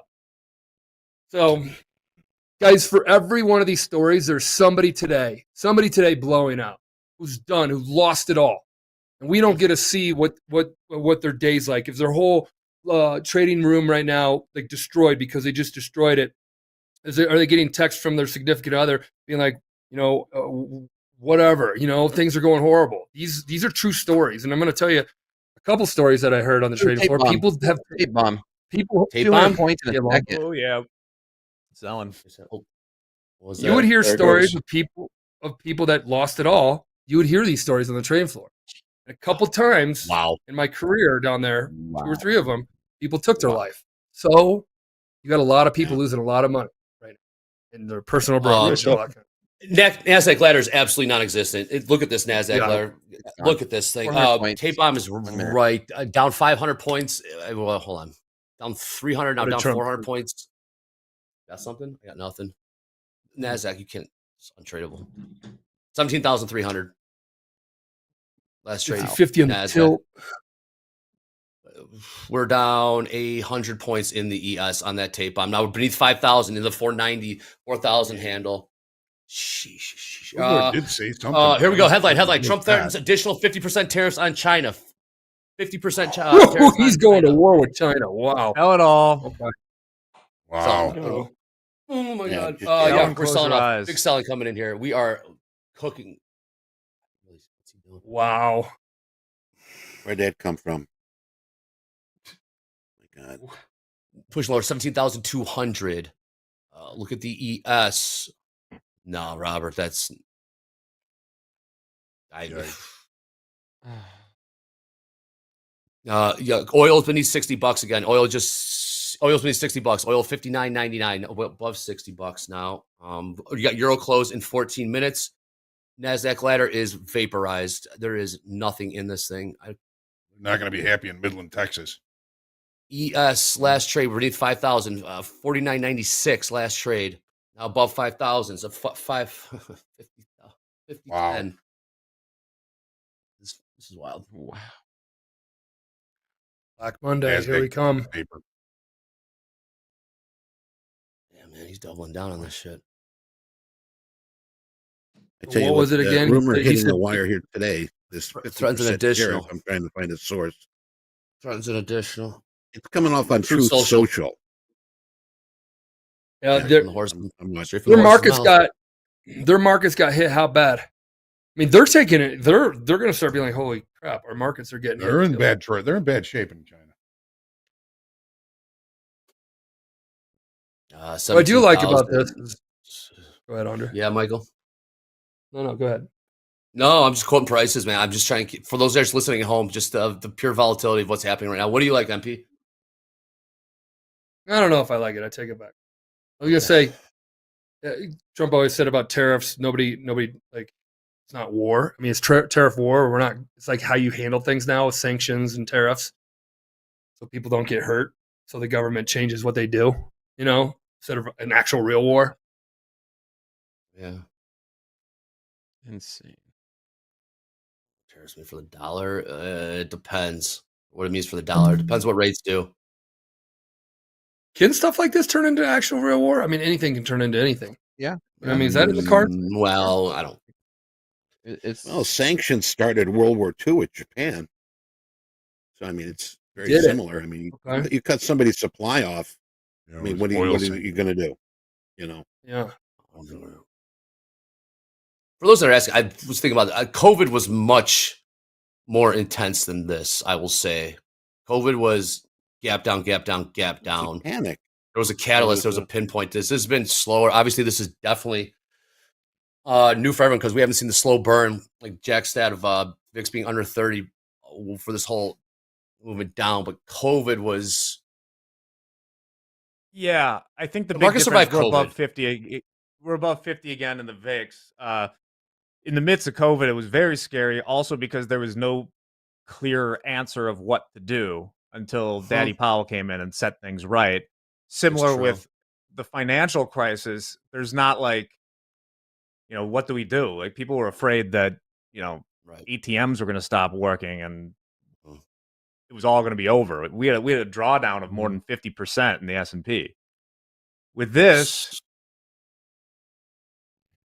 Economy's like still you saw that alive. huge rally earlier, it could change one of these Yeah. days because there is a pain point. I don't know. Like I know they say these are sticking around no matter what, but if the S&P is down 30%, do we think they're not going to do something? COVID, yeah. Business literally 40%. stopped. COVID, or everything stopped for like 2 months. Business is still open. See, that's what hurt. The Everybody lights are closed. still on. Yeah, that was unlike anything ever. Everything literally stopped. Everything stopped. So you thought everything was going to zero. Like, how can this company make money? How can this company make money? Right now, like everybody's still flying in an airplane. Correct. They're still going to a restaurant. They're still at Stores, Target. restaurants. Like yes. So Shipping lanes are open. Yes. So there is a difference. This is like Jack said, there is solution perhaps. There is options for this one. Somewhat reasonable. All right, a little bit of a bounce here. 50.38 in the S&Ps. Got Euro close in 10 minutes. 5K Cougar has- SPX. Okay, 5K. Yeah. Cougar ain't no one paying attention. Well, Andre, that question that we had, what do tariffs mean for the dollar? Look it up here. If tariffs trigger, tariffs can boost the dollar in the short term due to reduced imports, inflation pressure, global risk aversion, but they can escalate into full-blown trade war. They can also damage long-term confidence in the U.S. economy and currency. So, Dollar's getting tariffs in the weaker. Dollar has been getting weaker on these tariffs. On the tariff talks. So when 10-year yields go down, dollar gets weaker in theory. It could weaken the dollar over time, right, for the global slowdown. You're seeing in gold, right? Gold prices go down, dollar's probably weakening. Stronger. I don't know. Yeah, something like that. All right. Bob, we're coming. Eddie, all right. Well, I got you there, Eddie. We got 6,000 people watching all across the globe before the year closed. We got some announcements. The dashboard. We got the dashboard. Who else we got coming out this week, Eddie? We got heavy hitters on TopstepTV. Eddie. Oh, my. Let the I got some good stuff to share with everybody. All 6,000 of you.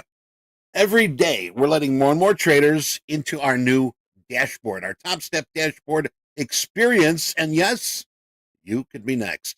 On our new dashboard, what you can do on it, you can bank your resets for future use. You can save them. Real-time stats. You make a trade, you can go back to your dashboard. It's there. Instant Express funded account activation. Press that button, boom, you're ready to go.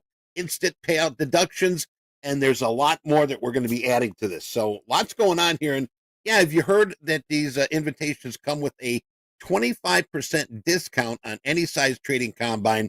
That's good up to 5 accounts. Okay. So we're going to put that link. We got that link up top here in our chat. So click on that link, and it's the wait list. Okay, sign up for the wait list if you haven't done already. They're already done so. This is currently available for traders in the United States, but soon this new dashboard is going to be available to everyone on this planet. If you're outside the U.S., you can still sign up. Sign up now, so you secure your spot for the new Topstep dashboard experience. And speaking of experience, we got more exciting news. Dr. Brett Steenbarger is coming back. Yes, once again, we got the Dr. Brett coming back here to TopstepTV next Thursday. That's going to be April 10th. Is that right? Oh, that's this Thursday coming up. This Thursday, April 10th at 11 a.m. to sit down with Hoag and offer another AMA, Ask Me Anything. As a trading psychologist and performance coach, Dr. Steenbarger has a wealth of knowledge to share, and we want to be able to ask him any question you want. And we're going to drop that link in chat. We're going to take you to the website to submit your questions. Remember, first in, first out. So if you got a question, make sure you submit it. Questions to learn about Dr. Brett Steenbarger. So once again here, this Thursday, April 10th at 11 a.m., Dr. Brett Steenbarger. That's what I've got. And I'm going to pass this back to you, Andre. Awesome, Eddie. Thank you. Yeah, make sure everyone tunes in for that. That's going to be awesome stuff. We bring you the best round Dr. here. Steenbarger really wants to focus on managing volatility in the markets. Very well timed. Very well. Yes, it is. Yep. Awesome stuff. Yep. Yeah, I mean those features on the dashboard, guys. That's value add. You can get a reset that you get to use for any other account that you want, so you can bank them whether you're up, down, or all around. Bust it out or $1 away from your profit objective, and you get a rebill that hits. That to me is going to be a game changer. I wish we had that many moons ago when we came up with the reset at rebill that you get a reset, but they're like, oh, let's only do it for if they bust out. I'm like, different regime at that time, but now we have a good solid team that understands traders building trading features. What's up, MP? Good to have you Market's back. looking heavy. This Yeah, market's looking heavy. If we as it break should these be, 180. based on what we've heard this morning. If we take out these lows, I hereby nominate this for one of the 10 wildest trading sessions in history.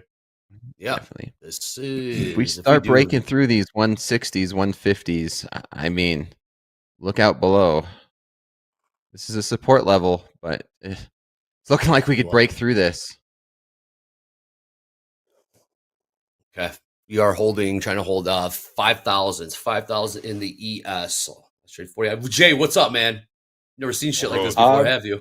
This shit Yeah, wild, just huh? watching, man. Just watching. I mean, It's it's incredible. similar to COVID, but again, the difference with COVID was we had those limit down days, and we just kind of got them out of the way, right? Where this is not that, where we we were almost limit down, back up to 5% in the Nasdaq, and then back down another 2%.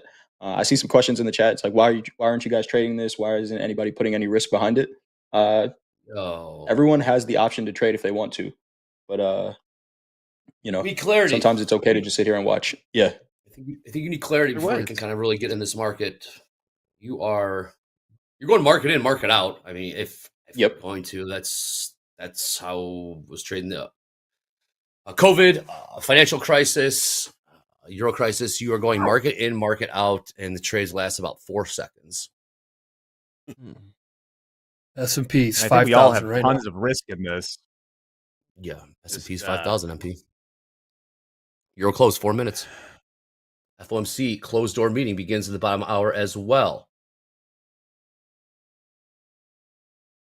We got weekly here we kickoff go. low 49.88, and then S&P it's bounced off of it like 3 or 4 times today, 5 times today. But with this new news, I don't trust it now.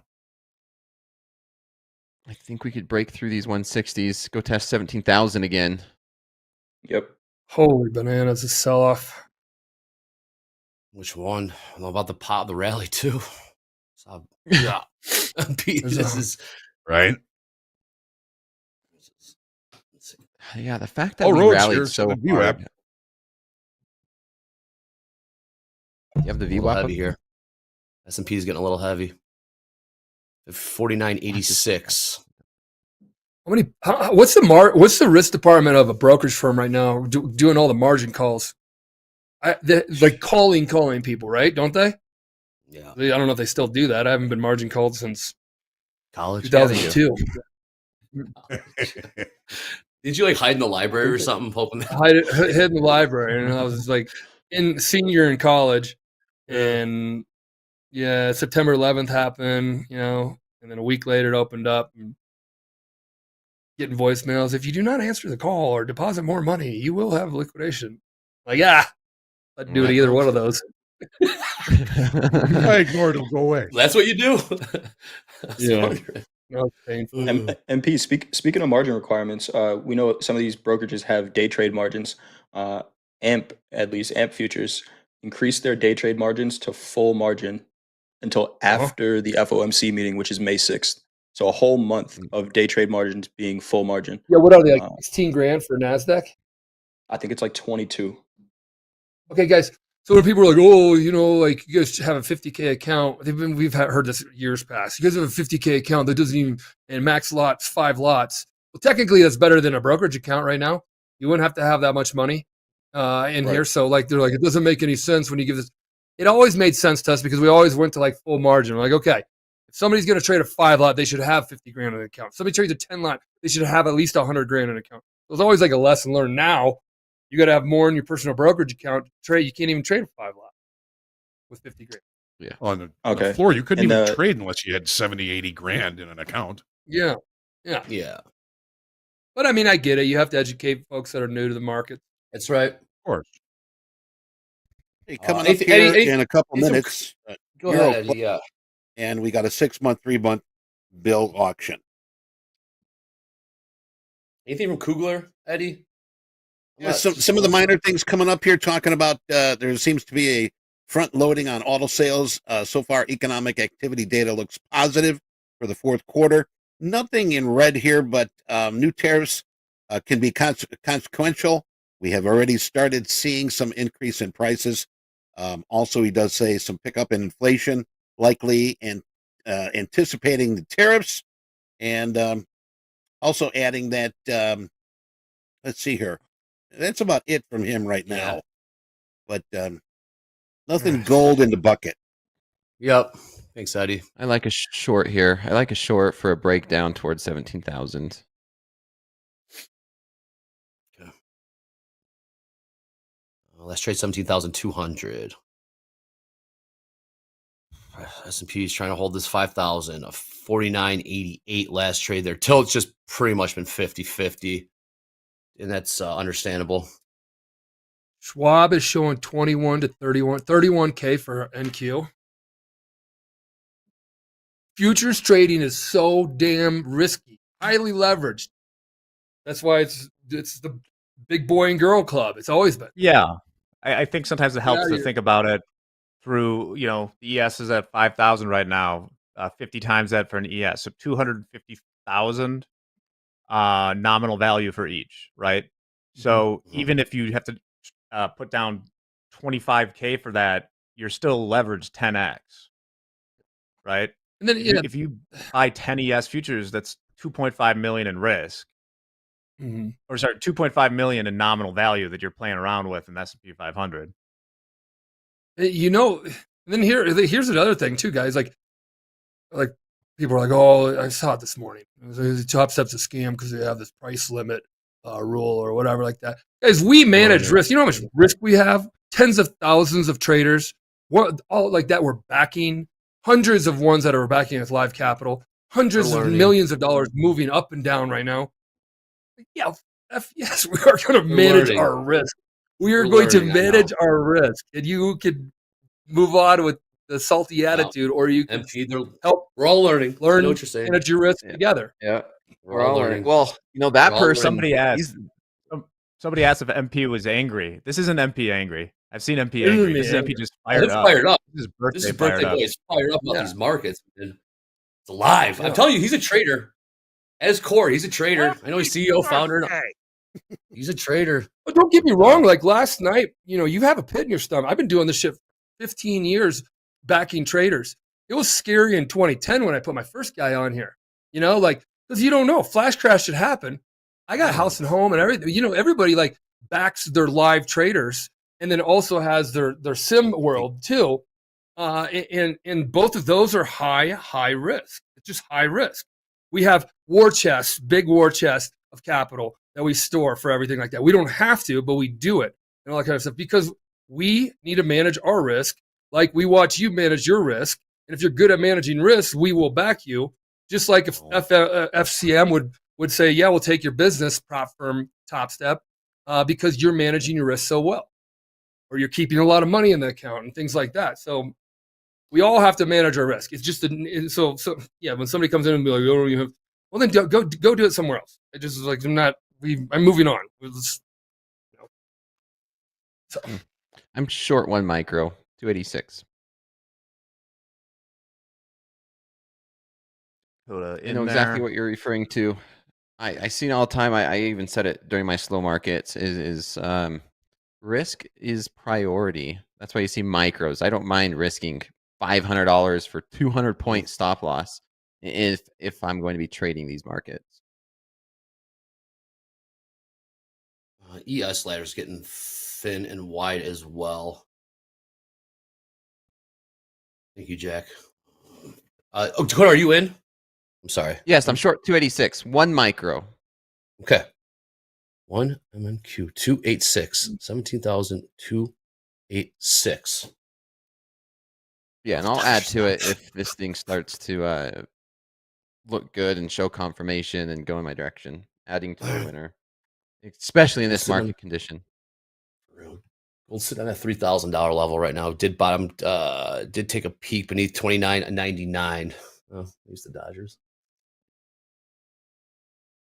Bill Fafo was asking if I see anything in gold. I think at this point, you probably go take out those overnight lows. This was the trade I was looking for earlier. Like we said, just got stopped out on that pump back up.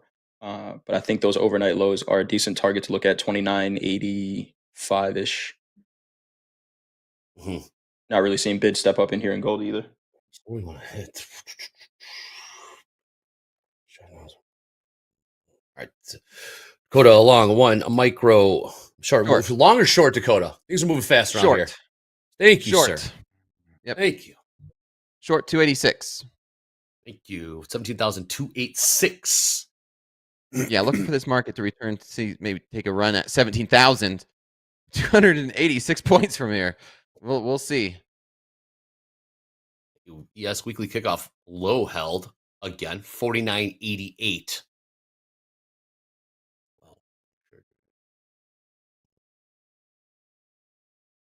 Buying coming in here. We got about 20 minutes left here in fast markets. It has been absolutely fast. Hyperspeed, rocket speed, Mach 10 fast markets, MP. It's happy birthday. Oh yeah, this is a good birthday You present. came back for this. Happy birthday! This has been a good one. Jay, we gotta set up an alert for failed auctions. There's a failed upside auction in gold. It was absolutely beautiful. We gotta set up an audio alert, an audio thingy for that. Yeah, that would have been a nice trade, Hoag. Looked above it and came right back 50 points Right lower. back in. Limit risk. Micros if you want. Would have been a nice trade. Creeping higher a little bit of creep. 50-30 last trade. Yes, This is go ahead. officially the worst 3-day performance for the S&P 500 since October of 1987, Hoag. Hey, I was there. I guess it depends on what we do from here. It was much scarier then. Yeah, this with three down 5% days in a row. 50-50 now. Last trade, 50-50 in the ES. 17,380 in the NASDAQ. Gold was just, oil about 2 minutes ago was just beneath $60. It is now trading $60.60. These swings are next level. Pro ball Right, MPs. is 5,000. Pro ball trading. Where are we closed One today? micro still. You tell One me, micro man. still a little staying alive. Interesting. How about this? Let's do a poll. Do we close above or below 5,000 the S&P? You already got Overtime. 36 handles into it. Already? Okay. I love it. They have above, below, ES, You already 5,000. You already have 40 handles in that. Oh, that's nothing. Oh, yeah. We're That's nothing. By the time I finish the that's sentence, it'll be like, okay. yeah, it's we true.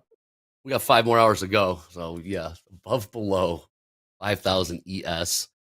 And we'll do that for power hour. Every power hour we do above, below, but we got the number. ES.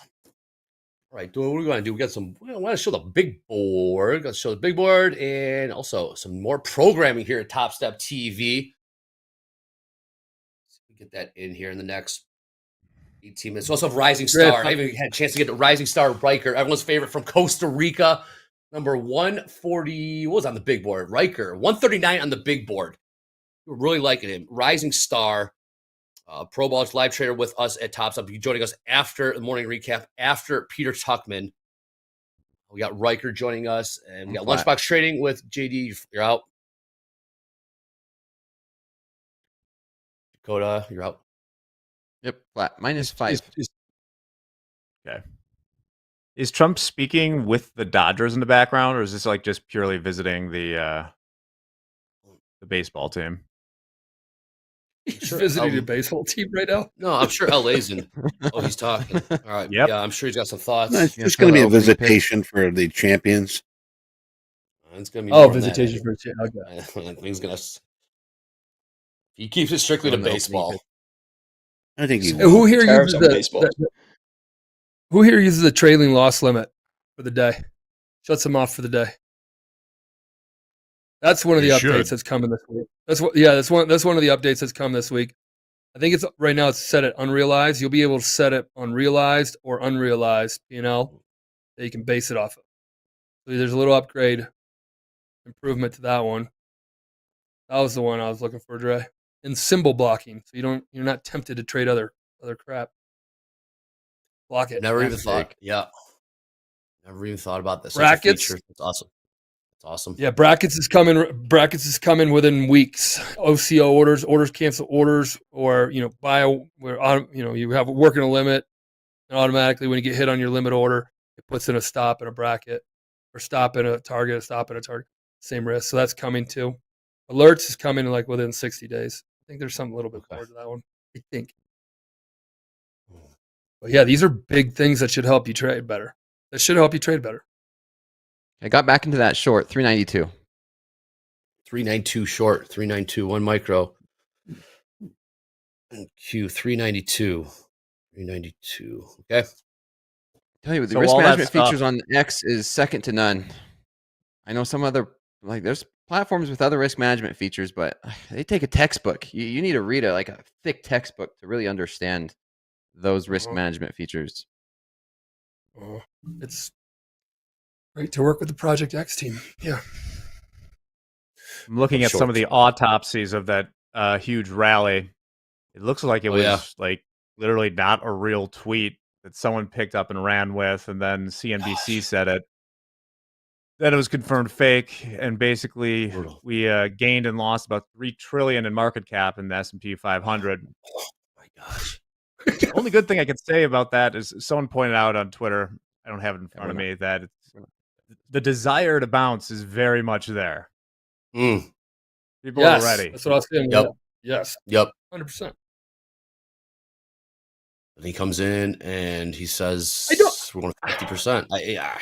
I don't like it when people say trillions of dollars have been wiped away. Like, it's just like no different than me telling you my portfolio. Like, if you're watching my portfolio, you're like, dude, hundreds of thousands of dollars have just been wiped away. You're an idiot, Michael. I'm like, what? That's long term. Like, it's unrealized wealth. Unrealized wealth. But now I do get it. If you're looking to retire right now, I do get it. Hold on. Yeah. So if you're looking to retire right now and you're like, oh, honey, we're doing just fine about 3 months ago. And then you see today, there's a big hit that you took to your retirement equities wise, in the equities portion. I had my father-in-law in town. He's like, I don't have anything in equities. Everything's in T-bills, and I'm okay with that. I'm like, I love that. It's great. He's not sweating anything. Golfs every day. Hot take. There's a lot of peanuts in the amazing. gallery today. A lot of peanuts. Always Dakota. People are fired Always. up. People are fired up. Always right. Trading JR, pushing higher. micros minus $700.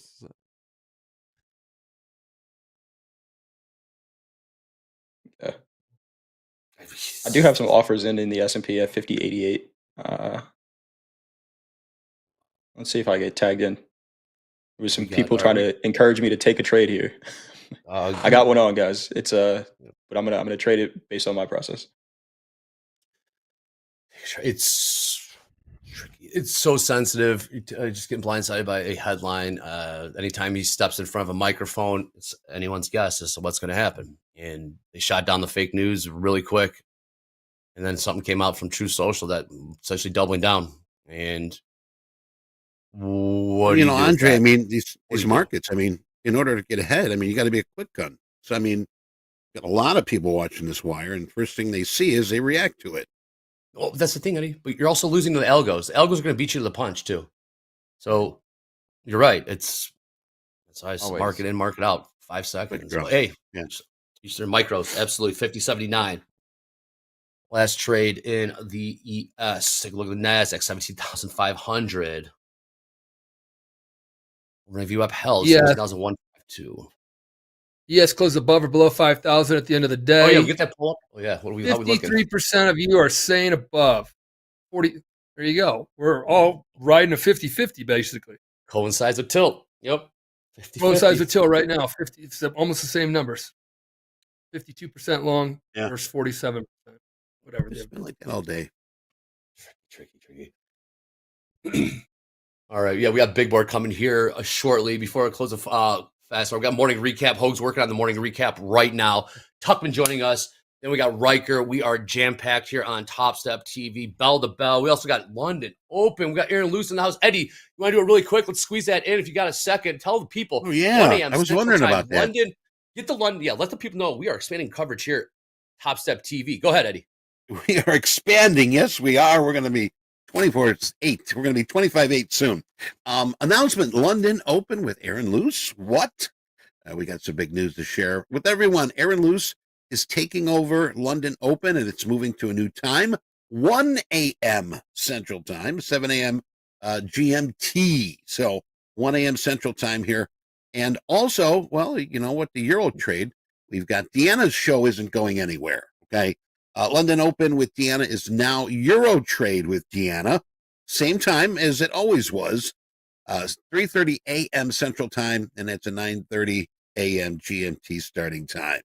So there we go. We are adding, and that's all we're doing. We're going to make this a 24/7 eventually. But cool stuff, man. Now you can get up even earlier, have that all ready for your pre-day trade. Back to you, Andre. Eddie, you said make it 24/7.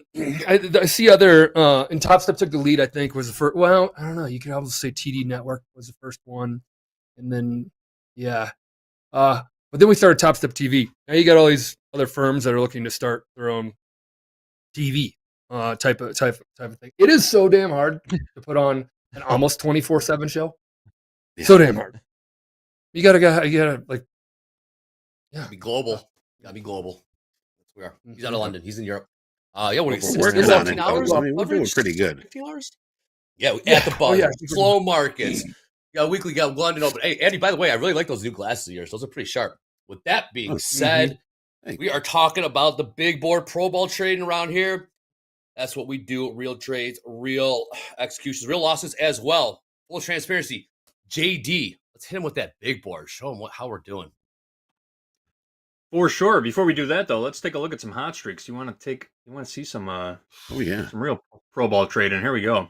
Funded trader hot streaks. You might remember Stephanie from last week. She was on a 35-day ripper worth just about $52,000. She did get called up to the live account late last week, so she's off the board right now, but we're looking forward to checking in on Stephanie's progress in that live funded account. Big shout out to Stephanie. 35 days worth over $51,000 called up to the live account last week. That leaves us with Christopher. Christopher made $402 trading the NASDAQ on Friday, now sitting at 44 days worth just about $10,000. Jeffrey bounced around a little bit. He was trading the NASDAQ and the micro NASDAQ. He was up a couple hundred, down a couple hundred. End of the day, up $83. Still 34 days worth $57.43. Bradley almost hit that $200 mark. Missed it by a couple ticks. Made $197 trading gold on Friday. 29 days worth $74.53. I'm sorry, that was Richard. Then we've got David, 682 trading the NASDAQ. 29 days worth $24,127. And Robert pulling up the rear. Now at 28 days worth $20,618. Robert made $2,429 on Friday trading the micro NASDAQ. So big shout out to all these traders and especially Stephanie. Good luck in that live funded account. All right, Eddie. Here we go. It's been a week. I got to hear it. It's been a week. Things look bad. It looks like you're not going to make it. And you got to get mean. I mean plumb mad dog mean. Because if you lose your head and you give up, then you neither live nor win. It's just the way it is.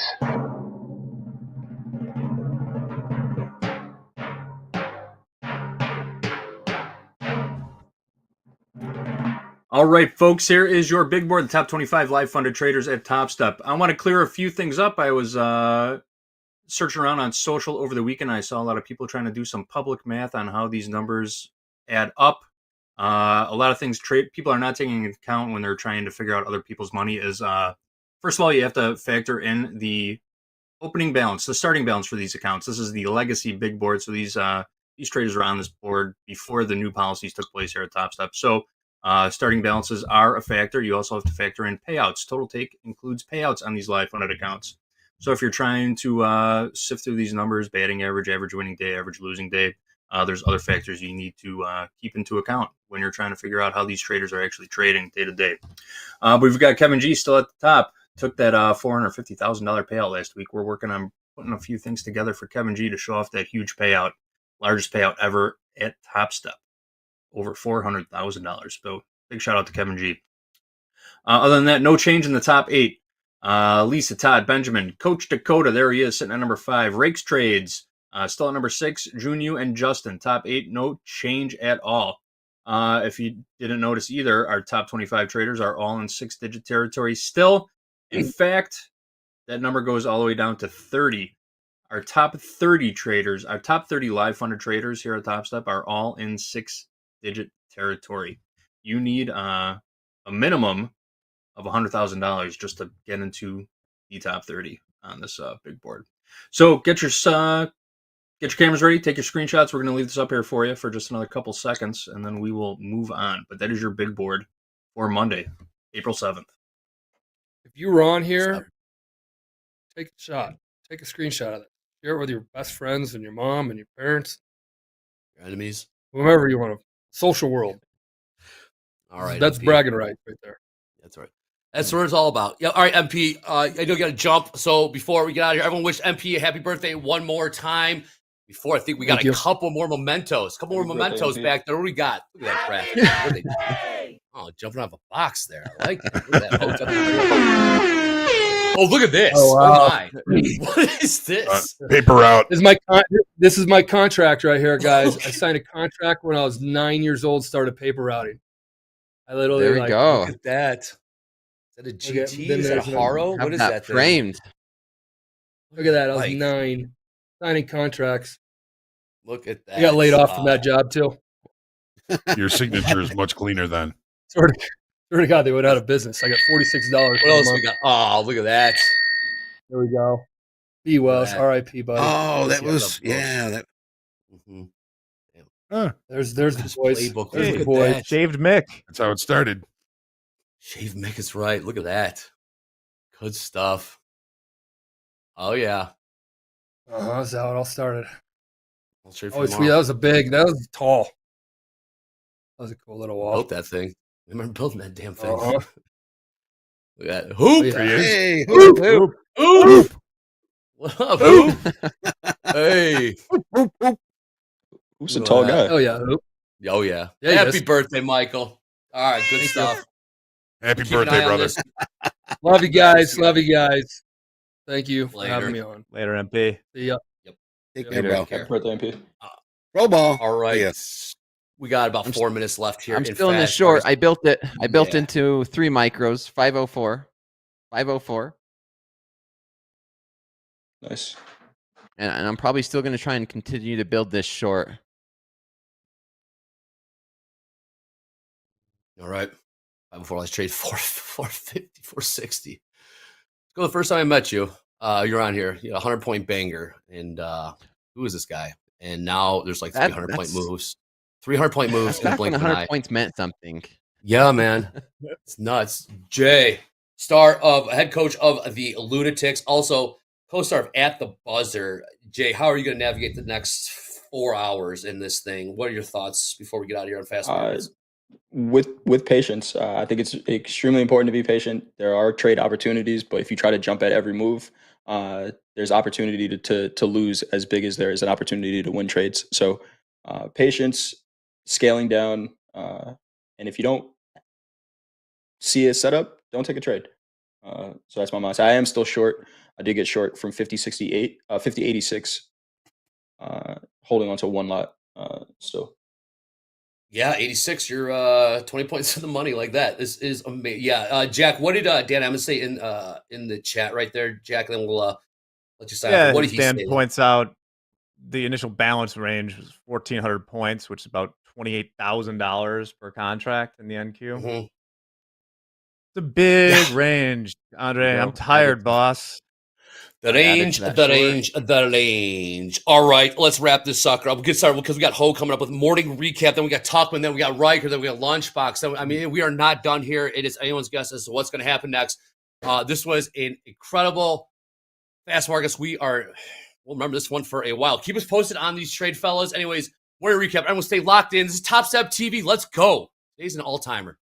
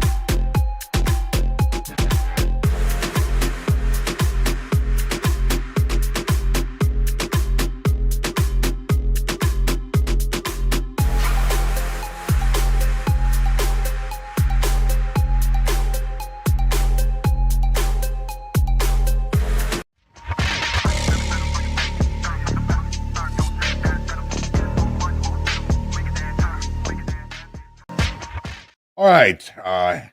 Good morning. Happy Monday. Welcome to the morning recap. I'm Hoag. Thank you for joining me. Always an interesting and challenging day in every trading day. Some days a little bit more interesting and more challenging than others. Man, we are seeing some big ranges today. We're seeing a lot of news that is affecting these markets in real time. How do you handle it? Make sure that you bring those questions to Thursday's session with Dr. Steenbarger. Really looking forward to having the good doctor with us this time. Remember, his focus is likely going to be on managing volatility in the markets. And yes, we are certainly seeing volatility in these markets. So just going over what we did this morning with the opening range and all of that, take a look. Opening range trade now. I'm going to start this on the 30-minute chart. We opened in range, in value, close to the point of control. No real overnight inventory. Wasn't really a fan of this opening range trade, but if you don't take it, you don't get the wins either. Sometimes things just happen. So we did take the opening range trade to the long side. It broke out to the long side. Remember the opening range, that first minute, 720 to 721, whichever side it breaks out, you go long. So we took the long. We had a pretty big opening range, little around 45 tick opening range.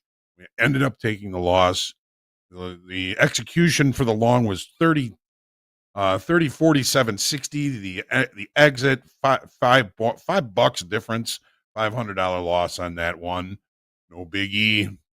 Jay was actually looking for shorts in gold throughout the session here. Now this was a little bit later on. This was after the open for the equities, and he took a short 2 micro gold, and he knew that he wanted to have a lot of risk on this trade. So of course you're going to trade the micro gold.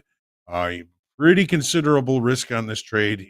He got taken out as the market came up towards the initial balance high for a small loss of $400. Again, not a big loss. That's kind of just a little shaving nick. But that's all the activity we had in gold this morning. Missed a couple of decent opportunities there, but that's all right. The opening range in crude oil to the short side. Well, let's take a look at what we were thinking and looking at here. So we did open below value, but in range. The opening range had us look to the short side. Opening range wasn't really big. It was 10, 12 ticks. And so, we took only a one lot. We did have some pretty decent profits in this. So we were just trying to, keep our hands off and let the trade play out. We did move our risk at one point. We had some pretty decent profits in this trade. At one point, we were maybe around 60, 70 ticks in this. So we did move the stop to alleviate any loss on the trade. We ended up getting the stop hit, and that was when the news started coming out that turned out to be maybe fake news, that there was some negotiation going on with the tariffs, and that's just really what knocked this market around. So a small win in crude oil, one loss in gold for the opening range trades. No trades in the ES today. I think Jack just kind of looking at this saying, we don't know what to do. Nobody knows what to do. We're just going to chill. We did have some trades go on with Dakota and in the NASDAQ. Looks like Dakota's priming me now. All right. So this last trade that he took, he ended up accumulating a short of about 4, I think, at 17,488. He just texted me or just slacked me. He said he's out of that trade now, up $400 live on the day. And again, trading micros is key, especially during volatile periods of time. So he did, I think, trade NASDAQ. I think he traded an NQ once today. He took along up here looking for this market to continue this move after that news came out that took us off the lows. Okay. This was the 10%, 16,662, 10%. Took us off that low and put in our high. He was looking for continuation that just did not play out, with one NASDAQ losing about $680. He took another long for a scratch that right about here, right around 1740. 17,497, 17,500 in this area. Took a scratch there. This, I think, was really the trade of the day. It took a long 3 micros at 17,198. 198. So what was that up against? Well, relative kind of reference to the VWAP here. Dakota looks at very small time frames. He's looking at a 5-minute chart. He's looking at a 500 tick chart. This, I think, was really the trade of the day. Decent pullback, decent reference, decent opportunity to limit risk, and he took a nice profit on that one. And then, of course, the trade that he just got out of, he was short, I think, 4 micros, got out at a profit. He's profitable on the day. So, yay, that's what we all want, right? We all want profits on the day. I don't care if you're up $10 or $10,000.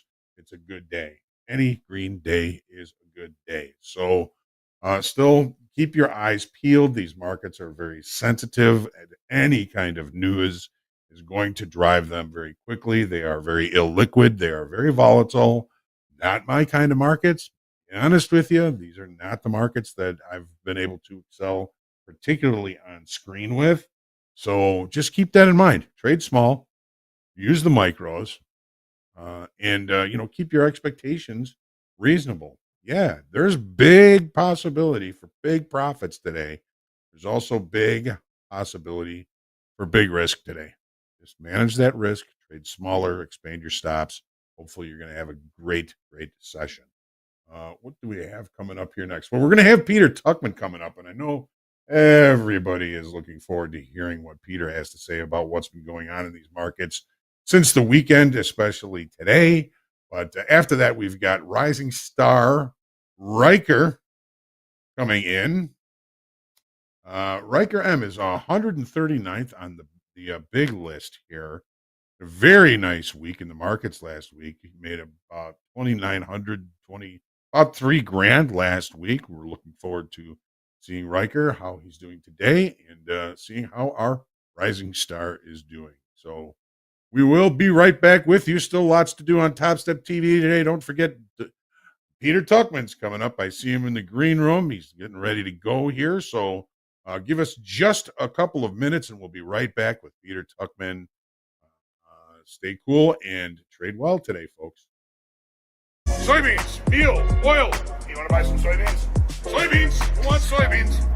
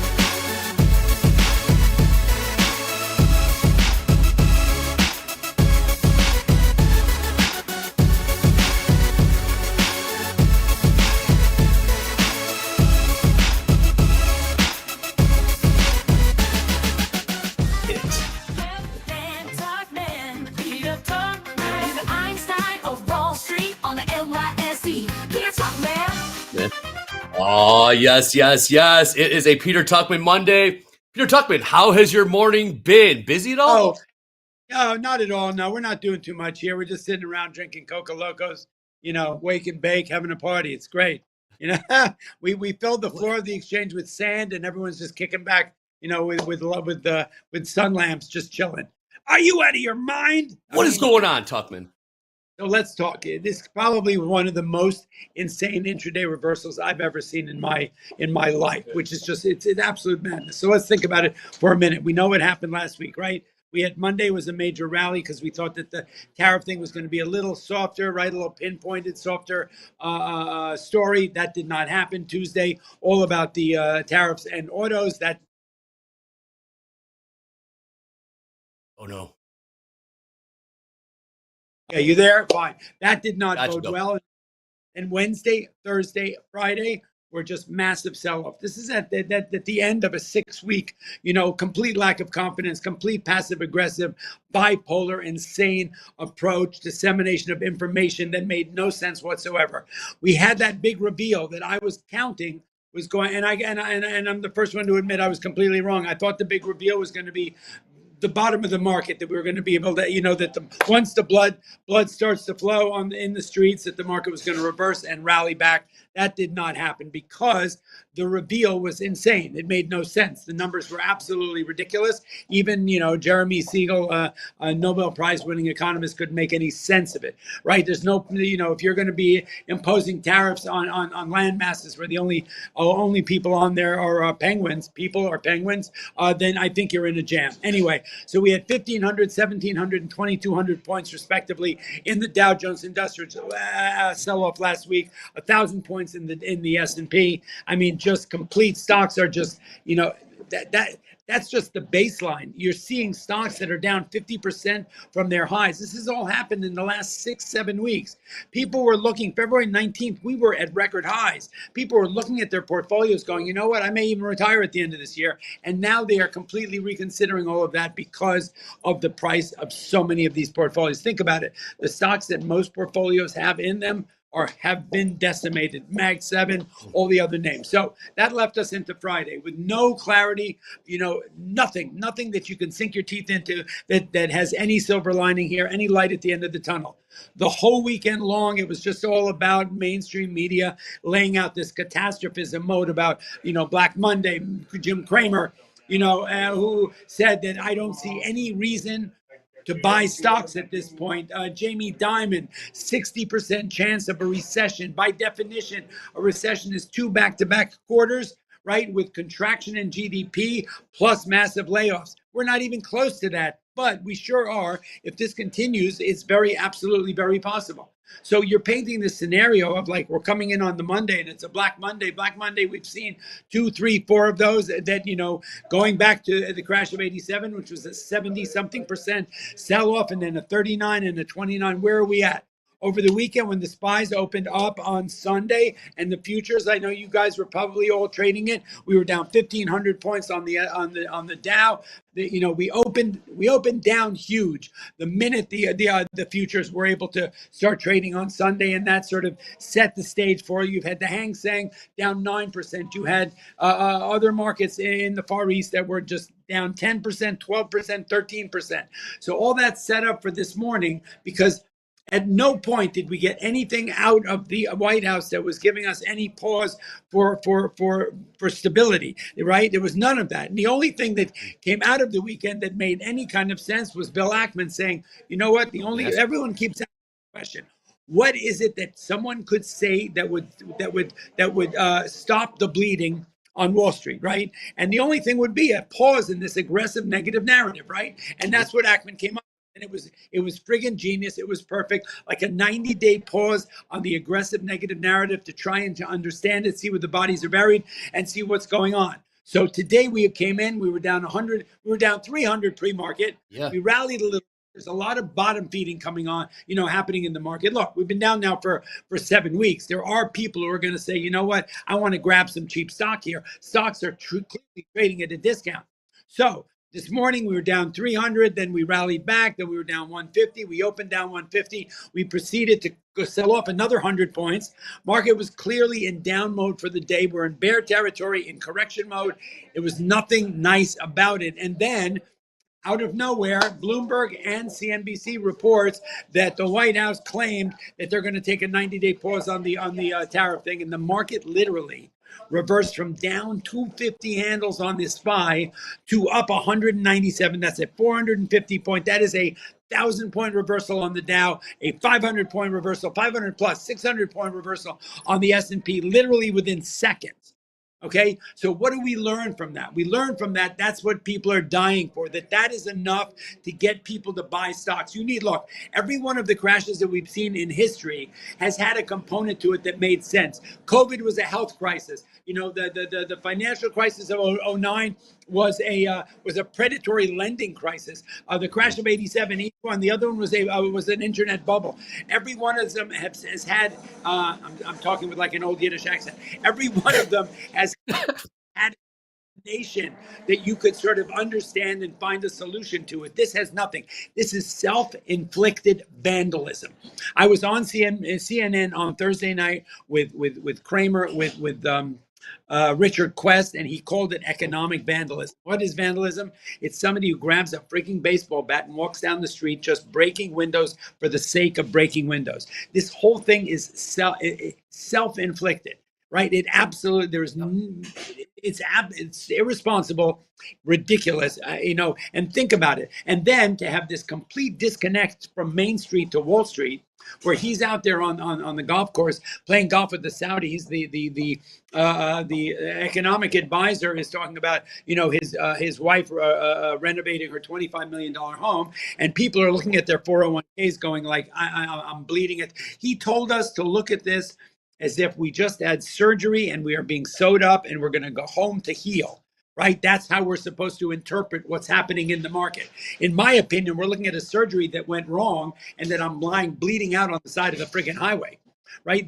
There's absolutely nothing, no rhyme or reason that any of this makes sense. So that was just today. So the minute the market stabilized after this insane reversal, which turned out to be completely fake news, all it really was they were reiterating Ackman's statement and they posted it as real news, turned out to be fake news.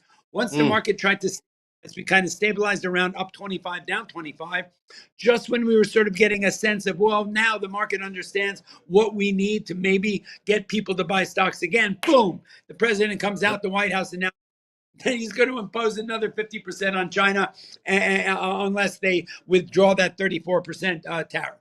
Like, so what does that mean? That means that we're not being let up for air, right? It's like being hit by wave after wave. You're caught out in the riptide and the waves are hitting you one after the other. And even if you get a little inkling that you're going to be able to swim to shore and it's going to be okay, boom, you get smacked with another wave. It's friggin' irresponsible. You ever seen anything like this before? Anything? What's that? Anything? Have you ever seen anything like this remotely close? I know it's similar to the crash and stuff, but just in terms of the volatility, the reversals, anything like this ever? Look, if you go back to Trump 1.0, the first day that he was at Davos, right? I have a photographic memory.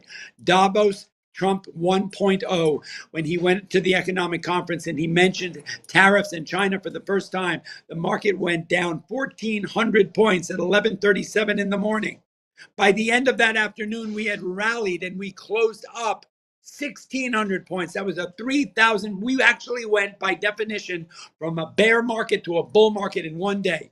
And that was the day I said, you know what, all the terminology, recession, depression, bulls, bears, all that crap is irrelevant any longer. When you have a market that can go from bear market to bull market over a lunch break, right? Nothing's the same. So have I seen volatility like it? Yes. Have I seen it so self-inflicted? Absolutely not.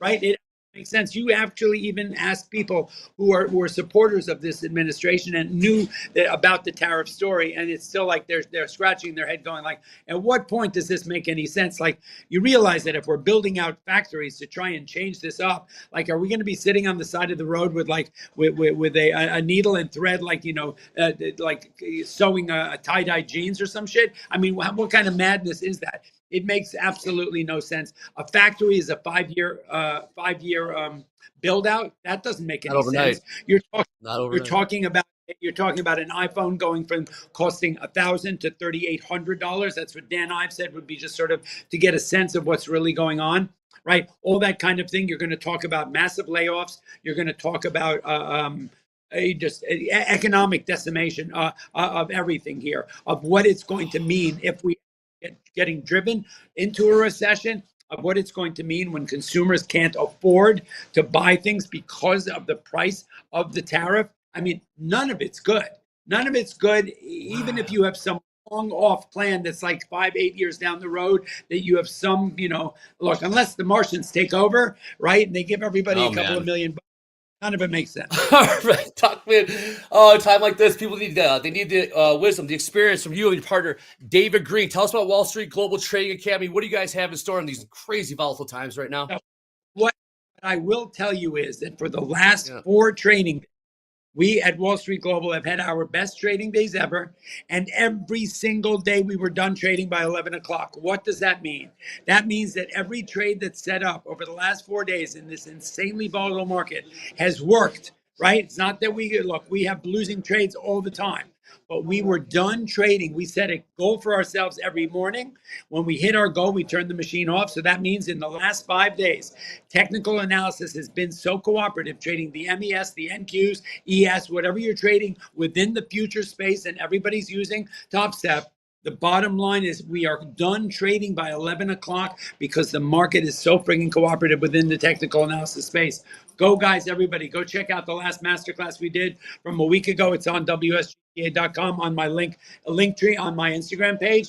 Go check. Look, if you got Topsep and you've got Wall Street Global, you got the perfect package, and you can make some money trading the market. Don't think about this as an investing opportunity yet. In my opinion, right? I don't think we're ready, and I'm not your advisor, right? Disclaimer across the board. But I don't see a reason to be buying stocks long term yet. If you want to bottom feed, maybe that's your right, obviously. But I would be if I had the time and the money, I would be day trading this market because there's so many opportunities. Think about this morning we had a reversal swing trade. What does that mean? That means 3 down days in a row with a RSI of less than 20. Right, it was one of the grandest setups of a reversal swing trade that we've ever seen, and it was beautiful, right? So the opportunities are out there from a day trading perspective, trading futures using Wall Street Global. Go check it out. Man, Peter Tuchman coming in hot from the New York Stock Exchange. All right, get back to work. I'm sure he's fired up. All right, Tuchman, get out here. We'll take a quick break. Markets are starting to move again. We got rising star Ryker in the green room, number 1. 5 on the big board. Anyways, let's take a quick break. We'll be right back. Go check out Wall Street Global Trading Academy. Peter Tuchman in the house. We are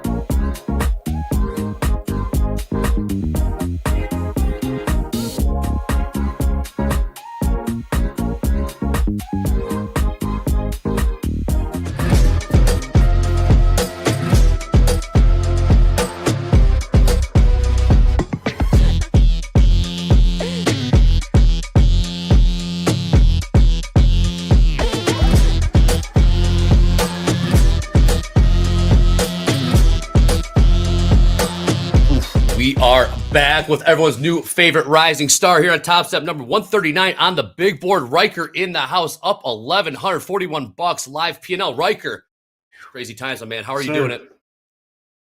I'm surviving, and I'm trying to learn how to thrive in it right now. I mean, I'm taking every day as it comes. I'm following the market structure. I'm not really changing up much. It is very volatile right now. So if you're not reducing your risk, good luck. You know, we're seeing a lot of traders load these accounts, and it's not fun. So you know, you just got to trade with what it's giving you. Blend in. Blend in. Dolby Times, our man Ryker blending in the trade. Dolby Time. Yes. No range.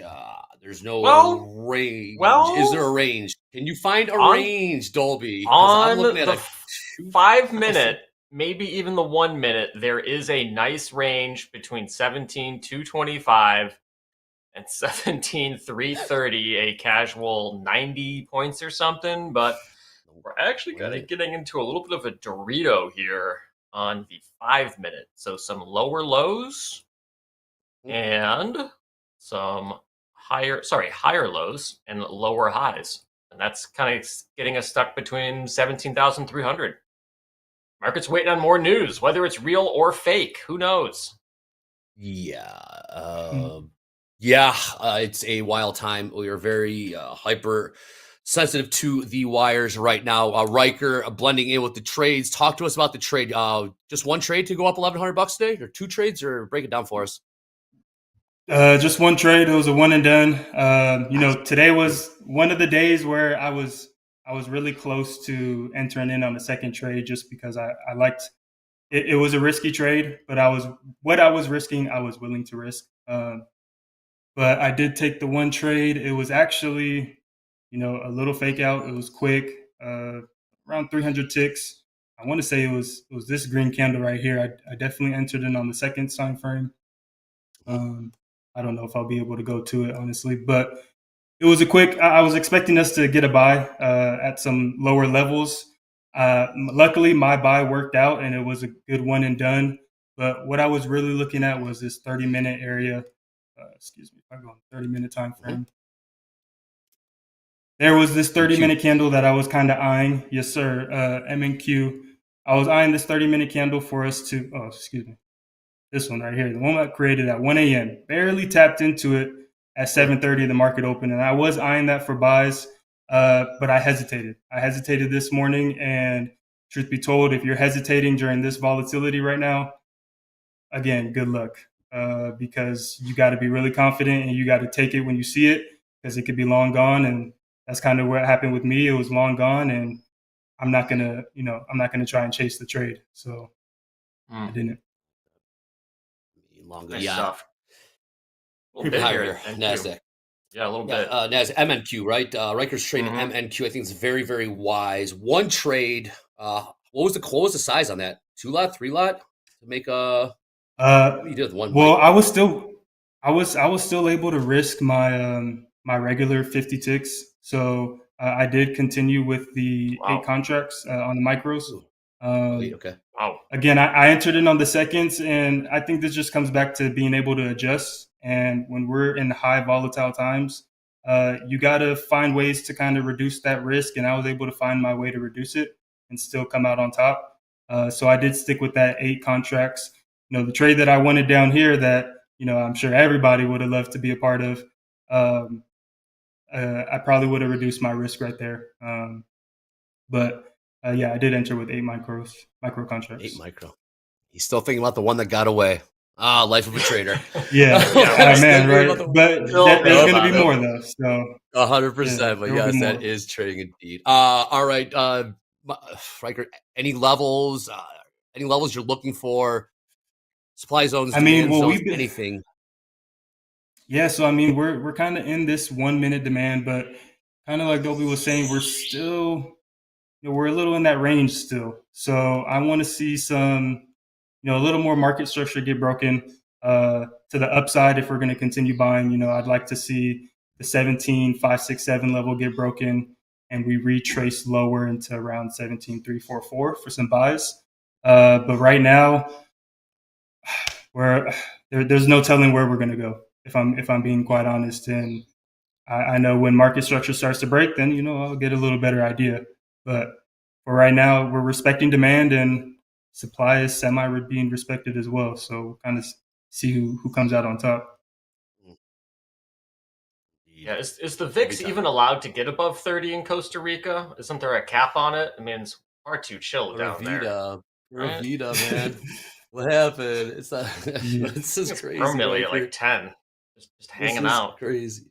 Yeah. All right. We got gold beneath $3,000 now, $29.95. Some of the other markets, $60.80 for a barrel of the crude right now, 50-50 on the tilt. Riker's perhaps looking for a push. We're at those 344s. Well, 376, 17,367 last trade in the NASDAQ right now. Hands off.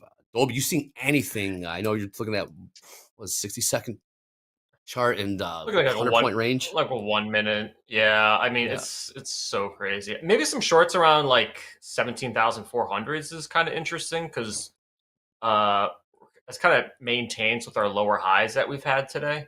So possibly that we start getting some sellers coming in there. So it might be a cheap short, might be worth a shot. But it seems like the market is just going to wait for bullish news if it really wants to get hyped up. You know, that was kind of interesting. We had that fake tweet, and we kind of got some insight, or maybe real tweet, whatever, fake news, whatever you want to call it. But we did get some insight into how the market might respond if it starts getting positive information. So I don't know if that was intentional or unintentional by the powers that be, but that was a very, very interesting little bit of information fact finding that we got there. Telling. So if we end up Very, getting very some good news, it could be very, very bullish, incredibly so. We're just very, very thirsty for any semblance, any glitter of hope to perhaps think. I mean, we're talking about that fake tweet, whatever, talking about perhaps floating out there a 90-day pause to negotiate, kind of echoing like Tuchman said. Bill Ackman came out tweets yesterday saying similar stuff, and it got leaked. Blah blah blah. But we did see about a 2,000-point rally, 2,000-point rally in the Nasdaq, give or take, 1,500-point rally. It's the numbers are all blending together, and it's incredible. It really is. We got the bottom of the hour coming up. Let's take a look at the calendar really quick here. Trump's meeting with Israel's Prime Minister Netanyahu. We'll see what that brings. But, of course, been pretty quiet on the markets for now. 50-50 tilts. Yeah, shorts are kind of interesting here.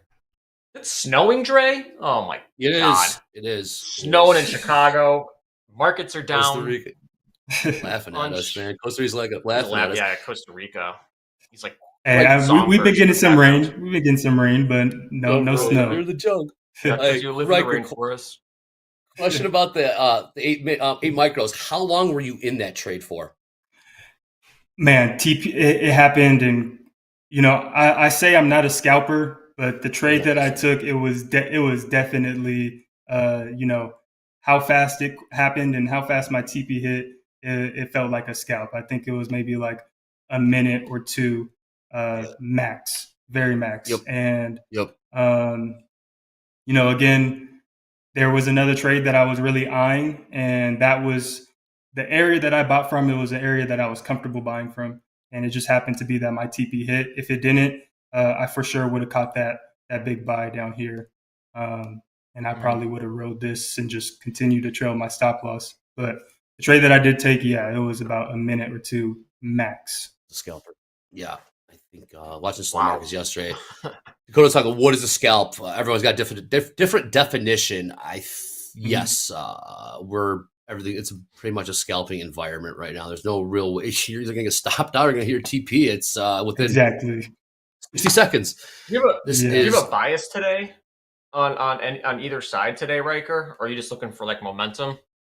Right now, I'm just after that fake news, now looking for the true momentum that we're gonna continue with through the day.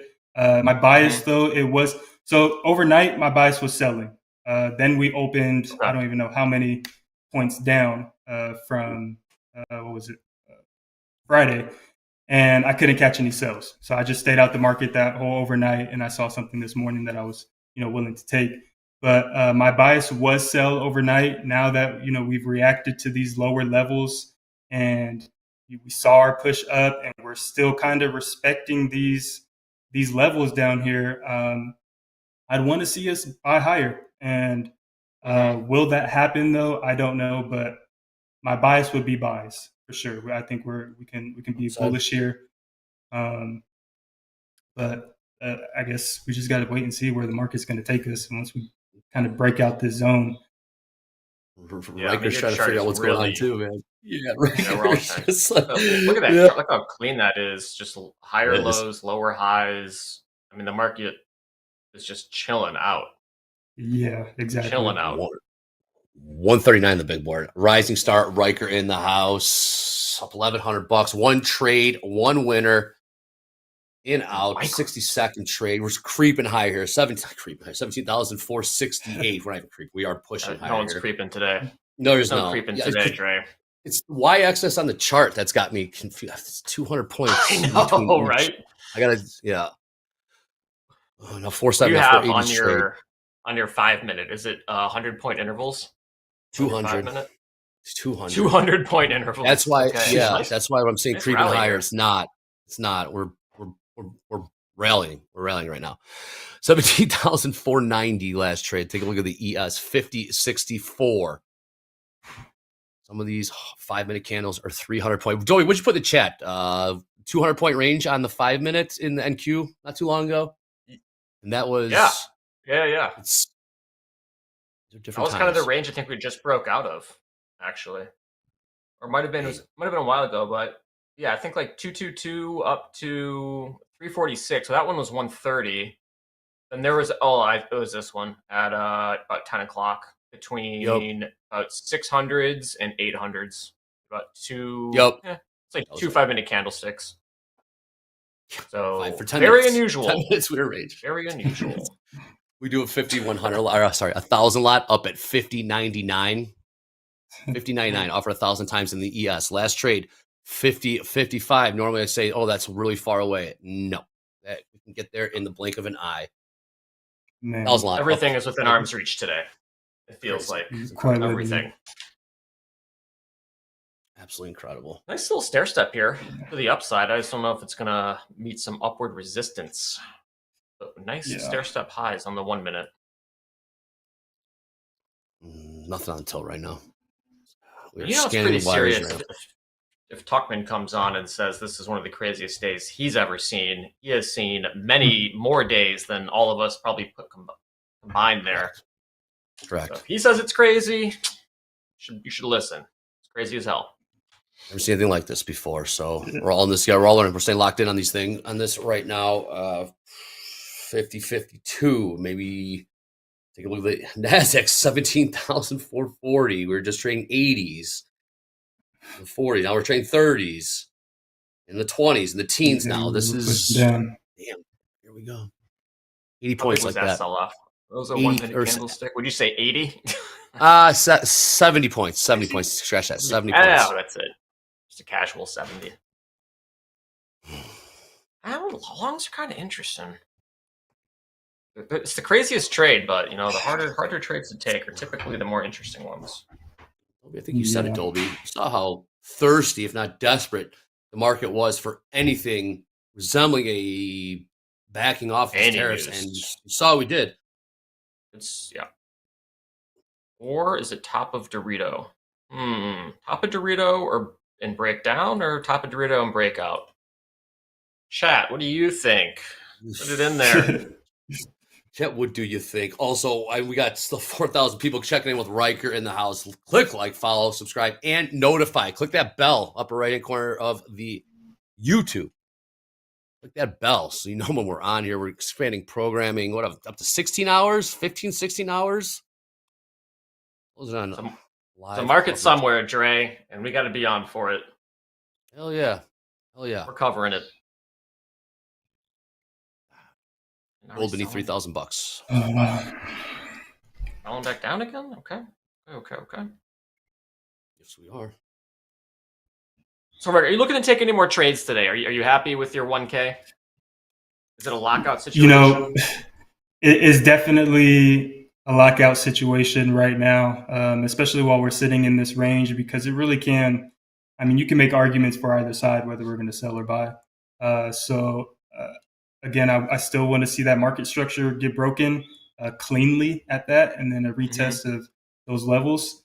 But I'm locked out. I'm cool. I'm cool with my win, especially, you know, in a market as crazy as it is right now. I'm grateful. Quite honestly, I'm grateful Yep. for coming out alive. So yeah. I'm kind of just sitting on my hands, but if something really entices me, I might look to enter. I gotta ask you again, Ryker, it's all about risk. What is you say market structure? Looking for what the hell does market structure look like in this type of environment? What general ballpark doesn't have to be like what is market structure? For those who are asking, what are you looking for to say? Okay, maybe we have some structure here. Well, again, so we are sitting in that range. So if we were looking, on the 1 minute, we were seeing some lower highs and lower lows be created, and then we ultimately, we had that change of delivery, that change of character here happened. Yeah, just a complete breakout of everything that happened, and we're still, if we want to be super technical, we're creating some, substructure. We broke this, high right here. We retested. We never broke here. So we're still sitting in a bullish opportunity. But again, it's one of those days where it's like it really can go either way. And if I want to see something happen to the upside, I want to see this level 17,565 get broken completely, and I'll be 1,000% confident in buys. I guess the question really is just at what cost? That's another thing. At what cost? To take these sells or buys. If you're having to risk your whole daily loss limit, maybe just watch. Maybe this is a time to learn and just forward test in conditions like this, and just get better and learn how to adapt. But in terms of market structure, like I said, I want to see that 17,565 level get broken. A good hint that this will get broken is if we break 17,494, which is this level right here. We're up to okay. Dolby, did you say short one? Yeah, short 1,431 micro and MNQ micro, and we're going to try to add on the way down here. I'm going to see if we can get to maybe around like 250s. Okay, now we're short 2,408s. Nice. And our stop is just above 500s. Okay, short 2.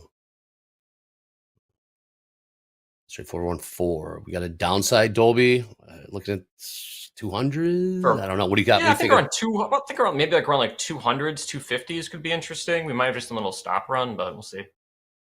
Sure does. 3 in the chat. If you zoom out, this looks like the king Dorito of Doritos. It really does. Let's look at that. Very big Dorito.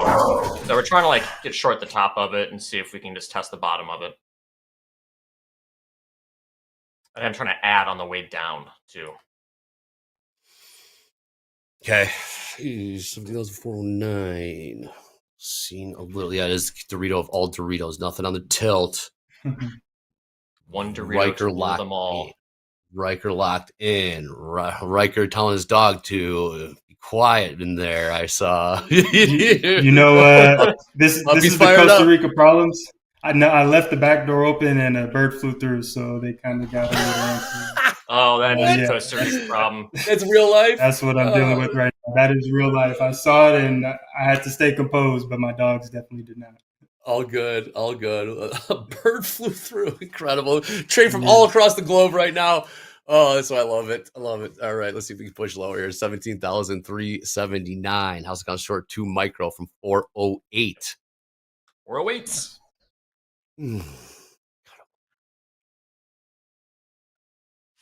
See what we can get. So far, good momentum. Yep. Yeah, this is really nice. Anything can change. Anything can change. All right, short 396. Probably pretty happy here with where we're at as far as sizing goes. So we can chill. Yeah, CY up at 500. Yeah, so it's pretty big risk. It's about almost 100 points worth of risk. But if we can get this down a little bit further, we can start walking it down. But Derek D17 in the chat. Man, best day ever. Up 28K. Day 1 in my new XFA. I love volatility.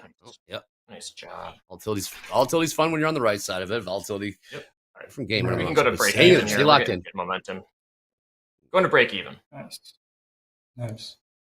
Let's see if this is the worst idea ever. Maybe this is the time, Dre, that I never go break even ever again. Maybe this time I learn.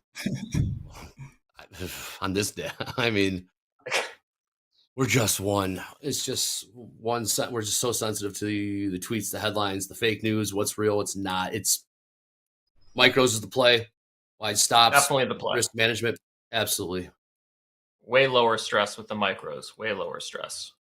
Still got that 5,100 lot up. Yeah, 50.99 offered 1,000 times in the ES. Last trade 50.30. So we're about 700 points from that, or 70 points, I should say, from that. Below these 330s, Drake, it's pretty spicy. These 330s, it gets pretty spicy. Yeah, well, 50.33 last trade ES. Oh, thank you, Derek. Stay locked in. You all. Oh, Dre, you are locked stay locked into in. that chat, man. Yeah. You This are locked is in. driving, man. This is head on a swivel here. We gotta do just everyone stay locked in. Go ahead, Ryker. Beep beep. I was just gonna say, everybody asked for volatility, but no one said how we should get it. So yeah, be careful with what you ask for. I think nowadays. Beggars can't be choosers. Yeah.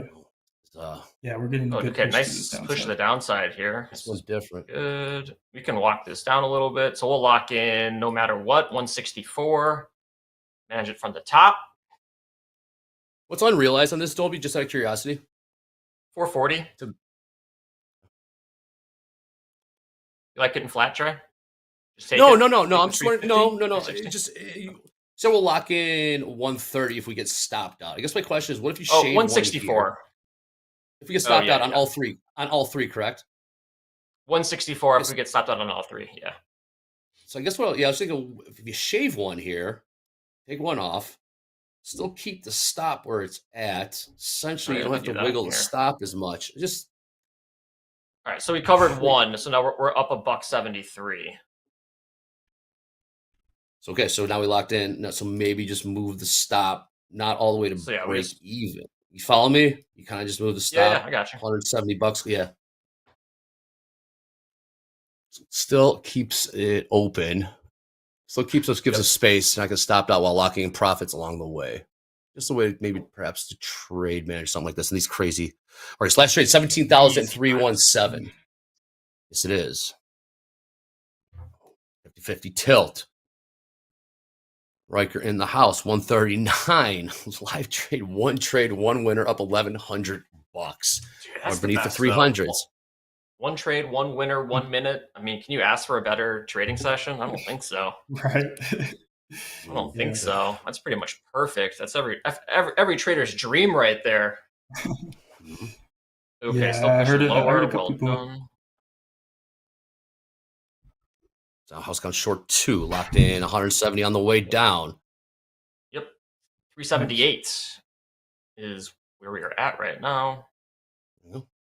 Like this. Pushing a little lower in the 200 handle. Now, again, in the NASDAQ, I've never seen anything like this. We saw 3 different handles, 16,000 handle, 17,000 handle, and 18,000 handle in a Gotta collect them all. 45-minute span. I've never seen that before.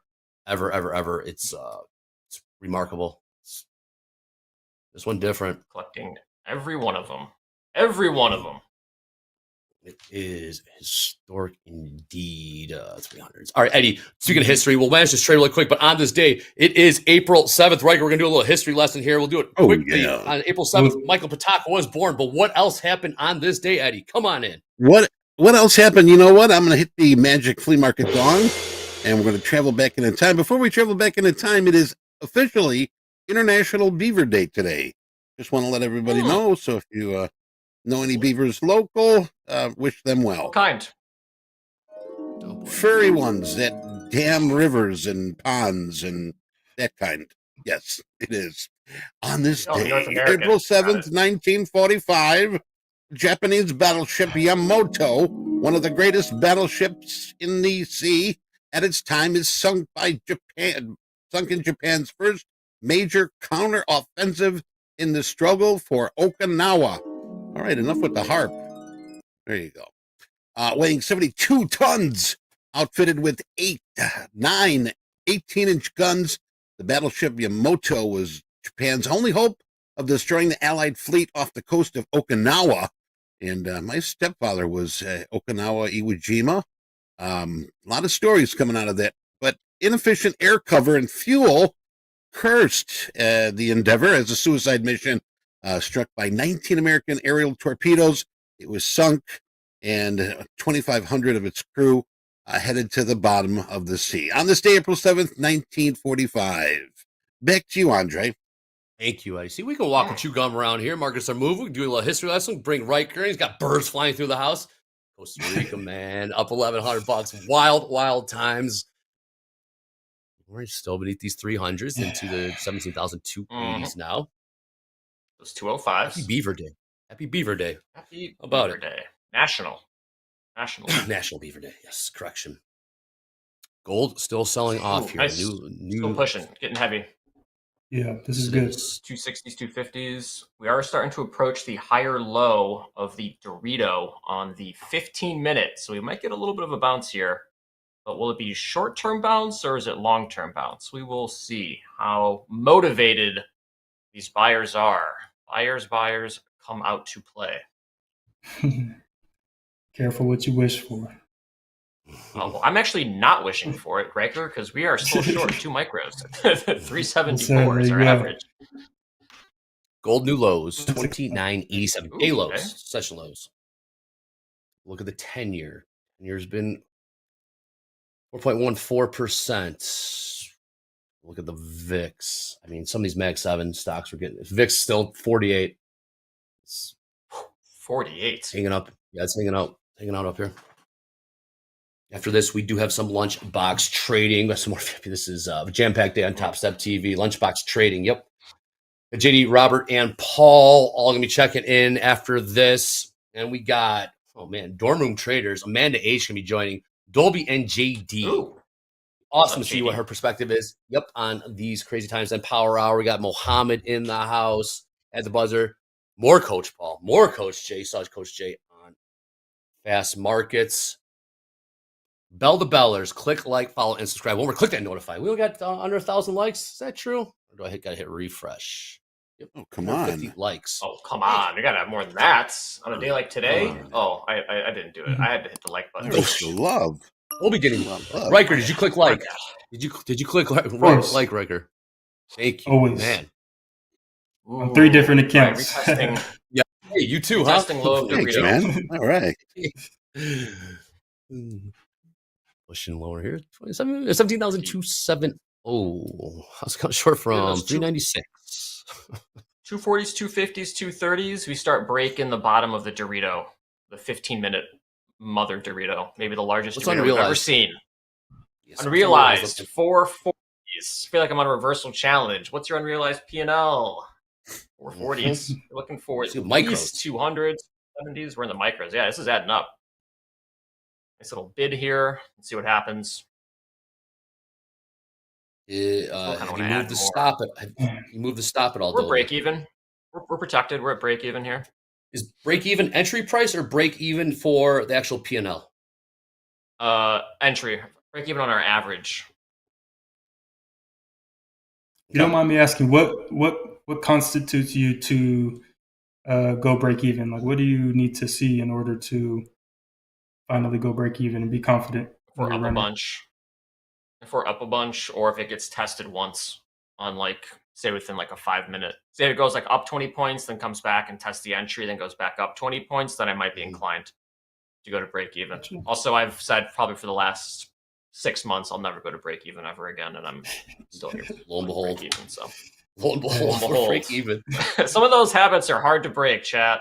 You have said that. I will back you up on that. You have said that. Yes, you have. There's probably about 3,000 people who can corroborate that story. Why? It's trade management, risk management, capital preservation. Like I said, we are one headline away. You saw how desperate the markets were for any semblance of a backing off of the policy, opening the door for trade talks, anything. You saw what the market did. It's It's obviously going to be in the back of your mind. And also there's something called slippage as well. Live counts, just because you have a stop does not mean you're going to get that price if the stop does get triggered, especially in, let's take a look at the micro NASDAQ ladder. The micro NASDAQ ladder is just as thin as, Mm-hmm. Damn, dude, this is wild. Oh, is Trump tweeting? No. Trump, what are you No, doing, it's buddy? just something over the wire. Okay. Orders fresh review on Nippon Steel. They're putting a bid in for U.S. Steel, so he's going to check that out. Okay. As long as it's not particularly bullish.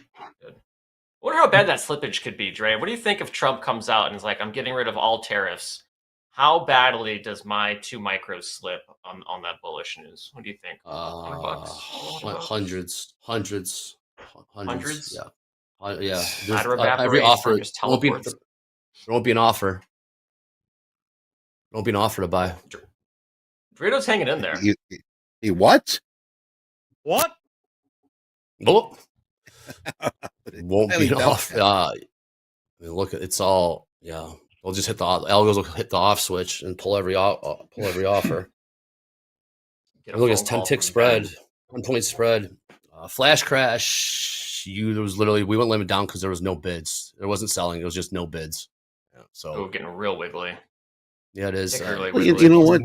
And then Toby said something too. I mean, if it was true and not fake news, we know exactly what the market's going to do. So you get an idea, you know, if that does happen, if something like that does happen, which way is the market going to go? Well, yeah, that, but how's it on short right now, Eddie? So we're talking about the stops. So where, if you have, stop would be a buy, right? And in order to buy, you got to find an offer to lift to. Oh, slippage not be terrible. Slippage is going to be. You get filled tomorrow. Yeah, because all right, we got all right, Dolby time. We are in this trade. Ryker, thank you so much for joining us, man. Number 139 on the big board. The people love them in Costa Rica, up $1,100 on the day. We got Lunchbox Trading coming up. Yeah, Dolby time. I'll see you in Power. Make sure you hang out with Dolby in dorm room trading as well. Ryker, thank you so much, man. Any last words of advice for those? From one rising star to the 4,000 people watching you all across the globe. What do you guys say, Ryker? Man, I would say 2 things. One, protect that capital during these volatile times. If you're not reducing your risk, you got to sit down and reflect on why you're not doing so. And 2, shout out to everybody who's been showing love. I saw a couple comments calling me Napoleon Dynamite. That's not true. I do not look like Napoleon Dynamite, but I appreciate all the love that I've been getting. It's been a great opportunity, great experience, and I do appreciate everybody.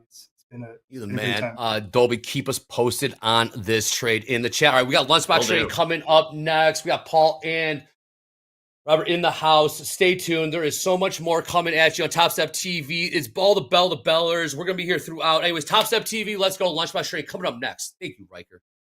All the profile is a distribution curve that allows you to organize the market's continuous two-way auction process. To form a distribution curve, you need a constant and a variable. Time is the constant on the horizontal axis, and then we compare price, the variable, to the constant. That gives us a better idea of what the market is doing. So when the price is going higher and you're getting increased volume, that's a healthy volume. When price is going higher, you're getting less volume. By organizing the information this way, that tells us what the composite view of the market is at that point in time.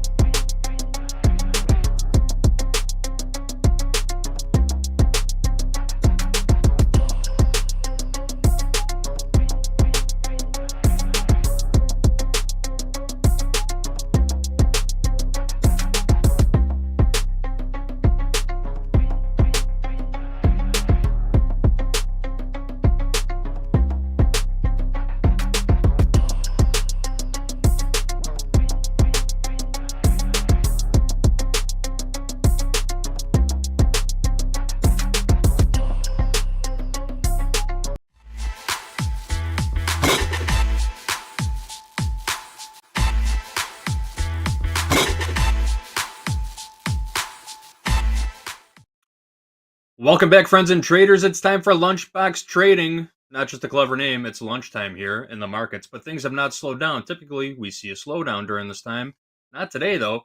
So, why don't you run and grab yourself a ham sandwich and sit tight, because we're going to be talking about these markets. We're going to be talking about some VIP teams, and we're going to be taking some questions from you guys in the chat. Volatility is the word of the day, folks. We've got Coach Robert, Coach Paul, both coaches from the Topstep VIP experience, which, if you weren't aware, we're in our last month. We got 4 weeks left. May 5th, Monday, May 5th, 4 weeks from today will be the final day for season 2 of the Topstep VIP experience. But guys, we were just hanging out in the green room a few minutes ago. Oh, first of all, how are you guys doing? Coach Robert, Coach Paul, what's happening in your worlds today? Hope everything is well. Tell us everything. Just riding the volatility train. Trying to stay alive for most of my traders. Which, sincerity, that is the number one rule. If yeah, we've got traders. I see Dakota in the chat. He's trading one lot micros right now, and 300-point stops in the NASDAQ are not even safe right now. We just saw a 70-point rip in the ES in about 2 minutes. Now we're right back to where we started in that 5-minute candle. So it's been pretty wild. And those are the lessons that we're teaching our VIP teams, aren't they? Both of you, we're chatting a bit in the green room. The lessons you're trying to instill on your coaching teams is maneuvering through these volatile times. Coach Paul, what is your strategy? What are the lessons you're trying to teach your traders about surviving these markets and hanging on to trade another day?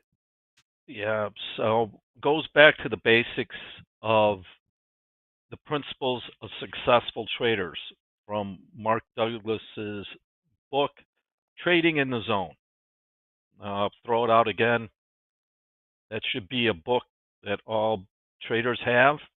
And in that, the principles, number one is objectively define your edge. Have a trading plan that has an edge. Next one, in this time, in this volatility, is predefine your risk before entering a trade. And why this is a time to learn this. So what does that mean, predefine your risk? Well, I use the average true range. Let's throw true out. Let's just say the average range. So this morning, in the S&P, on a half-hour, 30-minute bar or candle, the average range was 90 points. In the S&P, folks, 90-point average true range in the S&P. That's wild. That's volatility. Well, let's do math. $4,500 on a mini. Range. $450 on a micro. Now, the 5-minute bar was about half of that. That's how volatile it is. You would think it'd be a third. It was half. So now, let's just say it's 500. It's $2,500 on a mini. So it's $250 on a micro. So whatever you're doing, if you are putting a stop, you say, well, I don't risk $100. And you put your stop in, good, but the probability of getting stopped out are great because it's in the natural fluctuation of the volatility that we're in. And what I want to put out, and there are times you can, when you predefine your risk, and you either accept it or you don't make the trade. In this kind of market, one of the best decisions is step out. This is too volatile for my account size. And that's a good decision. You could go to one other thing I'll preach is look at another market. Maybe it's corn. Maybe it's micro Bitcoin. Maybe it's the 5-year notes. But the volatility that we're witnessing here happens every 10 years about. It's historic. Mm-hmm. But what are professional traders doing now? What are market makers doing now? They're cutting their size. They have to be involved. So what are they cutting their size? And when they cut their size, what happens to the bid and offer volatility? It widens naturally. So if they're doing that, it'd be wise for our traders to do the same. But see, market makers have to be involved to some extent. We don't. So one of the things, and I'm through a meeting tonight, is I'm going to say you don't have to take the trade if the risk doesn't fit your account. It's probably the best decision is no trade. Or maybe I go to corn if I feel I have to trade, and I understand there's pressure to have to trade because you want to pass the combine. That's very understandable, but on the list of priorities, number one is to keep the account alive, predefine your risk, and find a place that you can afford to trade, or wait for it to slow down. It might not slow down according to the average true range. That's fine. I couldn't afford the price of admission. I'll put it that way. It's a little too rich for me. I don't need to be in that club, you know. And that is a good decision. That is a decision based on your risk management. There's nothing wrong with that. I myself, I trade one micro on the opening range breakout trade in the equities, and that limits it to about $250 risk in one micro. And then I'm done. I don't want to be in this. I trade other things too. So and you're still getting great bang for your buck. You're still getting great bang for your buck trading a micro. I personally love times of high volatility. I think these are the best times. This is what you wait for those 5, 10, in between those 5-10 year gaps, you know. You're chipping away, then all of a sudden you have these giant ranges. And you can make very decent money trading small size and not taking on a whole lot of risk. And if you happen to catch yourself on the wrong side, you know the market's going to continue moving. So you have that chance to get in, get your money back, and get on the right side of the market and still have a great day, you know. These are the types of days professional traders, I think, absolutely live for. These huge swings, trading small, cutting back size, and taking bigger chunks out of the market, taking on not a whole lot of additional risk. You know, every trader has their own appetite for risk, granted, and these swings aren't for everybody. You know, as Hoag would say, it probably gives a lot of people heart palpitations watching the markets move this fast. But if you spent the time over the last couple of years sitting there reading the tape, watching these markets, and you start seeing these swings get wider and wider, I know there's a lot of people out there just chomping at the butt to get in the market and take advantage of these wider swings. So there's a case for both sides of it. If this isn't your thing, then definitely take a step back, sit it out a few days, try and get used to it, find a different market that's moving a little slower maybe. But if you like slinging them, if you like the way the market's whipping around, there's no better time than right now to be in the market, in my opinion. But Coach Robert, what's your take on it? How do you deal with times of high volatility? Well, you do have a couple of choices, right? You can be long, you can be short, you can be flat. It's flat for me for sure with these wild swings. We saw it earlier today. I'm glad you brought up what Dakota did. Guy's a master. You look at what he's doing. Number 5 on the big board, been up to number 1, number 2, and what did he do? I'm going to throw a micro one, a single micro, and I'm going to put a 300-point stop on this thing. And he got stopped out.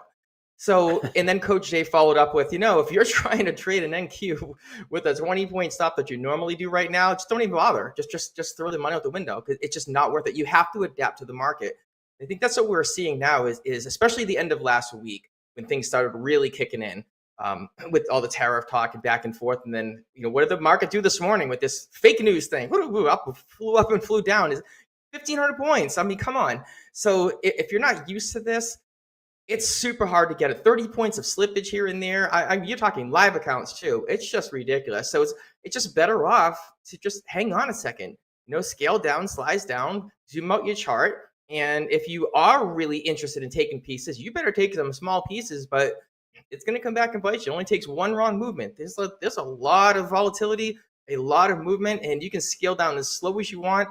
Dakota did it this morning, 300-point trade, one micro down $600. One trade took 6 minutes, if that. It's unbelievable. So the best thing to do is just hang out a second. We don't. There's not a. You don't have to force it. Just don't force it. It's not going to be like this forever. Yeah. It's not going to be flat forever. Just take your time. And if we just push up to 50, 70 again in the ES, well, we're talking another 60-point move in 2 minutes. It's crazy. Yeah. I'm not saying you have to be in on every single move that the market's making, every twist and turn, but right. You do have opportunities to make your money back if you found yourself on the wrong side of a trade. That's what I love about this type of trading environment right now. And trading small. Again, you could trade small risk, and still profit a nice chunk on a decent sized move in these swings. Sure. Coach Paul, didn't mean to cut you off there on my little rant about wide swings or whatnot. You didn't cut me off. That's how it is. It's JD. Let me finish this up here with if you're going to trade the session, something like this wild volatility, not today, but any wild volatility. My suggestion would be let the market compress and collapse. Get yourself into a little bouncy zone because we don't know when it's going to move, how fast or how far, but we know it's not going to stay there forever. So once you see it, I was just glancing over at one little spot, and I'm going to highlight it on my chart once we click back over, and I'll actually make it yellow here. This is what I'm talking about. This is a classic, I want to say classic Joby look, but it is a zone. It's a consolidation area. The market, this is the ES. It flew up, down 50 points, up 70 points, down, and all of a sudden it consolidated. Now, what is this? I'm 5,000 to 5,028, so about a 30-point zone, okay? Consolidation area. If you see that, my suggestion would be, these are the trades I would suggest to take. Get the breakouts of it. We don't know when it's going to go. You might get stopped out once or twice, but keep a tight stop on it. So you're going to get a bounce out of it above or bounce out of it below. This is what I would suggest in this type of market. Trying to jump and catch on a trend. These trends are lasting very, very, very small, short amount of time, and we don't know when they're going to happen. So we just saw this. It was 11:59 to 12. There's a 1.5, a minute and a half, and it was 86 points on ES. If you want to catch a trend, good luck. Minute and a half. It's a minute and a half. I'll back it up so we can see exactly where. At the very bottom, I'll actually take the first breakout, white candle, up candle, 79 points, 1 minute, 37 seconds. Now, by the time you see that, recognize it, realize, is this trending? Is this pushing up? Oh my God, it is. This is curling. If you're in an MA trading today, you are screwed. Forget it. Forget all MAs. They're going out the window today. Get those sharp movements. Get your profiles going. Get your delta looking for it. But this is a minute and a half. By the time you jump in and react, you may be looking at this and be like, I can't go long in this right now. Oh, it went up some more. I can't go long. Oh my God, it went up higher. It's going to go crazy. You just missed it. It's a minute and a half.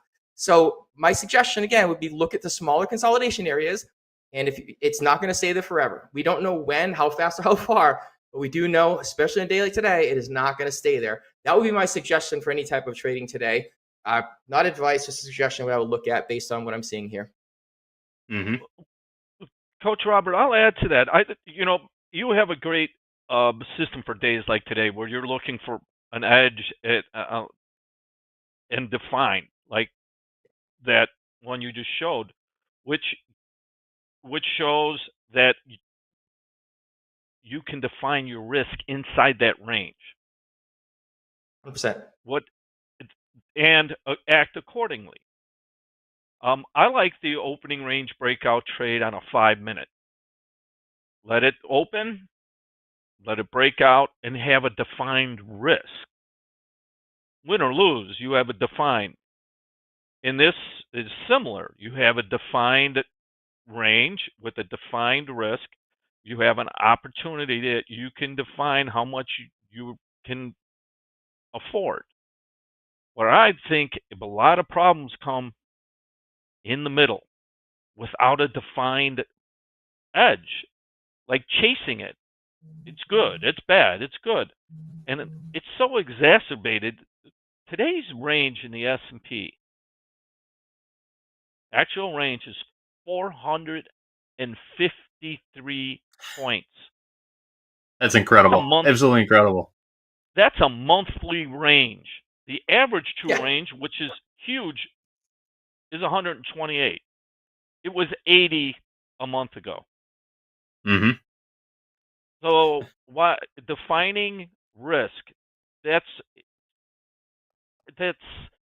where I go back. If you don't have a predefined plan with an edge that you're looking for, you're going to be prone to random decisions, chasing markets, and guess what? You can make one or two mistakes, period, and you're done. That's why without that, and then let's say you're wrong on one of these. Okay, I lost $200. Okay, now I have what I'll call you should have a personal daily loss limit that's a budget, which is a function of your account balance. So if your account balance is at 4,000, 10% of that is 400. We've talked about this before, so it's $400 to $500, not half the account. Because on days like today, and we've all seen it, we've all witnessed it, and most of us have probably been there. You could lose that half your account in an hour or less. So coming back, understanding that, knowing where that average range is can help you define what your risk is. Having a plan to look like Coach Robert just defined, or the opening range breakout, gives you a chance to really focus on something that you want to execute. If you're piddling in the middle, and these, I mean, come on, man. We just talked. We've moved 70 points, but since we started in the S&P, that's the part where you have to understand. If you don't have a plan, you're going to be influenced by fear or greed. Most likely fear, because without a plan and an exit, you're going to freeze. If you have, I can ask the audience, have you been there? Do you want to go back there? I don't. I've been there. I don't want. So without a plan, without a predetermined risk, I don't take the trade. And for me right now, I'm not trading the indices. So plan your trade. Trade your plan. Accept your risk.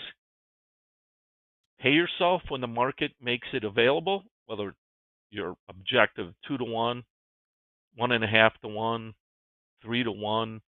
But that brings consistency. And most of all, you have to have a exit, or what I'll call an ejection. Like, you don't fly fighter pilots don't fly without an ejection seat, right?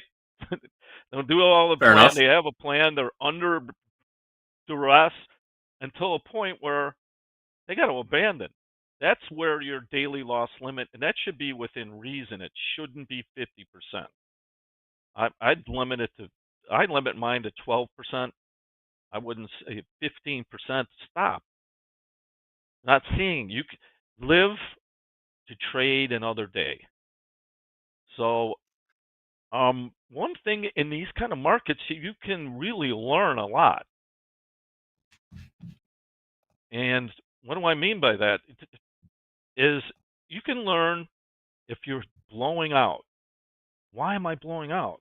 I've traded like this before, and I haven't had this problem. Well, what's the missing piece?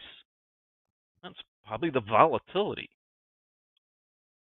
So understanding every time you get in to understand where the volatility is, in this case, the average true range, you can get an idea of what your risk is going to be if you put on a trade.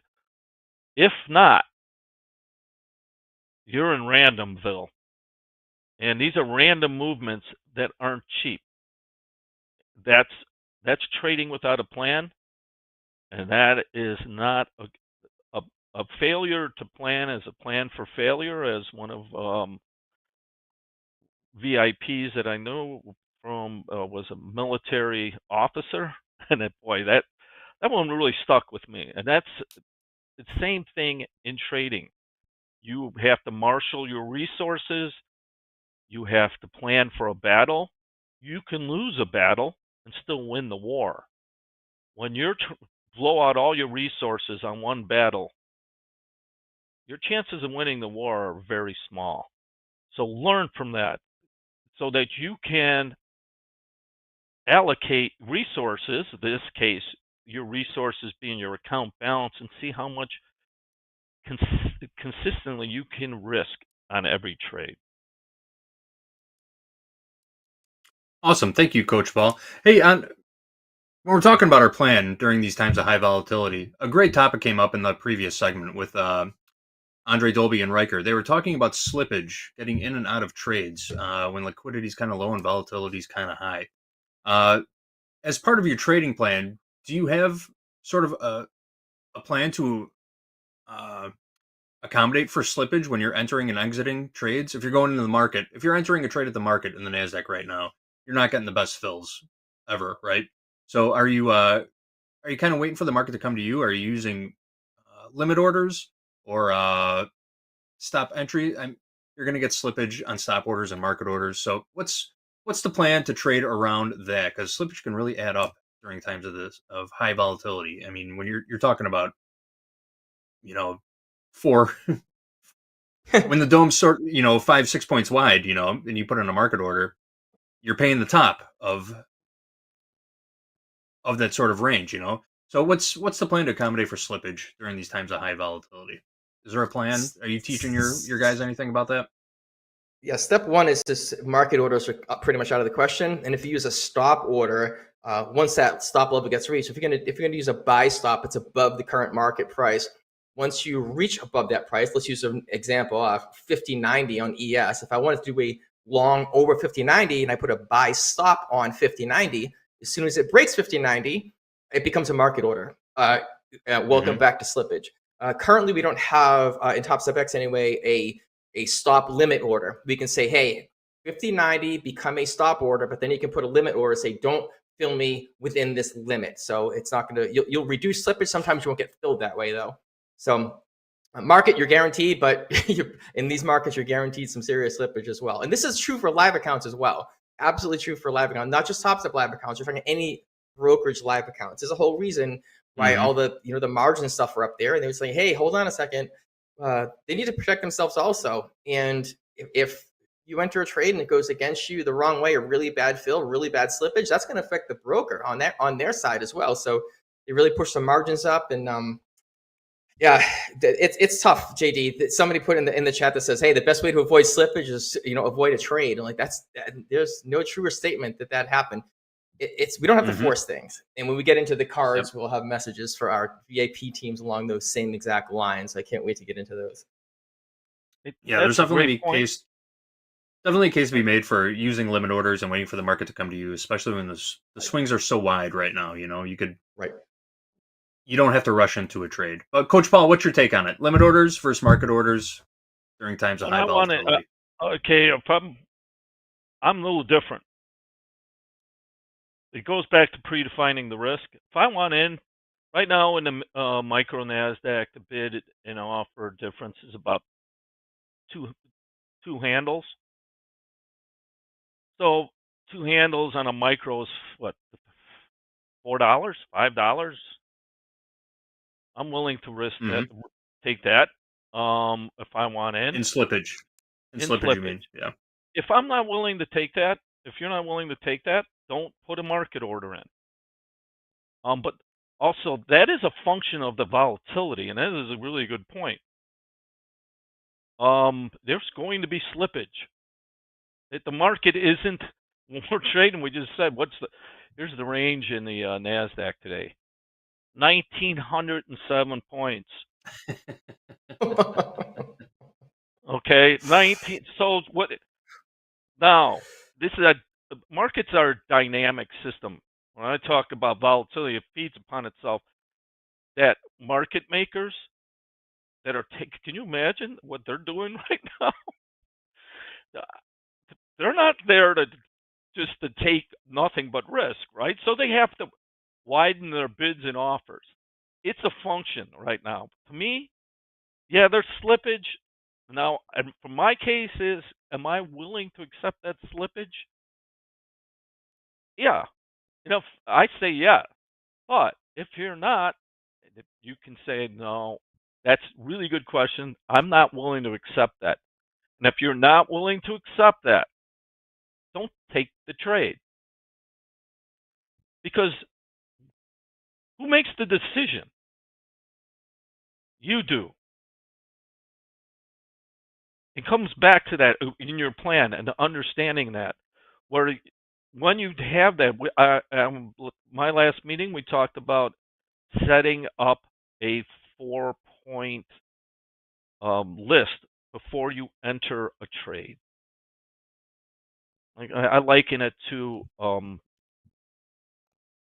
pilot on a checklist before they take off.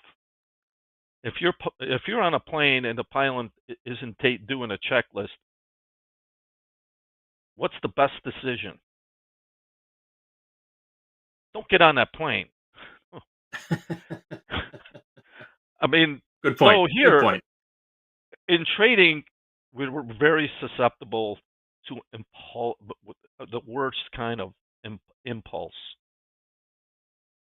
It's like you jump in with a checklist. It's like, this is part of my plan. What is the risk? It's predefined. Is there, in this case, is there slippage? What's the bid and offer right now? Is that going to continue? These are all checkpoints before you enter a trade. Now you have some control of your decision making. Myself, I'm willing to accept it. If I want in, that's the cost. I'll do it. Sometimes when I was a floor broker for many years, and this can be a problem with stop limit. I only want my stop limited to 5 points from my. Well, if the market at that time isn't accommodating that kind of risk because it's volatile, all right. Well, you didn't accept, a 20-point slippage, and now it's 150 higher, and you're short. That, believe me, that causes a lot of problems. Mm-hmm. So I'm going to circle right back. You understand the risk. You're willing to take it, or don't trade. I can't say that in this type of market. It's probably, to me, the best decision right now. Don't trade it if you're not willing to take that risk and accept it. Hey, sound off in the chat. If you're using market orders trading equities today, how much money do you think you donated back to the markets due to slippage today? Throw a number in the chat. Just curious. Markets have gone kind of flat right now. Checking in, we've got 52% long in the ES, 52% short in the NQ.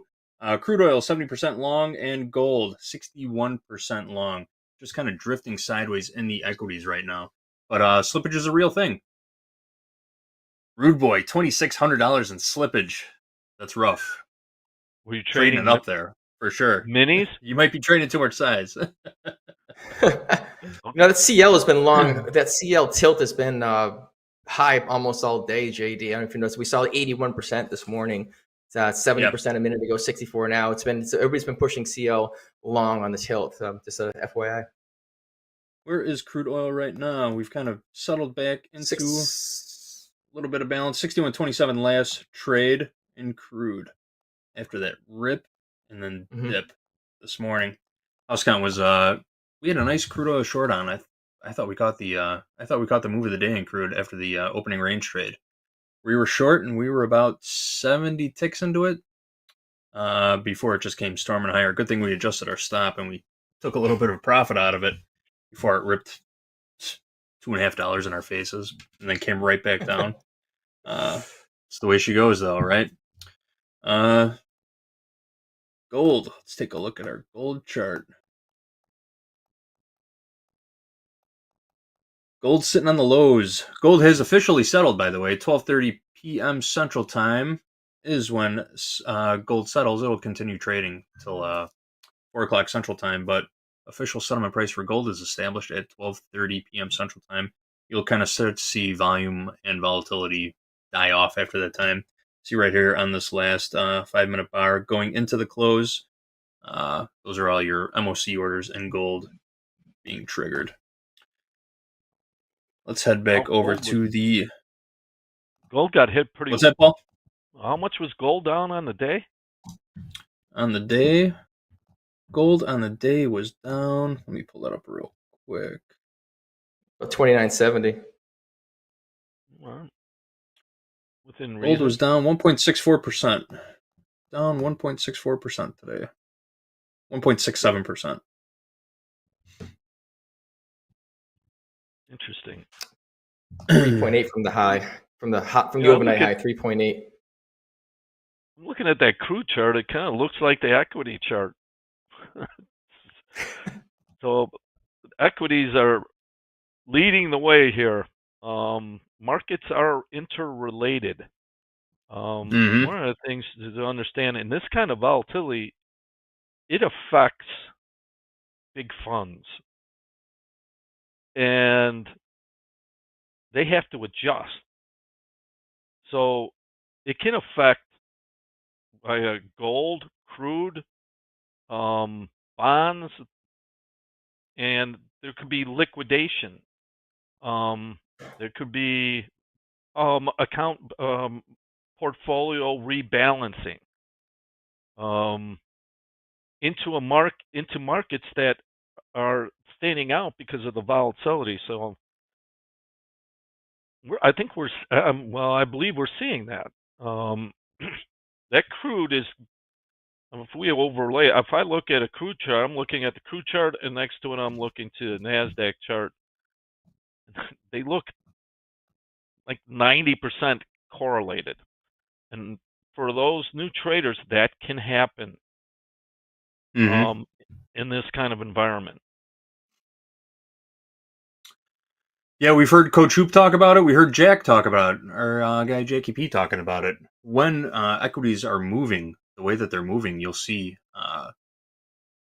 positions being liquidated in other markets to accommodate for margins in equity positions. So Coach Hoop put it very eloquently last week. It would spill over into back on the trading floor at the Mercantile Exchange. When you saw the S&Ps down big, you would see it start to affect every other hit on the floor. Just because of what I said, traders liquidating positions in other markets to accommodate for additional margins in their equity positions. And we kind of saw it in Bitcoin yesterday. Jack talked about that. See it all over the place. That's where these correlations sort of come into play during these times of high volatility. Liquidating other positions to accommodate for equity positions. Does that make sense to everybody? Yeah, absolutely. Yeah, for sure. Yep. Excellent. Hey, if everybody in the chat, if you got a question for either me, Coach Paul, or Coach Robert, go ahead and throw it in the chat. We've got a couple VIP traders that we need to talk about. Yeah. In the next 20 minutes. Who wants to go first? You guys want to flip a coin? Paul, Robert? I'll defer to Robert. All right. Well, my middle name is Paul, so I get a double Paul on you right there. Oh, there you go. It's a great name. Well, we're going to talk about our good friend in the chat here, John Jones. Do we got a trading card for Mr. Jones, please? Usually one of the first 5 people in the chat. Mr. Jones. John Jones, here we go again. This is John's second time being featured here. John is trading a 100K XFA. And what's really good about this, let me get the exact date so I can give credit where credit is due. This is since February 26th, the same XFA. So it didn't have Yep, a 20 lot of. Mhm. 25 trading days in this XFA for Mr. Jones. This guy's got his. He knows what he's doing. He's been around for a while. He's got a process. Being able to last. He's got a He does have a process. He's on the right side of the market. He's done everything except for take a payout so far in this VIP experience. He's got his 5 winning days. He's followed the scaling plan. He hasn't let his account balance dip below 0 since he got into this XFA. 25 consecutive, or not, I shouldn't say consecutive days of winners. 25 days in this XFA in the VIP experience, and he's up about $3,500. So big shout out to John Jones making all the right moves so far. But Coach Robert, what do you want to say about John today? What makes him stand out that we want to talk about? I can't give John. Yeah, exactly. I can't give John enough kudos here. The reason he's the second time on here being featured, he's just doing everything right. I'm going to say right loosely because right for what he does in his style. Look at the products John is trading. Do you see NQ on there? No, you don't. What you see is GC, CL, and ES for the minis. But even ES can be little wild at times, so he shifts down to the MES and uses the same process. He's not worried about making $100 in a day. He's just worried about losing more than $500. So his average winner being $510, average loser about the same. But when you get over 50% of your winning trades and 60% winning days, what does that translate to? That translates to a winning P&L over time. It's exactly what we're looking for. He is methodical. He thinks about his process. He follows his process, makes very, very minor adjustments as needed. For example, ES. He's trading ES. A lot of traders trade ES. But what is the adjustment he made on ES? It got too volatile. He switched to MES and did the same dang thing he's been doing following his process. I got to give the guy kudos, pat on the back. He's definitely doing things, again, the right way. And we say the right way be just being slow and consistent over time. Eligible for payout, got his XFA, 25 days in it. And there are days where he has not traded because his setup was not there. He's taking 6 trades a day, 12 lots. So, what can you say for the guy? He's got as much there is right there in the chat. So just all the power to him. He's doing wonderful. Keep doing what you're doing. This is the home stretch for John Jones. Keep at it. And JD, for the rest of my team, before we kick it over to Paul with his card here, we're in the grips of it. So y'all better listen up. And I'm speaking with my team right now. We have a 3-month program. The first month, we're loosely into it, try to figure things out. What does it look like? Everybody's got a different personality. How do we approach things? 50 traders. I'm one coach. We have to adapt. Takes a little while to get going. Number 2, phase 2, the second month, as you wean into it, the beginning to the end, you figure out the nuances that this isn't working for me. Take a couple suggestions, maybe change an instrument, a little bit of different chart setup, a little different mindset, and you make that progress. Well, this is month 3. This is the final month. So we're dropping the hammer, JD. We are dropping the hammer now. It drives me bonkers. You don't have to listen to me, but listen to yourself. If you do not trade your process, your way, your style, the way you presented yourself and you fail, that is on you. So you got to look at yourself on these things. Hey, I'm only going long when we cross over VWAP, and I'm going to take a few points going on the long side. And all of a sudden, like later on that day, dang it, I just lost my account. I look at the chart, 3 shorts over VWAP. JD, I don't know the answer to that. I'm not a psychologist, and I in the green room before. I am pretty good on technical things. I will pat myself on the back. I'm pretty good with the technicals. I will be going back to school after this VIP segment is over to learn more about psychology and why people do the things they do. I don't know of any trader, and I don't know of any person that has a gasoline-powered vehicle that drives up to the gas pump and says, hey, diesel is cheaper, I heard it burns cleaner, I get better gas mileage. Let me just put diesel in my car this time. It blows up the engine. Why do we do that in trading? I can't grasp that concept. That's on me to learn it so I can be a better coach and help traders out. We always say, what's the biggest problem traders have is trader psychology. Well, then that's the biggest thing we need to focus on. I'll get the technicals down lickety split, no problem. You want to go reverse, inverse, against the trend, with the trend, breakouts, reversions. I can work through all of that stuff. I personally need a better understanding of why traders do things like this. I'm going to go along with VWAP. Yeah, you took 3 shorts. Why did you do that? And I don't have the answer, so that's on me to learn it and get better myself, and I can bring it on to the traders. But traders, VIP Technical Titans, we're dropping the hammer this month. It's all on you. It's not on me. If you do something wrong, do something different that you're not following your own plan, that's on you, and you're going to hear about it. That's why I put this There you up go. here, JD. Look at the background there. Everything we're saying, look at this. I got to take myself out. Look, what we're talking about. Look, we're going to black hole. All this information, all these suggestions and everything. And this is it. I'm not saying do what I do. I'm literally not. When I say, what does it look like to you? And they go, I'm going to do this. And I go, cool, that looks great. And come back and say, why'd you fail? I didn't do that. Like, I don't understand it. But I'm going to try to figure it out. I'm not going to have all the answers. But that is my promise, and that is my quest, and that's what I'm looking at going forward. John Jones, you're doing it right. Maybe you should hold the class in here for those who are struggling a little bit. Look at yourself, make the adjustments, and just do what you said you're going to do when you say you're going to do it, and then we can go from there. So overall, I mean, it's happy because we're all learning, but that's a process that I have to figure out for my team, and I'll guarantee I'm going to do it. And hold me to it. I'm not exempt. I am accountable as well. I will have some type of psychology certificate here over whatever classes that I'm taking. I mean, I'm a certified life coach to start with, but I don't know the psychology side as much as I need to. And I will be doing that. Stand by and hold your horses, because I'll get that out for you too. Boom. How about that? Coach Robert is there for you guys in the VIP experience for sure. And question from Troy: do we switch teams every 3 months or add new members? VIP seasons so far have lasted 3 months. We're going to start a new draft in just a couple weeks. So season 2 will be ending at the end of this month, beginning of May 5th, Monday, May 5th, 4 weeks from today. And then we'll pick 10 new teams. I don't know if we're going to expand the number of teams. Right now we have 10 teams, 50 traders each. So 500 traders are invited to the VIP experience each season. So we'll just expect that to repeat itself until we hear different. Getting a little bit of movement, not so much. Just a little bit of selling coming in the equities right now. Check back in on the tilt one more time. 57% long in the ES. 55% long NQ, 73% long crude, 69% long gold. Coach Paul. Oh, great analogy about the diesel gasoline, by the way, Coach Robert. I got a kick out of that one. Yeah.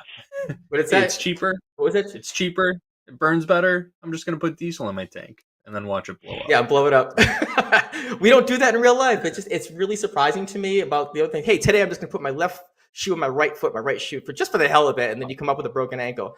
I don't understand it. I don't understand why we do it for trading and not the 95% or 99% other stuff we do in our life. It's a riddle I have to try to figure out, or at least try to understand how and see what adjustments I can make. And it's all in the betterment for everybody. If I can learn how to do it and teach others, that's great. I'm absolutely willing to share, but I don't have the answer, and I'm not a person that doesn't like to have answers for stuff. So that's my quest. That's my promise. You'll see it coming. Stay tuned. Awesome. Thank you, Robert. Hey, real quick, Roddy in the chat wants to know, what is the tilt? For the guys in the back, can we throw up that explanation of the tilt, image real quick? What the tilt is, if you're on the Topstep X platform, across down on the bottom here, you can see on my screen, it's the aggregate position of all sim traders in the Topstep program right now. There you go. Real-time snapshot of the sentiment bias of all Topstep traders on the sim counts. That doesn't account for live traders. So the overall positions of our traders on sim accounts. So we have a very large sample size for equities. So when you see 52% long, basically 50-50, half our traders are long, half our traders are short in the S&P right now. That's what the tilt is indicating. Hope that helps you out. All right, Coach Paul. Yes. You have a trader that we want to talk about too. What is up with Toby? Well, Toby's reset this account a couple of times, but still fighting. Jabbing away. What do you like so much about Toby? Why I wanted to bring this up, and it kind of was a great lead-in from Coach Robert. The psychology. I don't understand why people veer or make these decisions. So one of the focuses that I've been working on with the privateers is developing a trading plan and executing a trading plan. And that's your focus. When you do that, when we talked about the principles of predefining risk, developing your edge, accept the risk or don't make the trade, take money when it's available, That's all part of a plan. When you're focused on executing a plan, the fear and greed are come down in focus. Without the plan, it's random. So why I bring up Toby, he's blown out of a couple accounts, but he's made an attempt and he's dedicated to executing a plan. Now he's been trading NQ and MNQ, and he's realizing that NQ doesn't fit the account size. So his plan, if we look at his risk to reward, is 1 to 2.5. It's coming out. His trades per day are 8 trades. Okay, that's reasonable, but the adjustment he has to learn is to trade the micro. And he's made his while he's losing money here, he's learning. And this is an old from basketball. The coach taught me this, and I really love this. Is either we're winning or we're learning. One of the things in the front of mind of most traders, especially when they're beginning, is avoiding loss. Thinking in terms of wins and losses versus having a plan to execute. When we talk predefined risk, Toby is making the attempt to execute that plan and focus on just that. When he first started, he was trading the mini, and he's adjusted it down to the micro. And what I want him to learn is when you do that, those winning days versus losing days start to become more reasonable. You can when you have the right size on, you can comfortably execute consistently a trading plan. If your size is too big, quote, mini NASDAQ, we just talked about the size of those swings. You're not going to be able to execute any plan because your risk is too big. So he's made the adjustment, and and he's making a focused effort into trading the proper size.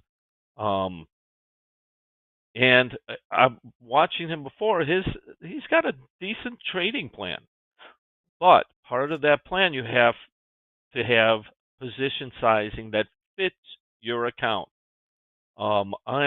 He's making that adjustment, and why I bring this up, this is something for traders to learn. You could have the best trading plan available, whatever that is, but if your size is incorrect, you can't hold on to a position if the risk is too big. So when we talk about psychology, you have to be comfortable in the risk, predefined risk. Without that, that's where the psychology goes haywire. And I can attest to it. I've done it before. And without that, you're dealing with, you're getting frozen, or you're going to do, well, I'm not right yet. Whatever those reasons are, that's your mind playing tricks on you. When you have a defined plan to execute, then you can survive the randomness of swings that we've seen in the last 2 weeks. So, Toby, I just want to reiterate, keep focusing on that. You have a decent plan. Keep micros. Keep executing. Don't focus on wins and losses. Focus on executing your plan. There you have it, Toby, fighting his heart out. We're all rooting for you, Toby. Hang in there, bud. Again, 1 month left. Jab. Jab, jab, jab. We got 1 month left, season 2 VIP. Speaking of which, our next guest, you guys are going to want to stick around for the next segment. We've got a new dorm room trader, Amanda H. coming to us, MBA student from Boise State. She's an adventure seeker. She's a hell of a trader. She's taking payouts. She's on, whose team is she on in the VIP experience? The Mindset Hunters, Coach Ray's Mindset Hunters. We're going to have a great conversation with Mandy coming up in just a few minutes. Dolby Time's going to jump in here. I'm going to stick around for that hour also. So, folks, that's it for Lunchbox Trading. Anything else you guys want to add before we dip out of here? We're going to take a few minutes and get set up for dorm room traders. I'm sticking around for this one, JD. I'll be in the back. I'll be on the chat. But you said the magic words to me, risk taker, right? Just the outdoor stuff. I just pulled up. I pulled up Amanda's profile here, and I'm not going to say anything. We'll let that happen for the for the actual segment. But I'll be on chat, and I'm going to stick around for this one. It's going to be very interesting. Be looking forward to hearing from Amanda. Awesome. Yeah, stick around, folks. We got a great segment coming up next. We're going to take a real short break, and we will be right back with Dorm Room Traders. TopstepTV. Let's go.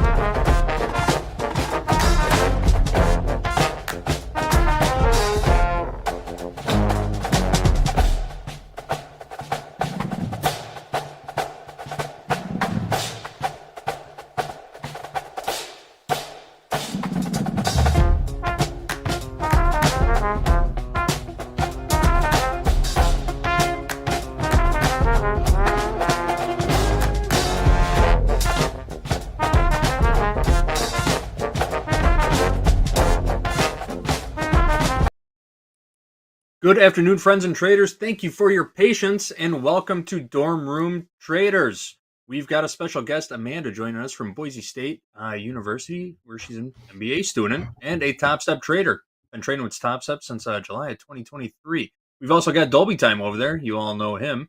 But let's get back to our guest. Amanda, how are Good you? afternoon. Good afternoon. Thanks for joining us. I'm going to steal Andre's first question that he has with a new guest, and I'm just going to come out. How did you find Topstep, and how did Topstep find you? What's the story here, Amanda? I found Topstep after finding out about futures trading, and suddenly understanding what margin was in futures and realizing that it probably wasn't a great idea for me to use a cash account while I was starting to learn to trade futures. And so inevitably, I started Google searching prop firms to figure out how to trade that, and started researching prop firms that I thought would be appropriate in regards to actually supporting you as a trader and not just praying to gamble through passing accounts and things like that. And so Topstep seemed to have pretty reasonable rules. And I mean, it turns out that it has worked for me. I've been able to pass 2 accounts with you guys. I've taken a few payouts. Yeah, so I really appreciate the support you guys can provide to average traders and actually help us, build equity accounts to eventually start trading our own cash or trading live with you guys. Awesome. Thank you for that. Go ahead, Dolby. It sounded like you had a follow-up question there. Or you're about to... I did not have a follow-up question, but I will have many questions, just not a follow-up one. Not quite All yet. right, sounds Amanda, good. What are you trading, and what did you first start off trading? Like, what got you into trading in the first place? Well, I feel like most people who are interested in being pretty wealthy at a young age, you probably start by just Googling how do you get rich in the stock market. So I did that in about 2019. And the first thing that came up was options trading. And so, like every well-educated retail trader, I signed up for the first Signal Discord that I could find, loaded up $5,000 into an options account, and promptly blew most of it, probably within a 3-month period. And yeah, kind of from there, I bounced around a couple of various Discords, looked at a lot of different YouTube channels on how to learn how to trade options. I found some minor success in options over the years, but never really took the effort into understanding all the Greeks associated with options.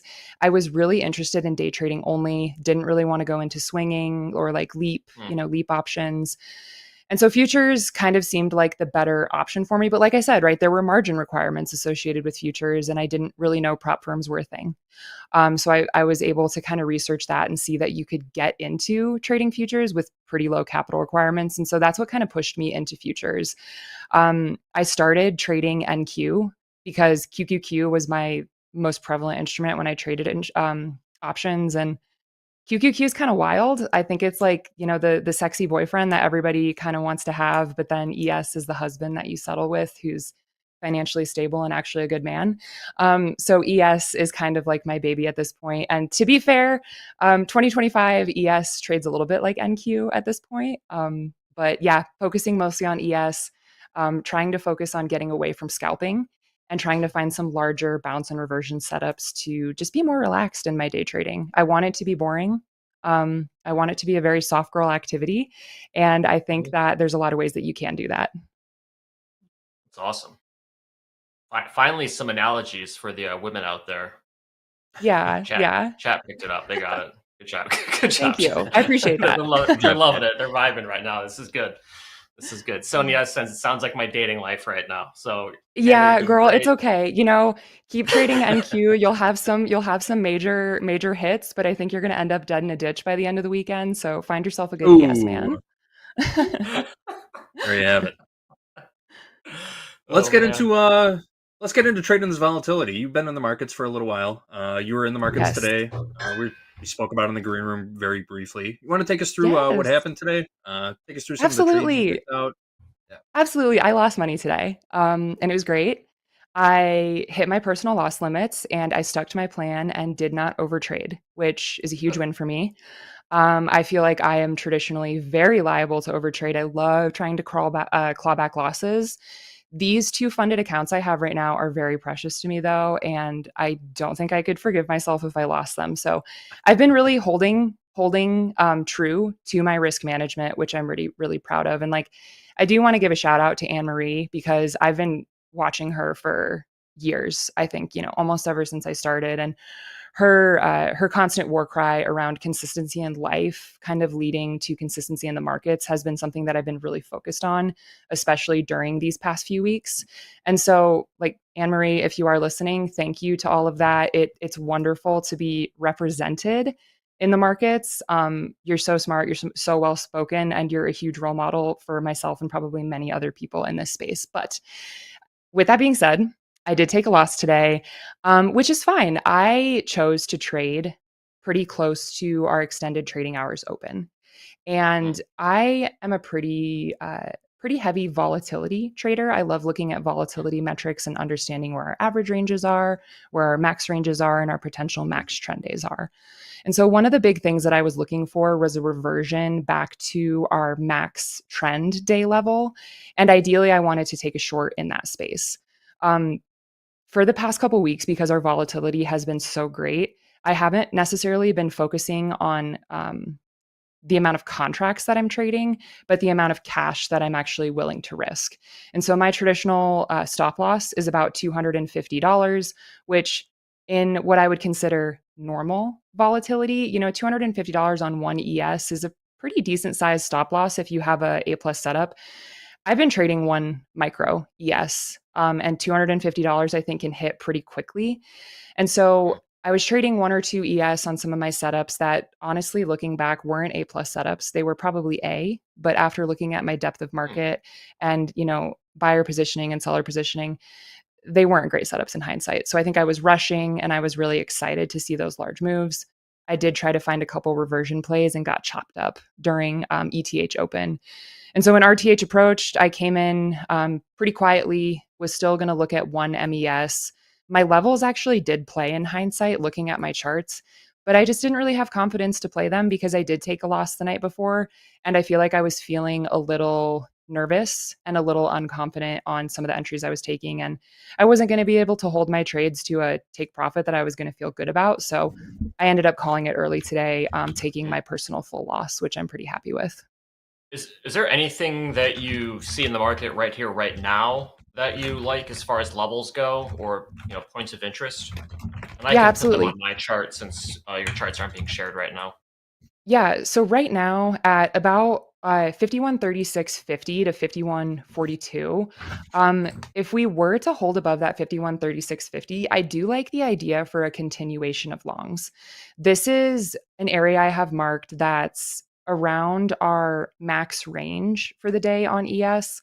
The one thing that's giving me pause and making that area a little bit larger is because we have seen a lot of absorption. If you do observe the depth of market, when we get to that 5136.50 to around the 5150 area, you see sellers really trying to attack buyers in that space. And so, you could potentially try to go for that breakout above a break and hold of 5136, but because the sellers are so strong in that area above, it's not a high probability play for me because we have seen it fail multiple times today. Okay, cool. It's actually that level lines up pretty damn close to the exact same kind of relevant level in NASDAQ, which is right around 17,800. It's almost like a do or die, break above that, and then our bulls all of a sudden back in play here. Where did you get all of you? Yeah, what's kind of like your like your home base for your kind of like trading strategy or system? Where did Yeah, you start developing that? Yeah, so I'm a fractals trader. And before I go further, have you guys heard of fractals? Do you know what that is? Oh yeah. Yep. Perfect. Amazing. Okay, good. I feel like sometimes I'm the odd person out whenever I say I'm a fractals trader because, we love our ICT and we love our supply and demand. But I am a fractals trader. For those who don't know, the fractal system, it was developed almost 20 years ago by a gentleman named Russell, who really his mindset and ideology around the market was looking at historical price movements and knowing that patterns in the market aren't random. Just like a lot of patterns that we see in nature, there's a lot of repeatable patterns in the market, especially after you overlay probabilities of like different amounts of volatility and looking at different amounts of historical data. So, a lot of things that I like to look at is taking our last 200 days of historical data and deriving volatility metrics from those areas. And so, like I said, I do have a very tight range, and that range is usually based on the prior day's close. So I kind of take that as a little bit of a line in the sand on if we break above that range, there's bullish intention throughout the day. And if we break below that smaller range, there's bearish intention. And then I do look at average ranges and max ranges. And again, this is all based on 200 days of historical data. I have actually been looking at less amounts of days of historical data just because the past couple weeks have been so incredibly volatile. I want to make sure that our range days and our trend days are considered well, because it's pretty easy to forget, right? But December, November, we had almost historical low volatility in terms of how tight our ranges were. So I don't want that to skew data in understanding where my areas may lie. And so, like I said, that 5136 area, that was kind of one of those areas that I saw as a max range area that if we were to break out of that, there was potential for continuation to a max trend area, which I have marked at around 5175. And so it's funny, right? Because if you look back on the charts, when we had that massive spike over the alleged fake news about the lawsuits coming out about the tariffs, we shot up so far, like well beyond that 5175 level. But it was interesting to kind of see, like when I chart those, especially last night when I was charting it, I was like, this feels like a fool's errand to chart a level of 5175 when we're trading at like 4800 or something. Lo and behold, we made it up there and managed to break it. But it was nice to be able to have so many levels within almost a 250 point range to try to have some sort of information based off of. Yeah, no kidding. Well, that's amazing. Does Russell have a last name, or does he just go by Russell? It's like a college. Yeah, no, his last name 20 years ago. name is Pate. I might be completely ruining that. It might also be Pot or Pate, but it's Pate. Like He's salmon wonderful. pate? He's a Okay, let's yeah. see. I mean, maybe someone will correct me. All right, Yeah, he's chat knows wonderful. everything. He's on a different plane of intelligence. I'm just pleased that he has this in a way that someone like me can use it, where I understand market dynamics. I've been in the market for a while, and I want to have these tools available to say, okay, great, there's all this data, but what is the action around it, right? And being able to look at volatility metrics and percent probabilities of continuation have really been the game changer for me. Wow, that's awesome. I'm trying to find this guy. Russell. hold on. I wouldn't Russell I wouldn't be Pate, surprised. I wouldn't be surprised if he's the type to have like zero internet footprint. Oh, okay. I got it. I don't think he's much of like a, like an internet trader or anything like that. Okay, got it. I mean, he only has a first name, so Yeah, it's just Russell. If you know, you know. shout out. Yeah, shout out to Yeah. Russell. Yeah. NQ right around 800s. ES right around Amanda's level 5150s, trying to push higher. Both indices are. JD, what are you, bullish or bearish, JD? I haven't asked you yet. I'm right in the middle. We're trading back above settlement price. Sorry, I had to dip out for a second. I was wearing some wireless headphones and the battery died on them, so I had to find some hardwired in headphones. Join the club. Join the club. We're vintage here today. We just popped above settlement price again, or settlement price held in the ES again, 51.10 1/4. We've got our volume point of control. If you're looking at the Topstep data levels indicator on the Topstep X platform, 51.72.5 is our volume point of control from yesterday, which sort of lines up with that 51.75 level that you were just talking about. There we go. Decent target right now. Above there, I'd like to see another run up to 52.60 again. Yeah. It's kind of a The weird problem, the cheap problem shorts. yeah, exactly. The problem that I'm struggling with is, right, define cheap shorts in this area, right? If you want to Mhm. take that break above the 36.75, your area, for me at least, of invalidation would probably be below like 27 or something like that.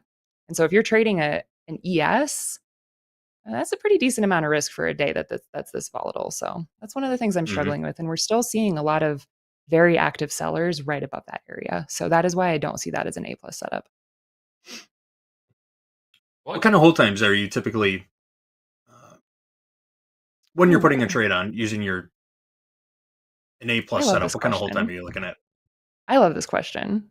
So can I talk to you a little bit about my win rates around my hold times? Oh, Because yeah. this is For sure. telling. Yeah, I have been absolutely. trying very, very hard to not scalp. I'm a recovering scalpaholic, and I think I'm doing a pretty good job. And there's data to prove that scalping is not my strategy. So if I hold a trade for 1 to 2 minutes, I have a 60% loss rate. If I hold a trade anywhere between 1 to 4 hours, 77.8%, 75%, and 100% win rate on anything 4 hours and greater. So I want to be very boring in the market. I want to find a Mhm. high probability reversal zone, click buy, scroll through some cute recipes on the internet, chat with my friends, make a bag, close my account, and go on a bike ride. So Perfect. the data's showing anything greater than 30 minutes for me on my $100,000 funded account has my lowest win rate at those time areas is 75%. So very, very, Interesting. very pleased with that metric. So, what does your stop loss look like when Amanda is scalping versus when she's trying to hit a home run and then go look at recipes on the internet? So I don't like that you say home run, right? Because a home run, Okay. it could be a lot of different things based on people's Sure. risk to reward, right? And so with a Mhm. 250 point stop loss, I would like at least a 2-to-1 risk to reward, right? So that would be about 10 points on ES.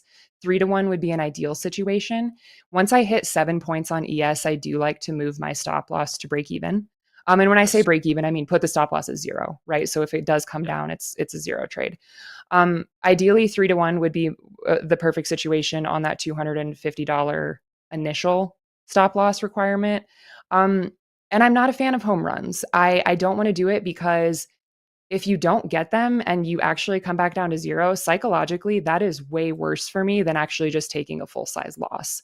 I think, especially too, as you are building, whether it's an evaluation account or a funded account, getting out of that like drawdown period and getting your minimum loss limit to 0, you got to go for the base hits. If your strategy is 2-to-1 risk to reward, freaking stick to that. Like, don't be scared to cut early, and don't try to go for a home run. Like, if you have an A+ setup and you know your risk to reward based on that entry, hold it. And you can't be mad at yourself if you followed your rules.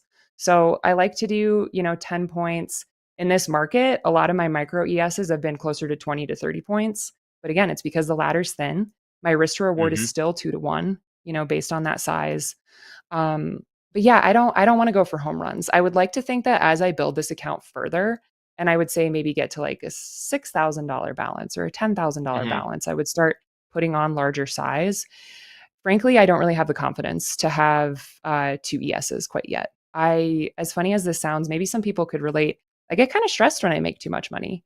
Um, I've been on a W-2. I've been on a W-2 for over a decade, right? And I think a lot of people can empathize that if you hit a trade that's like bigger than your 2-week paycheck, you're like, oh my God, like that's so much money, right? Oh my God, it's so This is much it. money. And so this is it. Like I've made, this RIP the is the bee's 40-hour knees. work week.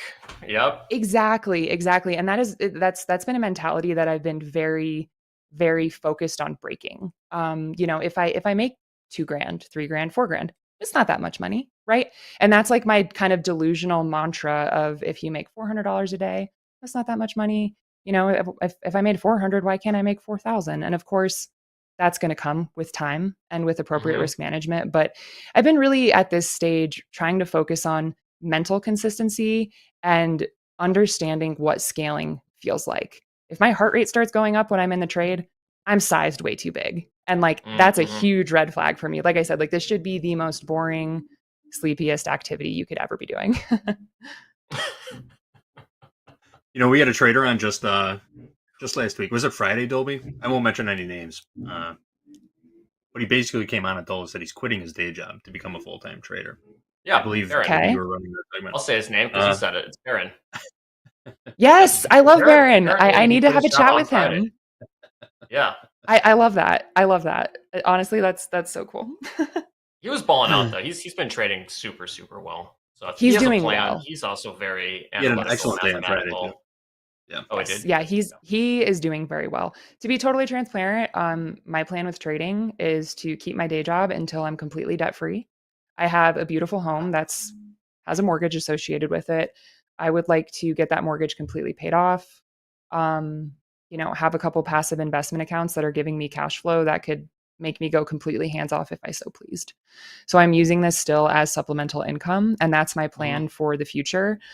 I think one of the things that I've really grappled with, which I don't think a lot of people are maybe like lucky enough or blessed enough to say something like this, but like I actually do really like my day job. I work in a career that I studied, so I'm a pretty big expert in that space.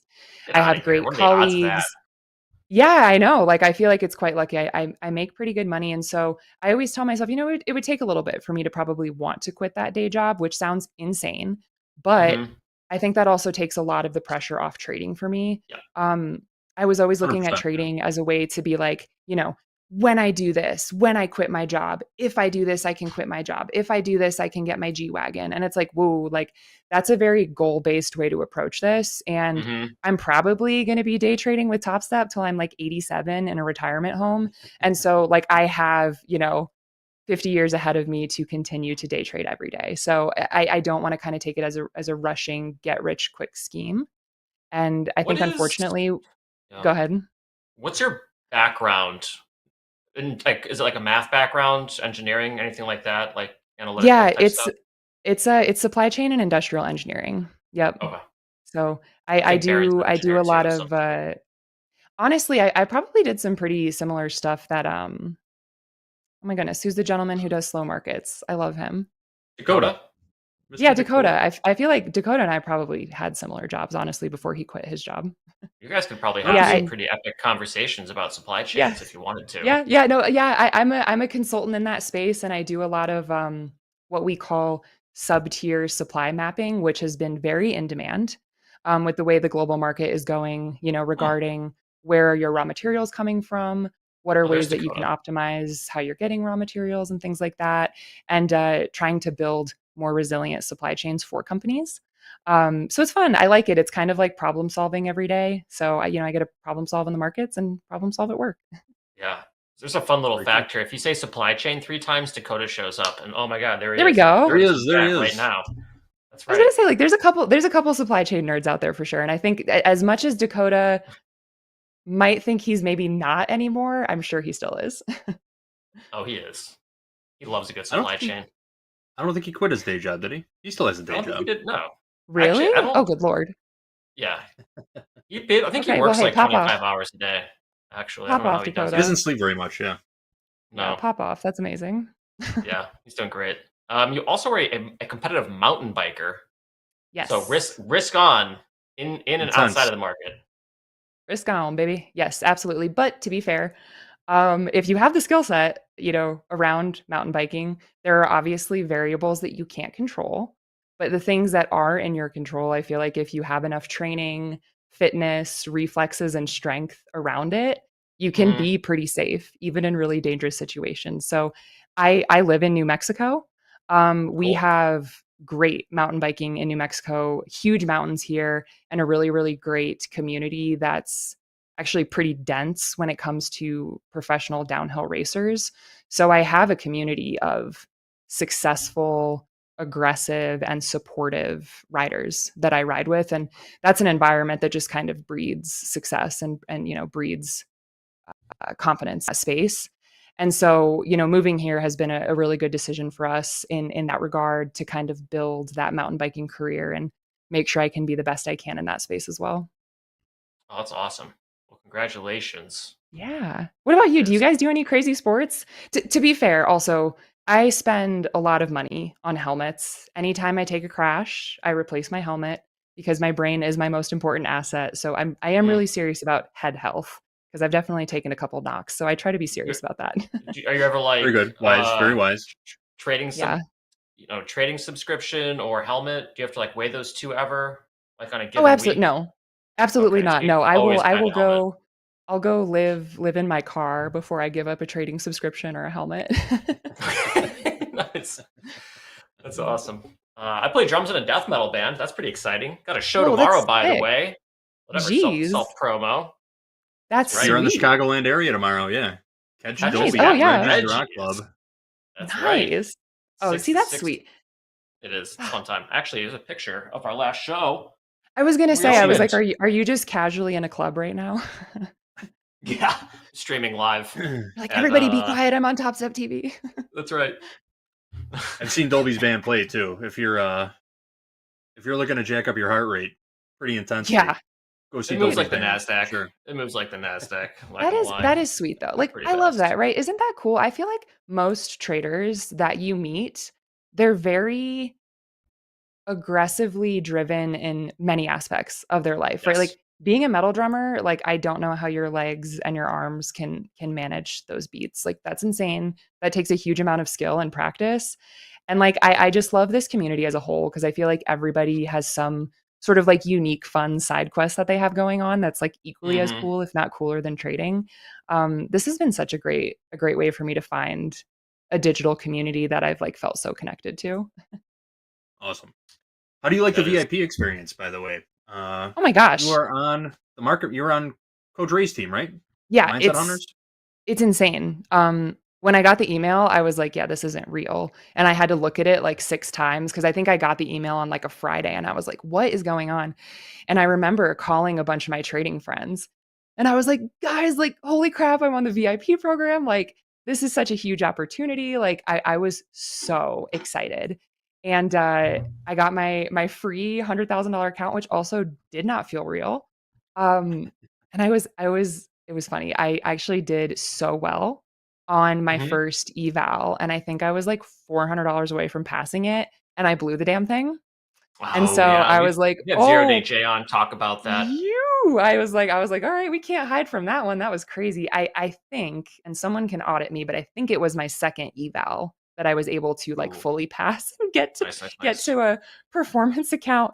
But the 100K was kind of crazy because I usually trade 50Ks with you guys, and the idea of getting to $6,000 worth of profit was like kind of stressful. So actually during the eval, I did size up to 2 ES just to try to like balance out that profit requirement versus risk to reward.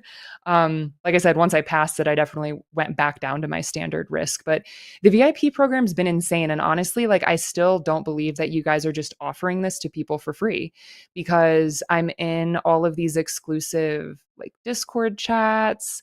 There's constant like education coming from like not only my coach, but other coaches who are willing to like cross share with the different VIP groups. And I also just don't feel like it's real that I get to keep this account. Like even when the VIP program is over, like I just get it still. So yeah, like I'm so grateful for it. I was shocked that I was invited to it. And I think it is just a testament to how Topstep does really care for their traders and wants to treat them as professional risk managers. One of the things that really bothers me about, I think, the general public about prop firms, right? Prop firms are designed to make traders fail, right? Prop firms want to make money based off of failed evaluations and constant resets. And you guys are so transparent about what that profit structure looks like, especially when you go into live accounts and like, you know, sharing profits on those things. Like you guys are actually here to develop professional risk managers. And the fact that you guys are respecting people like me and how serious I am about making this a professional career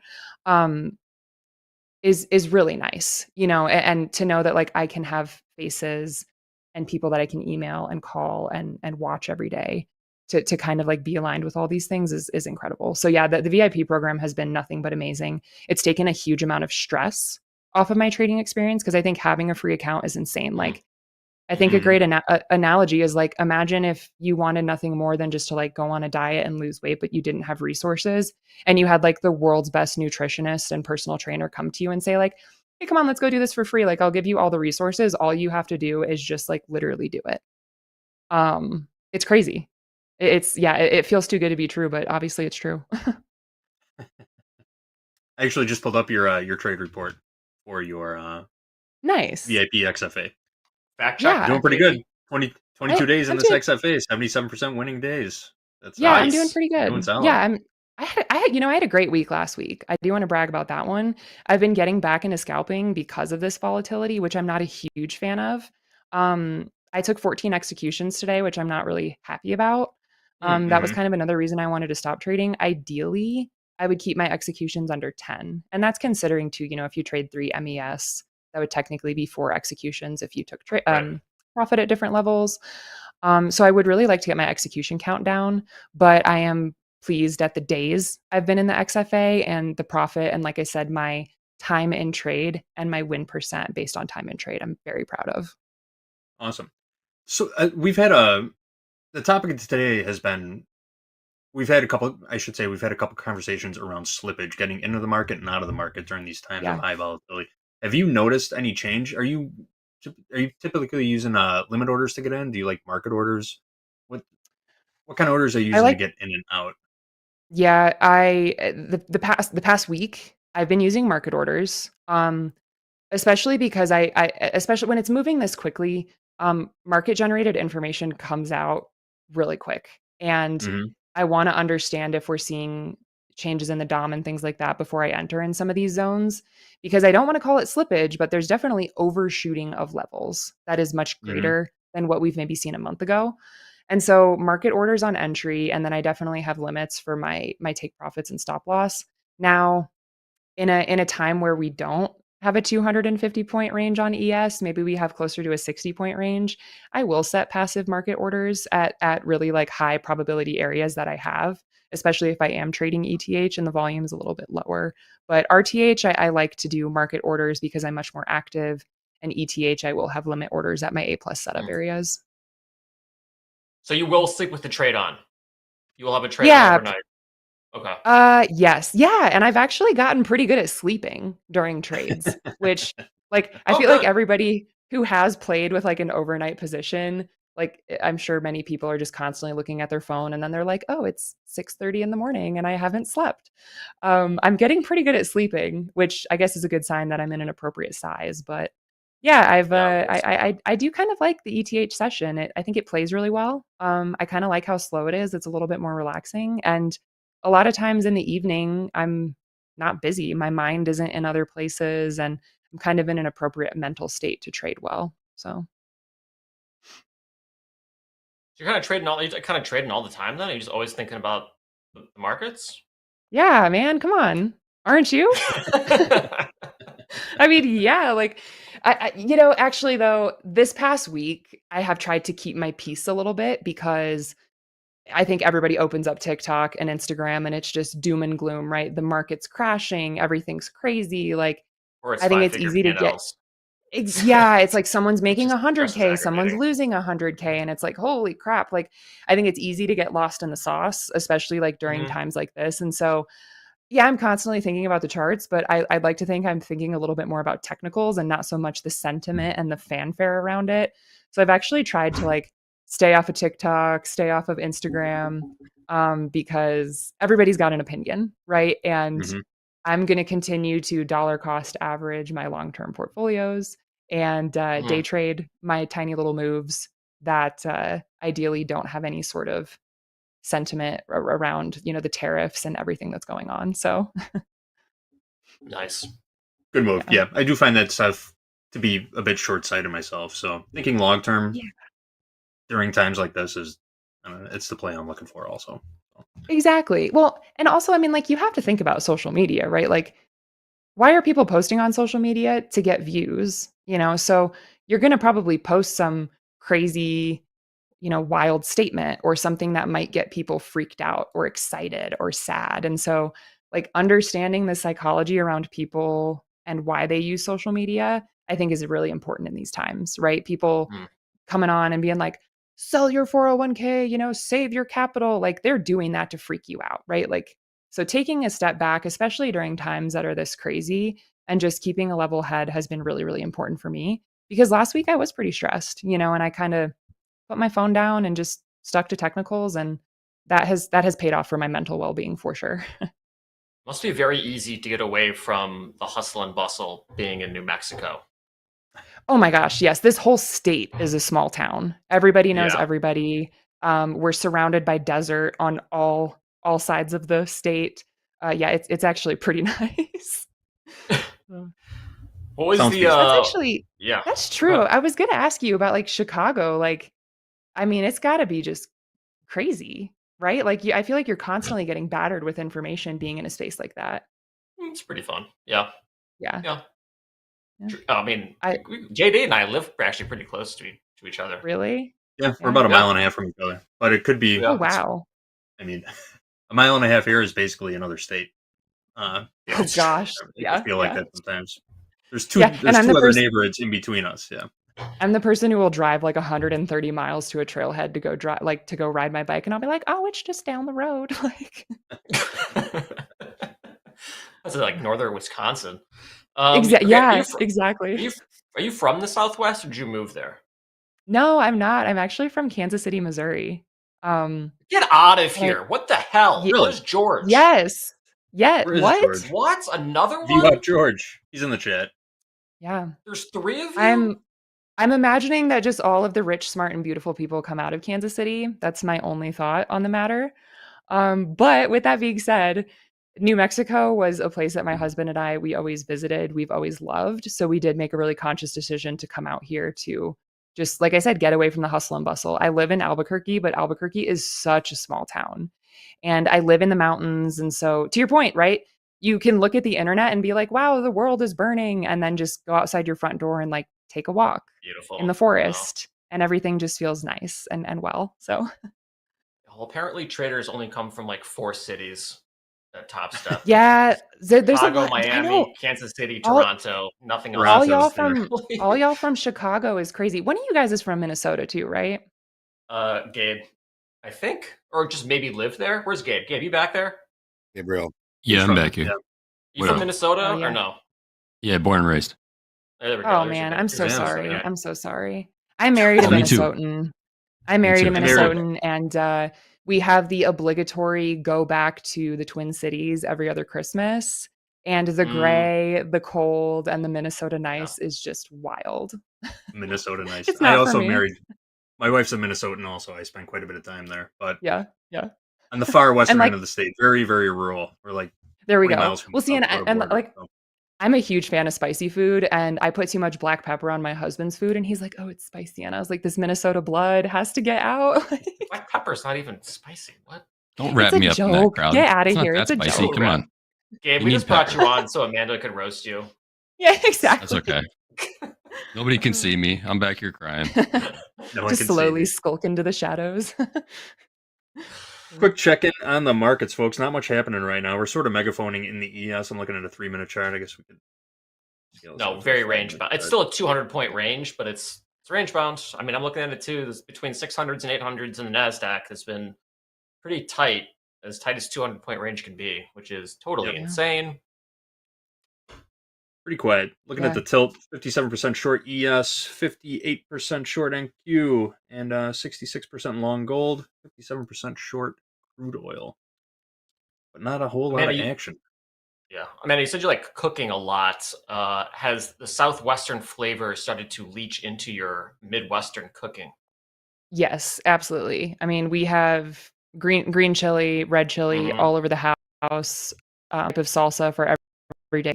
I have definitely buried myself in the culture. I don't think I will ever leave New Mexico. I think like the joke about the state is that it's the land of entrapment.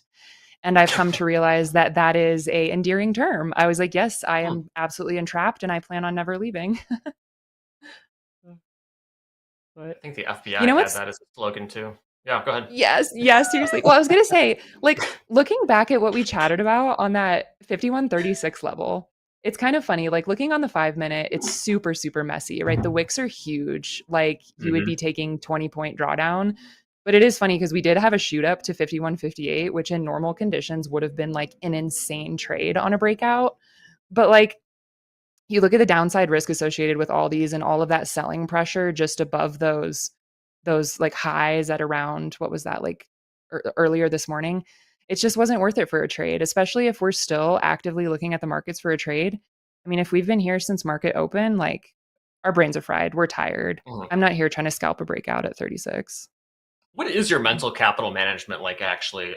I think traders can put in probably like a good 2 hours before things Yeah. start getting a little wonky. Do you have like a time limit for yourself, or it's just like I'm burnt? Can't Yeah, handle I, this? I I don't have a time limit. I can usually feel it. Like I've traded enough for now that like sometimes 45 minutes is too much for me. And sometimes I'll be at the charts for 4.5 hours and still feel really good. But like if after 2 hours I'm fishing and don't have any levels, I'll probably just carry on with my day because I don't really prefer to sit in a dark office all day. Yeah. But yeah, it depends. Cool.